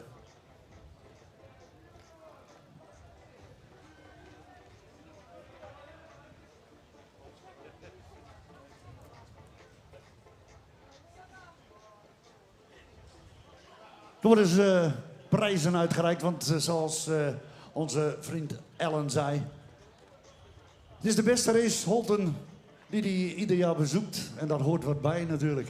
Ellen, it's up to you. Eerst de prijs aan de gemeente Holten, ja, de burgemeester. De ereprijs namens de Europe Triathlon organisatie.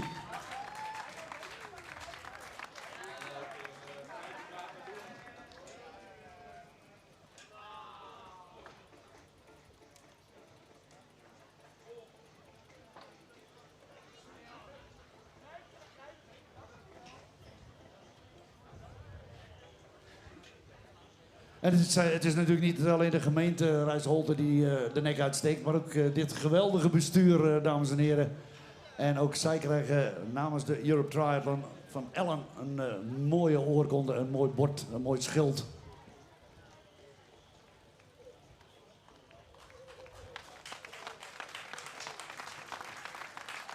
En vergeet niet dat er meer dan 1000 vrijwilligers achter deze mensen staan. De blokhoofden, ze zijn er allemaal, de mensen, de vrijwilligers. Dank, dank, dank.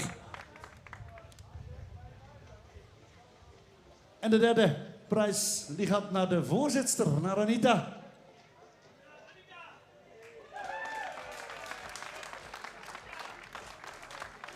Die niet alleen voorzitter is, maar ook een begenadigd schrijfster, heb ik gezien in dat prachtige fotoboek.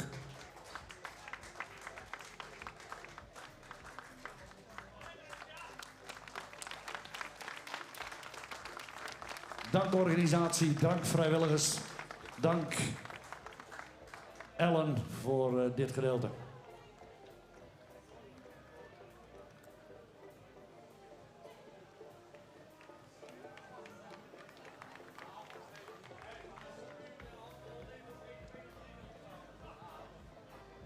Maak het fotomoment nog even af en dan gaan we het podium ontruimen om te beginnen aan de daadwerkelijke prize giving ceremony. Sorry ladies, 2 minutes more and we will start.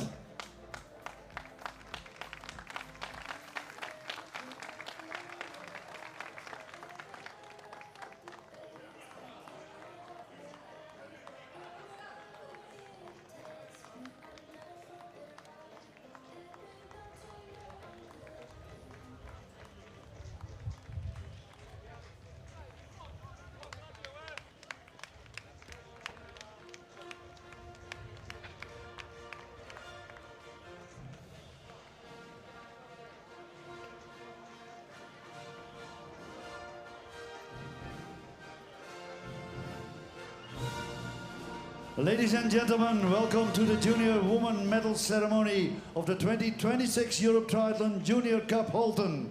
Presenting medals, flowers and gifts today are Ellen Ryan, Europe Triathlon Vice President, and Burgemeester Mayor Jurgen van Hout.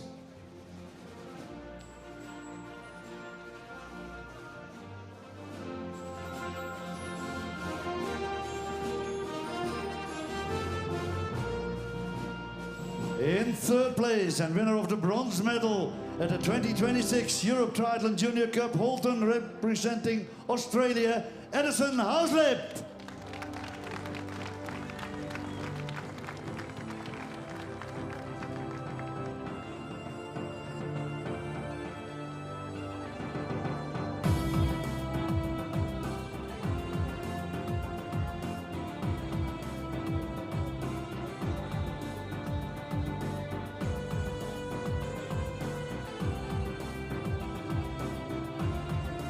In second place and the winner of the silver medal at the 2026 Europe Junior Triathlon Cup Holten, representing New Zealand, Hayley Cornwall.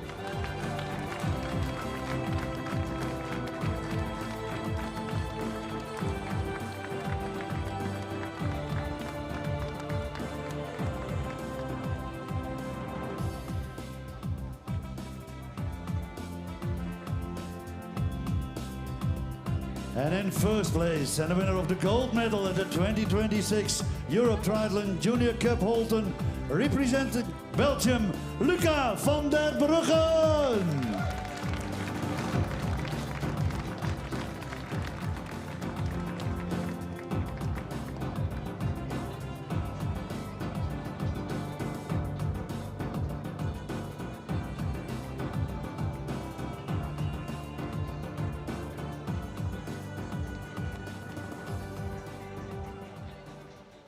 Please rise for the playing of the national anthem of Belgium.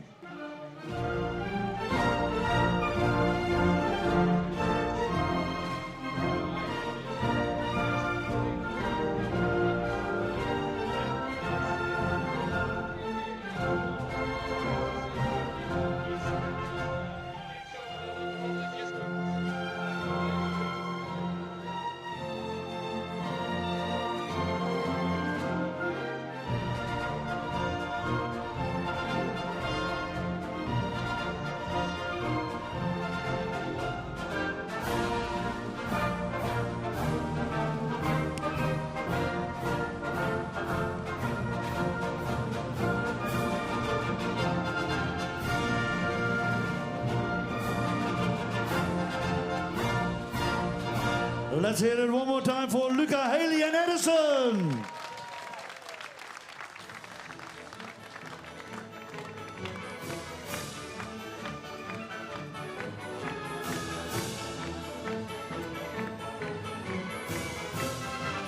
Thank you very much, ladies, and have a good season on.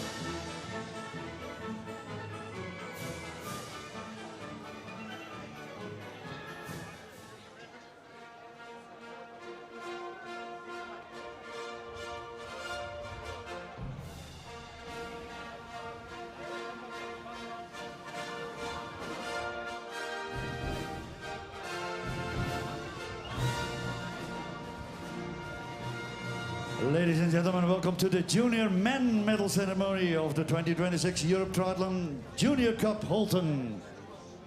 Presenting medals and flowers and gifts, Ellen Ryan and our mayor Jurgen van Hout. In third place and winner of the bronze medal at the 2026 Europe Triathlon Junior Cup Holten, representing Germany, Lorenz Rumpel.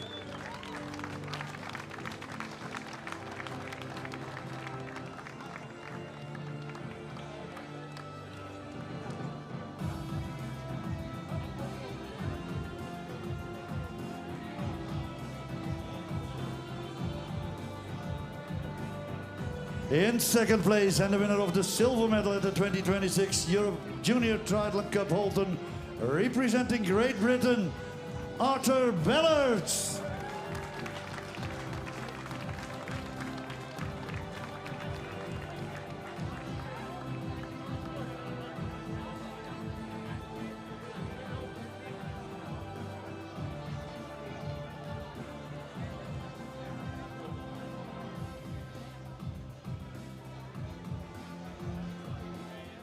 And then in first place and the winner of the gold medal at the 2026 Europe Triathlon Junior Cup Holten, representing the Czech Republic, Maciej Prochacka.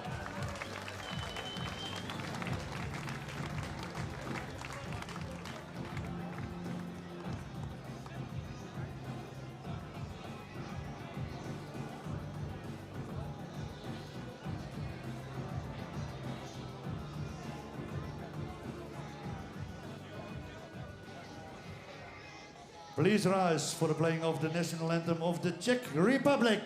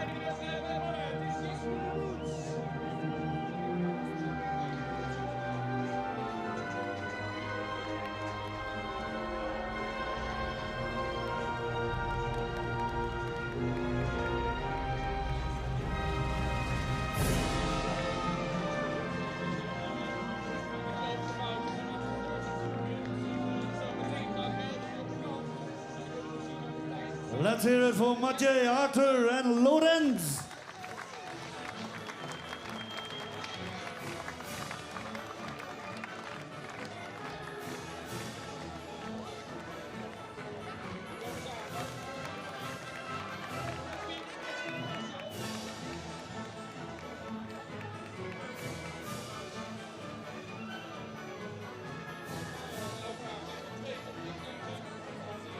En dan gaan we de meiden erbij halen en de jongens. En dan zetten ze alle 6 nog één keer op het podium. So, the male and the female podium will get back. Both of them.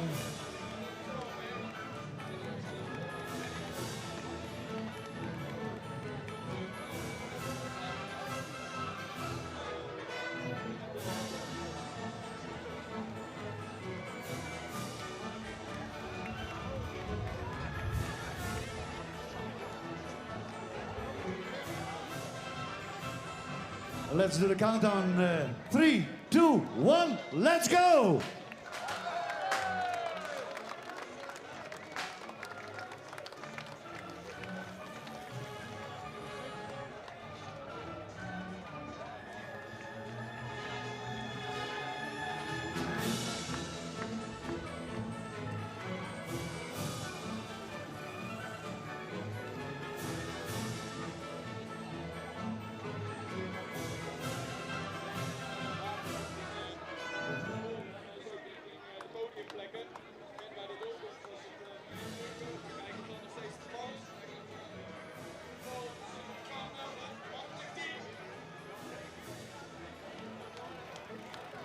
Inmiddels hebben we actie van Lopenkoelen met de eerste divisie mannen.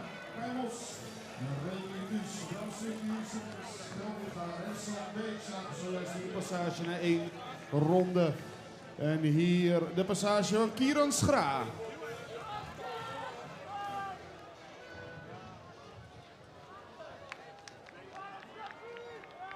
Tot bij de dames na 1 fietsronde. Rieneke Tering voor Nicole Broekema, Tamara Boef, Lies Rustenburg, Corine Nelen, Amber van Elk, Karen Stolk, Charlotte Meijers, Jorinde van der Laan en Esther Hoezen.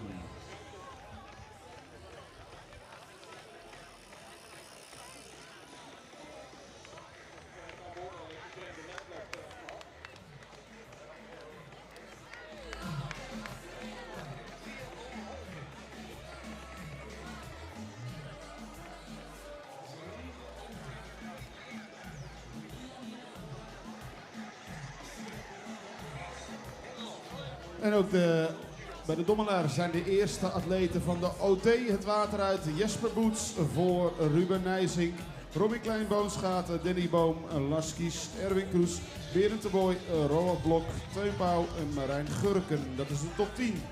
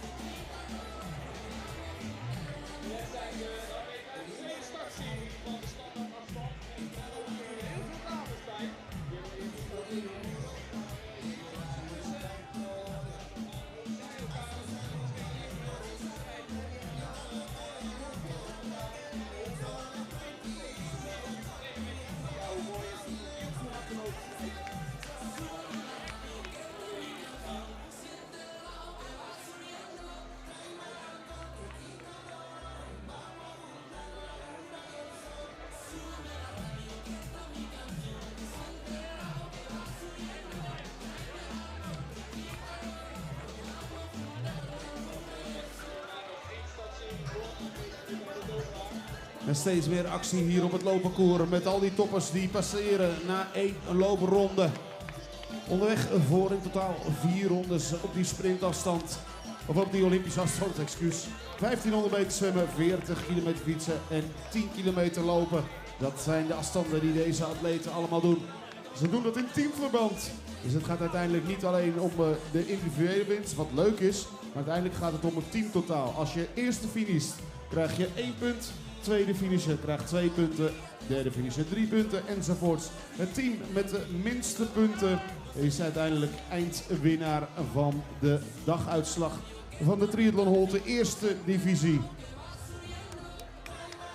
Dus u zult zien dat al die atleten in de clubkleuren lopen.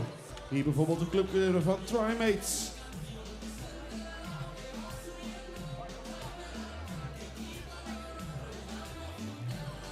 De teamcompetities die de eredivisie kennen, de eerste divisie, tweede divisie en derde divisie. Allemaal strijdend op hun niveau, op hun afstanden. En vandaag in Holten te gast, de eerste divisie. Hier met een van de mannen van UHTT, de Utrecht Heuvelrug Triathlon Team, die nog een ronde gaat lopen. Ja, Jan, wij gaan verder met de prijsuitreiking.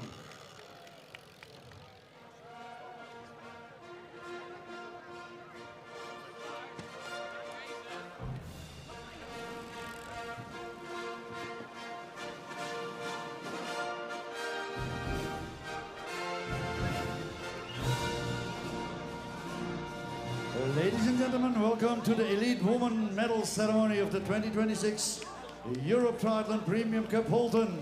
Presenting medals, flowers and gift, Ellen Ryan, our Vice President from Europe Triathlon, and the Mayor of Holten, the proud Mayor of Holten, Jurgen van Hout. In third place, and the winner of the bronze medal at the 2026 Europe Triathlon Premium Cup Holten, representing Germany, Selina Klamt.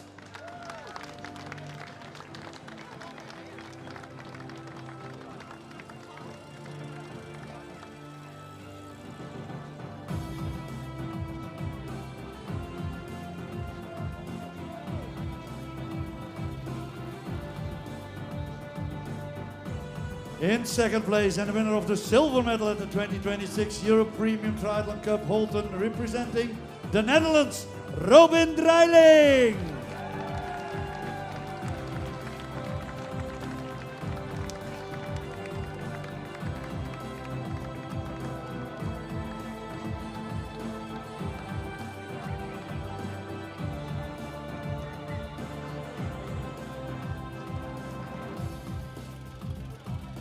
And in first place, and the winner of the gold medal at the 2026 Europe Triathlon Premium Cup Holten, representing France, Manon Laporte.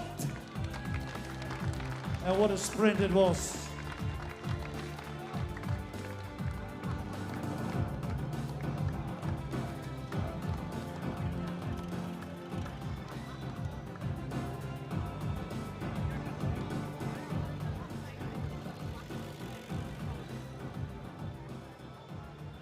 Please rise for the playing of the national anthem of France.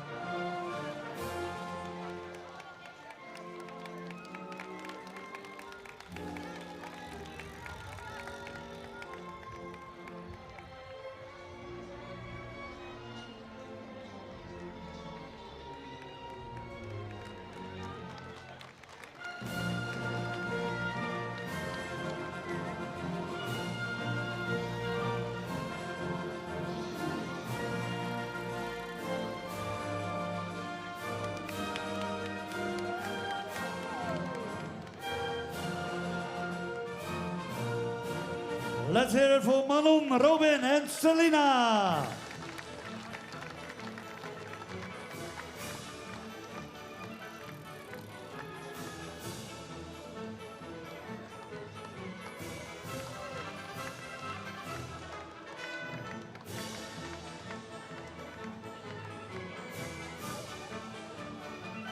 Thank you, ladies. You will be back for the champagne moment afterwards. Ik hoop dat de burgemeester zijn paraplu bij hem heeft, anders dat ik net een pak.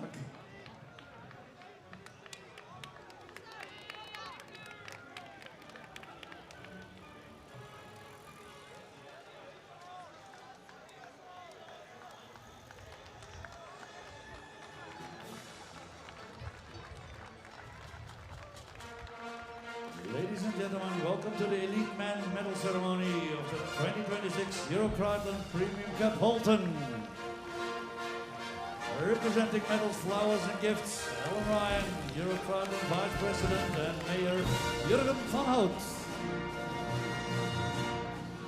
In third place and the winner of the bronze medal at the 2026 Europe Triathlon Premium Cup Holten, representing Spain, Andres Prieto Villar.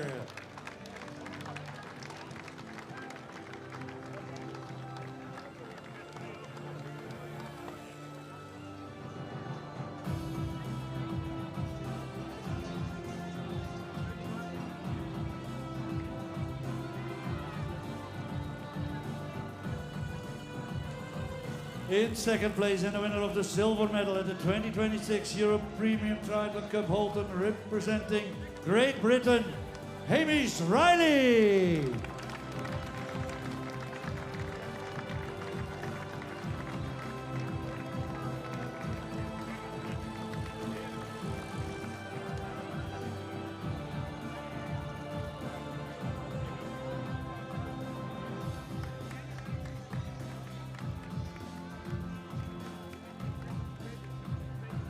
In first place and the winner of the gold at the 2026 Europe Triathlon Premium Cup Holten, representing France, Milan Larivière.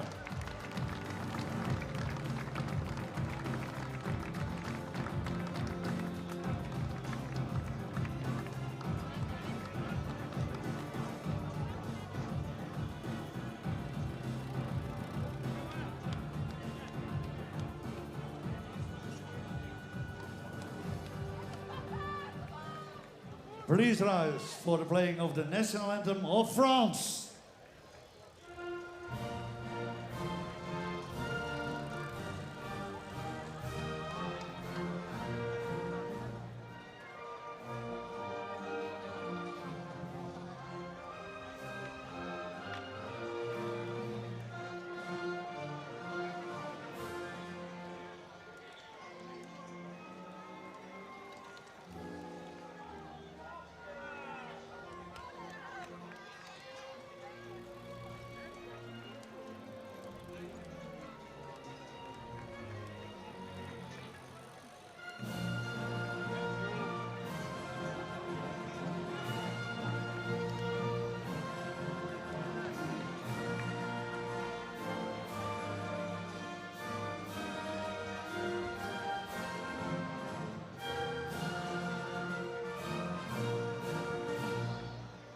Let's hear it for Milan, Hamish and Andres.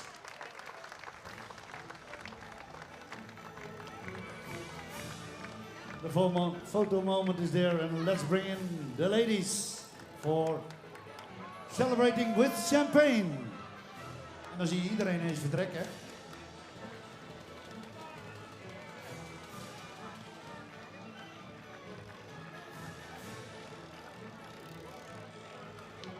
Please come on stage.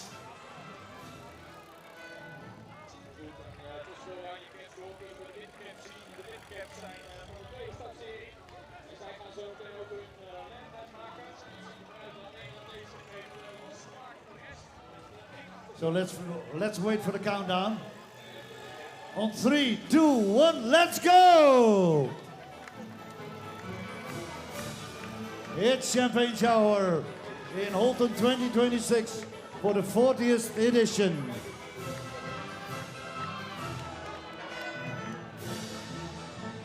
Andres and Selina for third, Hamish and Robin for second, and the winners Milan and Manon, both from France.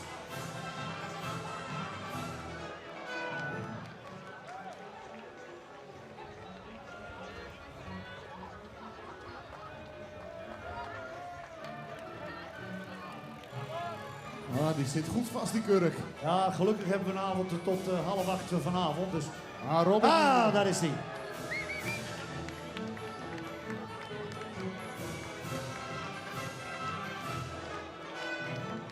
Let's give them one more big hand. Het podium mannen en vrouwen elite, dames en heren, voor de 40ste editie Holtens 2026.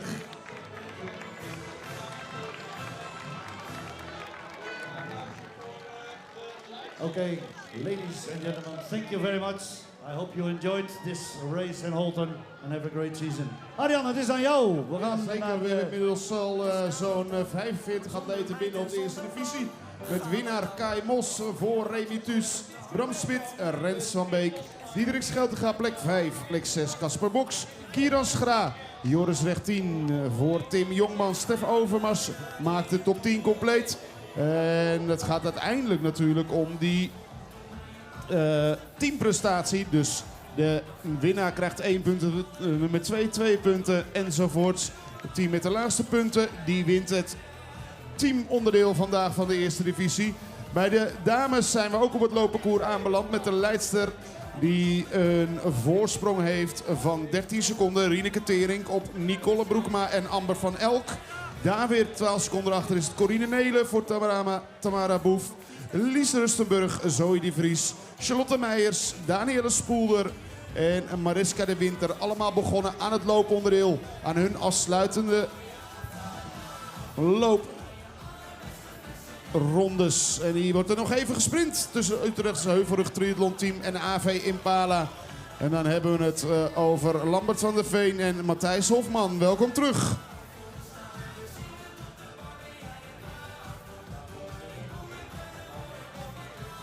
Hans Blijswijk voor Tri-team Groningen 3 is ook terug.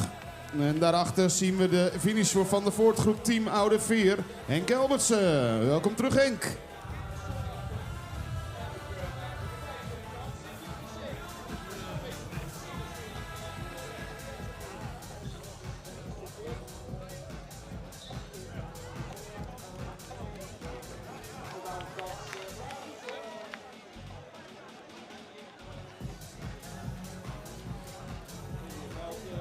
Nog even een kus voor Indy.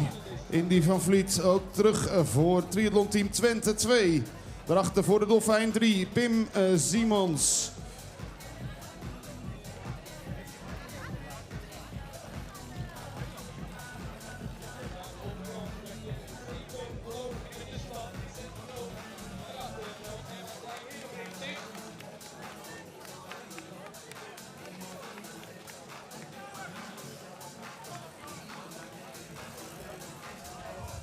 Ellis met de finisher. Hier is Wieger van Vliet.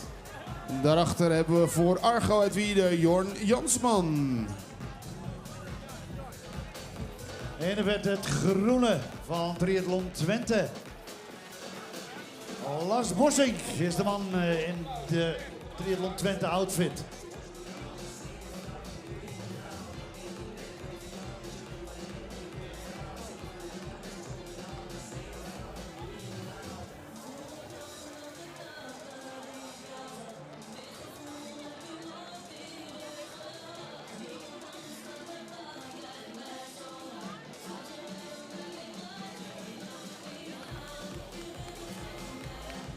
UHTT hebben we het over Luc Heestermans.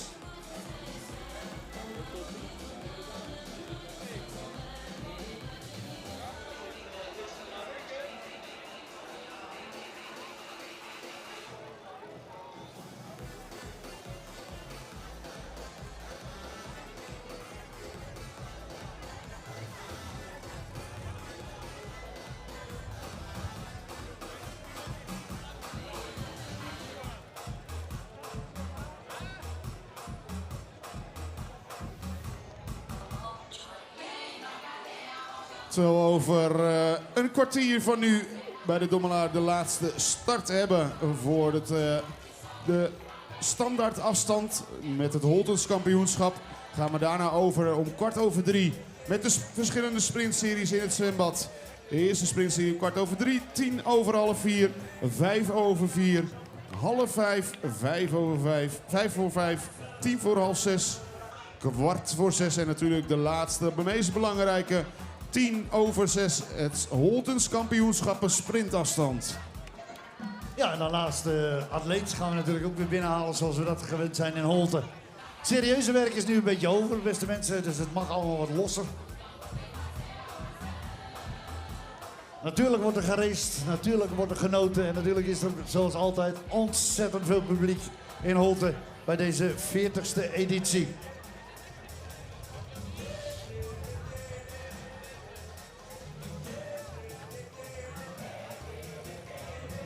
In de kleuren van Triathlon Team Twente, hier is Helgi Knol.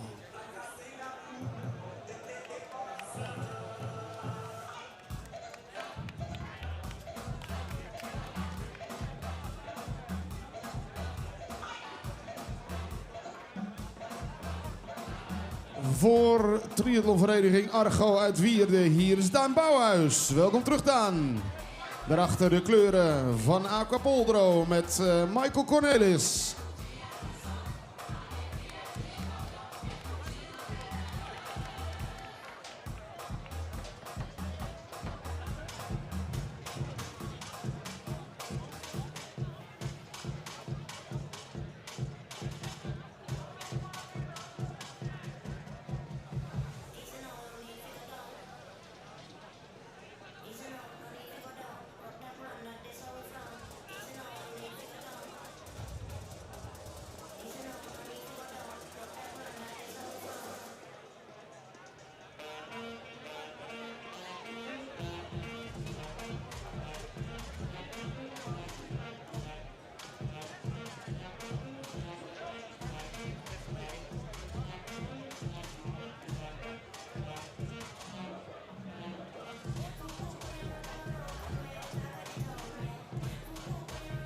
We wachten op de passage van de eerste dames. Maar daarvoor zien we in de kleuren van Aquapoldro Max van der Wal. Welkom terug, Max.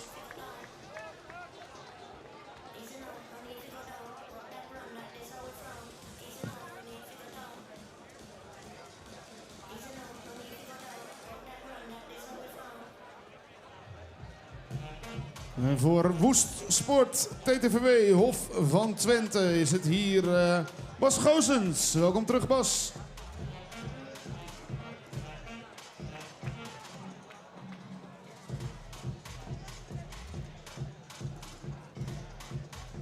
'40ste editie Holten, ja, algemeen bekend. We kunnen natuurlijk niet zonder die 1000 plus vrijwilligers, maar we kunnen ook niet zonder sponsoren. Hoofdsponsor Volker Wessels, Ter Stegen, Dachser en de Heuvelruggroep. Co-sponsoring met Topics, Palazzo 1,5, 123 busje huren.nl, Luxam, Unive, But. Bouw is een van onze fijne sponsoren van Losser Installatiegroep, Hemink, Polybouw en Bak Totaal. Verder sponsoring door autoafleveren.nl, het Veenenberg Security Team, Noalis, Porsche Centrum Twente, EB Smit Groep, Intersport Reflex, Hemink, Reggeborg.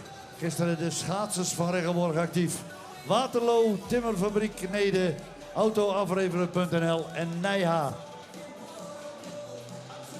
De club van 2026 Westrik, Sign Direct, reclamemakers, Storekeeper, Inamoet, Maxen, Lohuis van Dorp voor Morgen, Tip- en aannemingsbedrijf, de Voskamp Groep, Westfalen Medical, Tijdhof Hopema, Heutink, Déjà Vu, het restaurant, bakkerij Nijkamp, Hollywood en Vivera.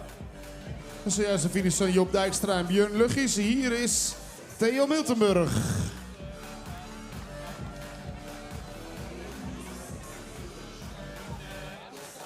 Twee mannen van de box, terwijl hier volgens mij een van die snelle dames in de passage is voor de laatste loopronde. De dame van Hellas, hier is Amber van Elk. Ja, de eerste dame onderweg. Voor de laatste loopronde, go, go, go.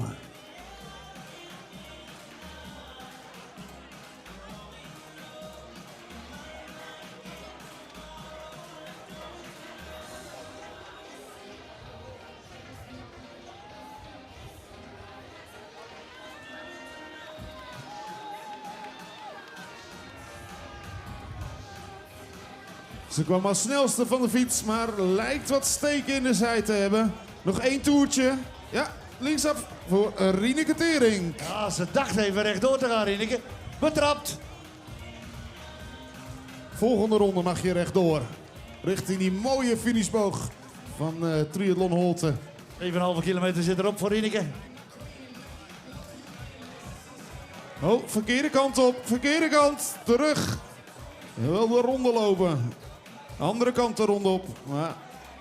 Andere kant, dames. Rechts houden. Rechts houden. Rechts. Ah, ik ga wel even het verkeer regelen.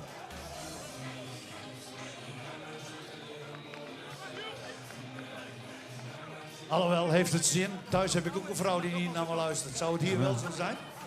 Nou, dat weet ik niet. Misschien luisteren deze wat beter. Ruidelijk zin.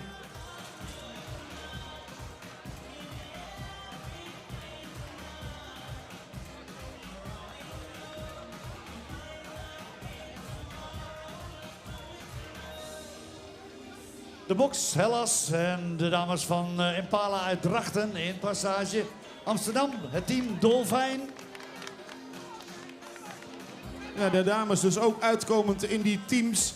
Uiteindelijk als je eerste wordt krijg je 1 punt. Als je tweede wordt 2 punten. Derde 3 punten. En het team met de minste punten, die wint vandaag de daguitslag van de Triathlon Holten Eerste Divisie. Zo gek, vroeger leerde ik altijd op school. Degene die de meeste punten heeft, die wint. Hier is weer net andersom. Ja.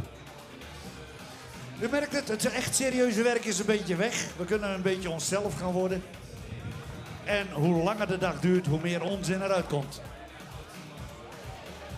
Steeds meer dames in die passage na 1 ronde lopen en nog eentje te gaan.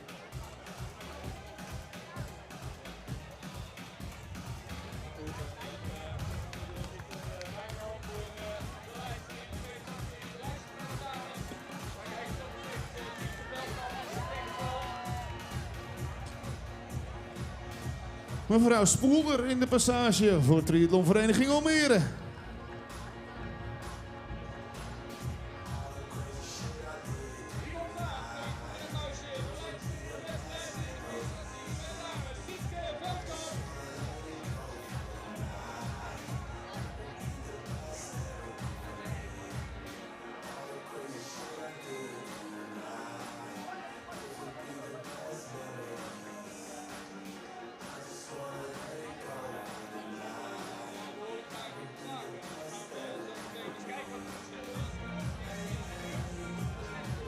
Amber van Elk kwam dus door als eerste na 1 lopenronde.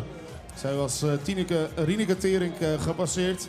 Kijken of dat ook in die tweede ronde zo blijft. Of dat nog iemand vanuit achter bijvoorbeeld naar voren weet te komen.